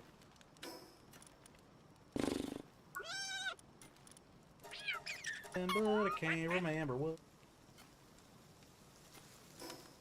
We got all of our stone foundation. Our cooking pot. We're just our ranch and incubator. Honestly, getting a breeding operation going is best case scenario right now. just a higher hassle. We might be able to mitigate said hassle. I will show you how. So there are 3 kinds of merchants in this world. There are red merchants, which sell stuff like materials and ammunition.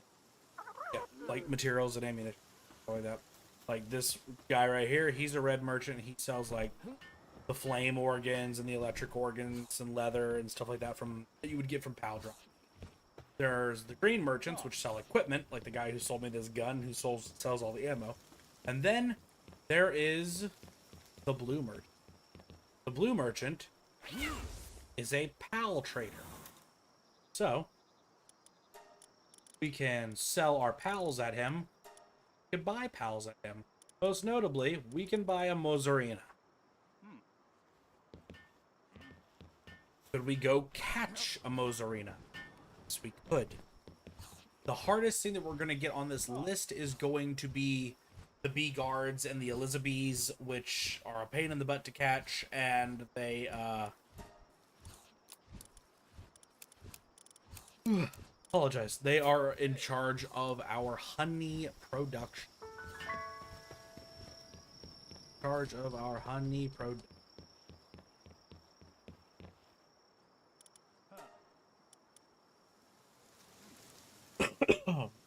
Now, we can only buy one. Got positive thinker on it. That's not crazy, honestly. But is what it is. Now, yeah, we could go catch them ourselves. No big deal. And honestly, we probably should, because since we have no way of getting honey right now, getting the milk also not entirely necessary. But that's a one way you can get an easy Mozarina. Unless you want to come here and like steal one. I have no idea what happens if you try to steal one.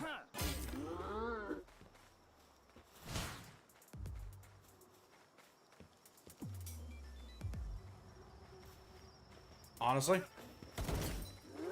Ah. Yep, you're wanted by the police.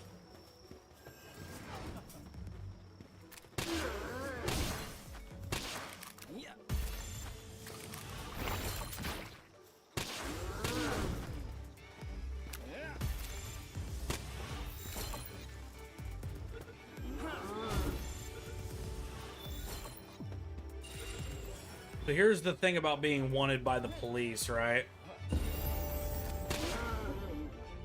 Oh, that one's dead. Oh, well, the attempt was made, folks. Yeah, here's the thing about being wanted by the police. Exit their aggro range.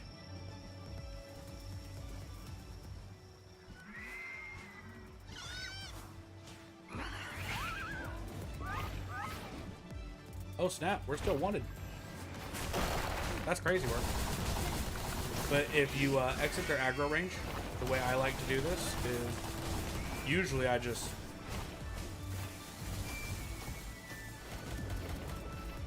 fly straight up.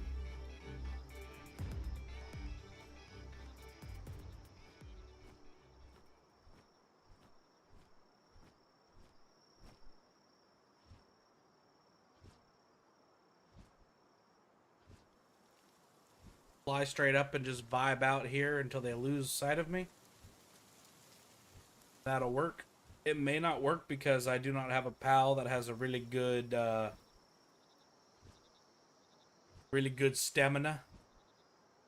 Get even higher. Generally you have to go pretty darn high. Oh, there we go. Right there. Lost aggro and more cops. No one in the base is, suffer the ultimate fate for my crimes.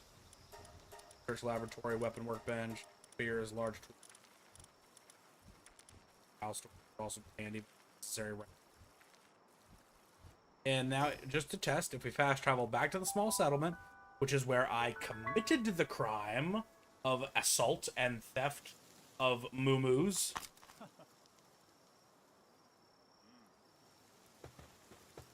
Howdy ho, folks. It's good. Y'all having a good time? Nice. Hello there, officer. Are you mad at me? No? Sick. What do you know? Easy. Get away with crime. And look, they've respawned. We could do it again. As a matter of fact...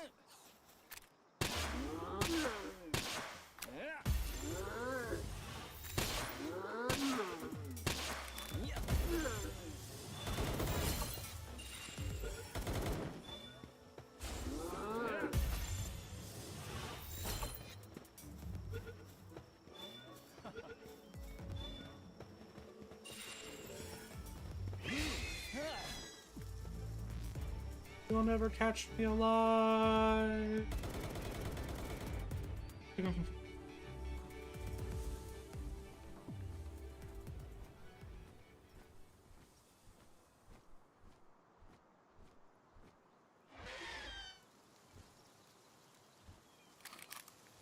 Reload my gun while I'm up here.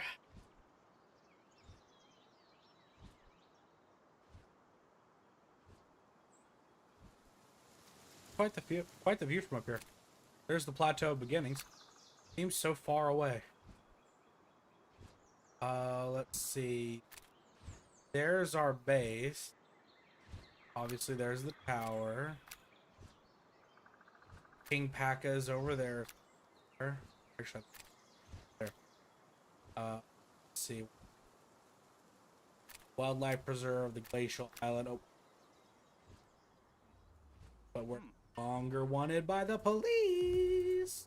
And we conveniently enough now have 4 cows. Plus with our milk production. Hey. Oh. Didn't even have to go look for him.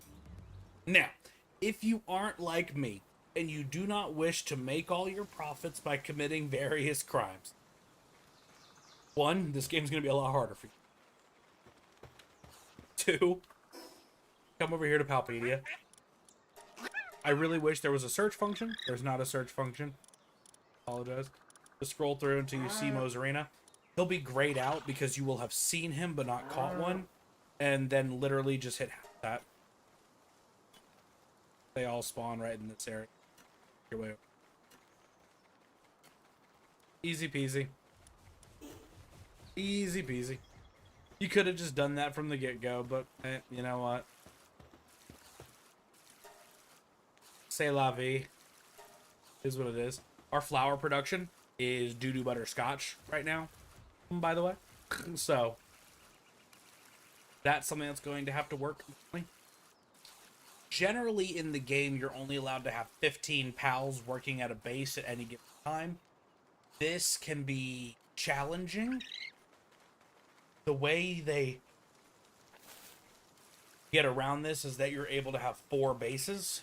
So you can technically have 6 pals working, but you have to divvy up your bases. Even then, I find it to be a little bit tough. Everyone.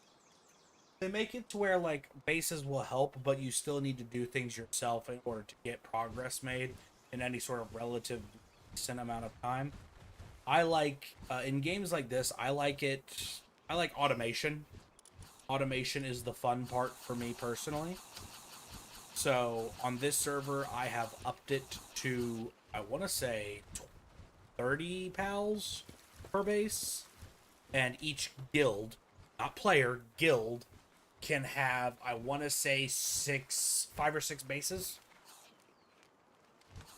The thing that I'm going to do for my base, now that we have a flyer, we can actually go and unlock my base if I wanted to. It's over here. So this island right here, the Terraria Island, there are like 4 other islands with this exact layout, but they have nothing on them besides oil. And I don't mind using a different base for oil. But this island, if you know how to build properly and you know how to spread up your resources, you can fit like 4 bases on the island. 4 or 5 bases. So that's what I'm going to do. I'm just going to like separate 4 bases or 5 bases on this island. One's strictly going to be for like mining and logging and resource gathering. 1 base is strictly going to be for farming and food generation. 1 base is purely going to be for breeding, and then the 4th base, the center base, is going to be like where I live. where all the workbenches are, as well as all of the storage and etc., etc. So yeah. That being said, I have been going for almost 4.5 hours, and it is almost 1 in the morning for me. As such, I think it was a good idea if I got some eye. So, thank you all for coming and checking out the stream. I hope you enjoyed it. I hope you learned some things. Not sure when we will be back with more Palworld. It all depends on how I'm feeling and what I'm up to. But either way, I will see you all next time. Later.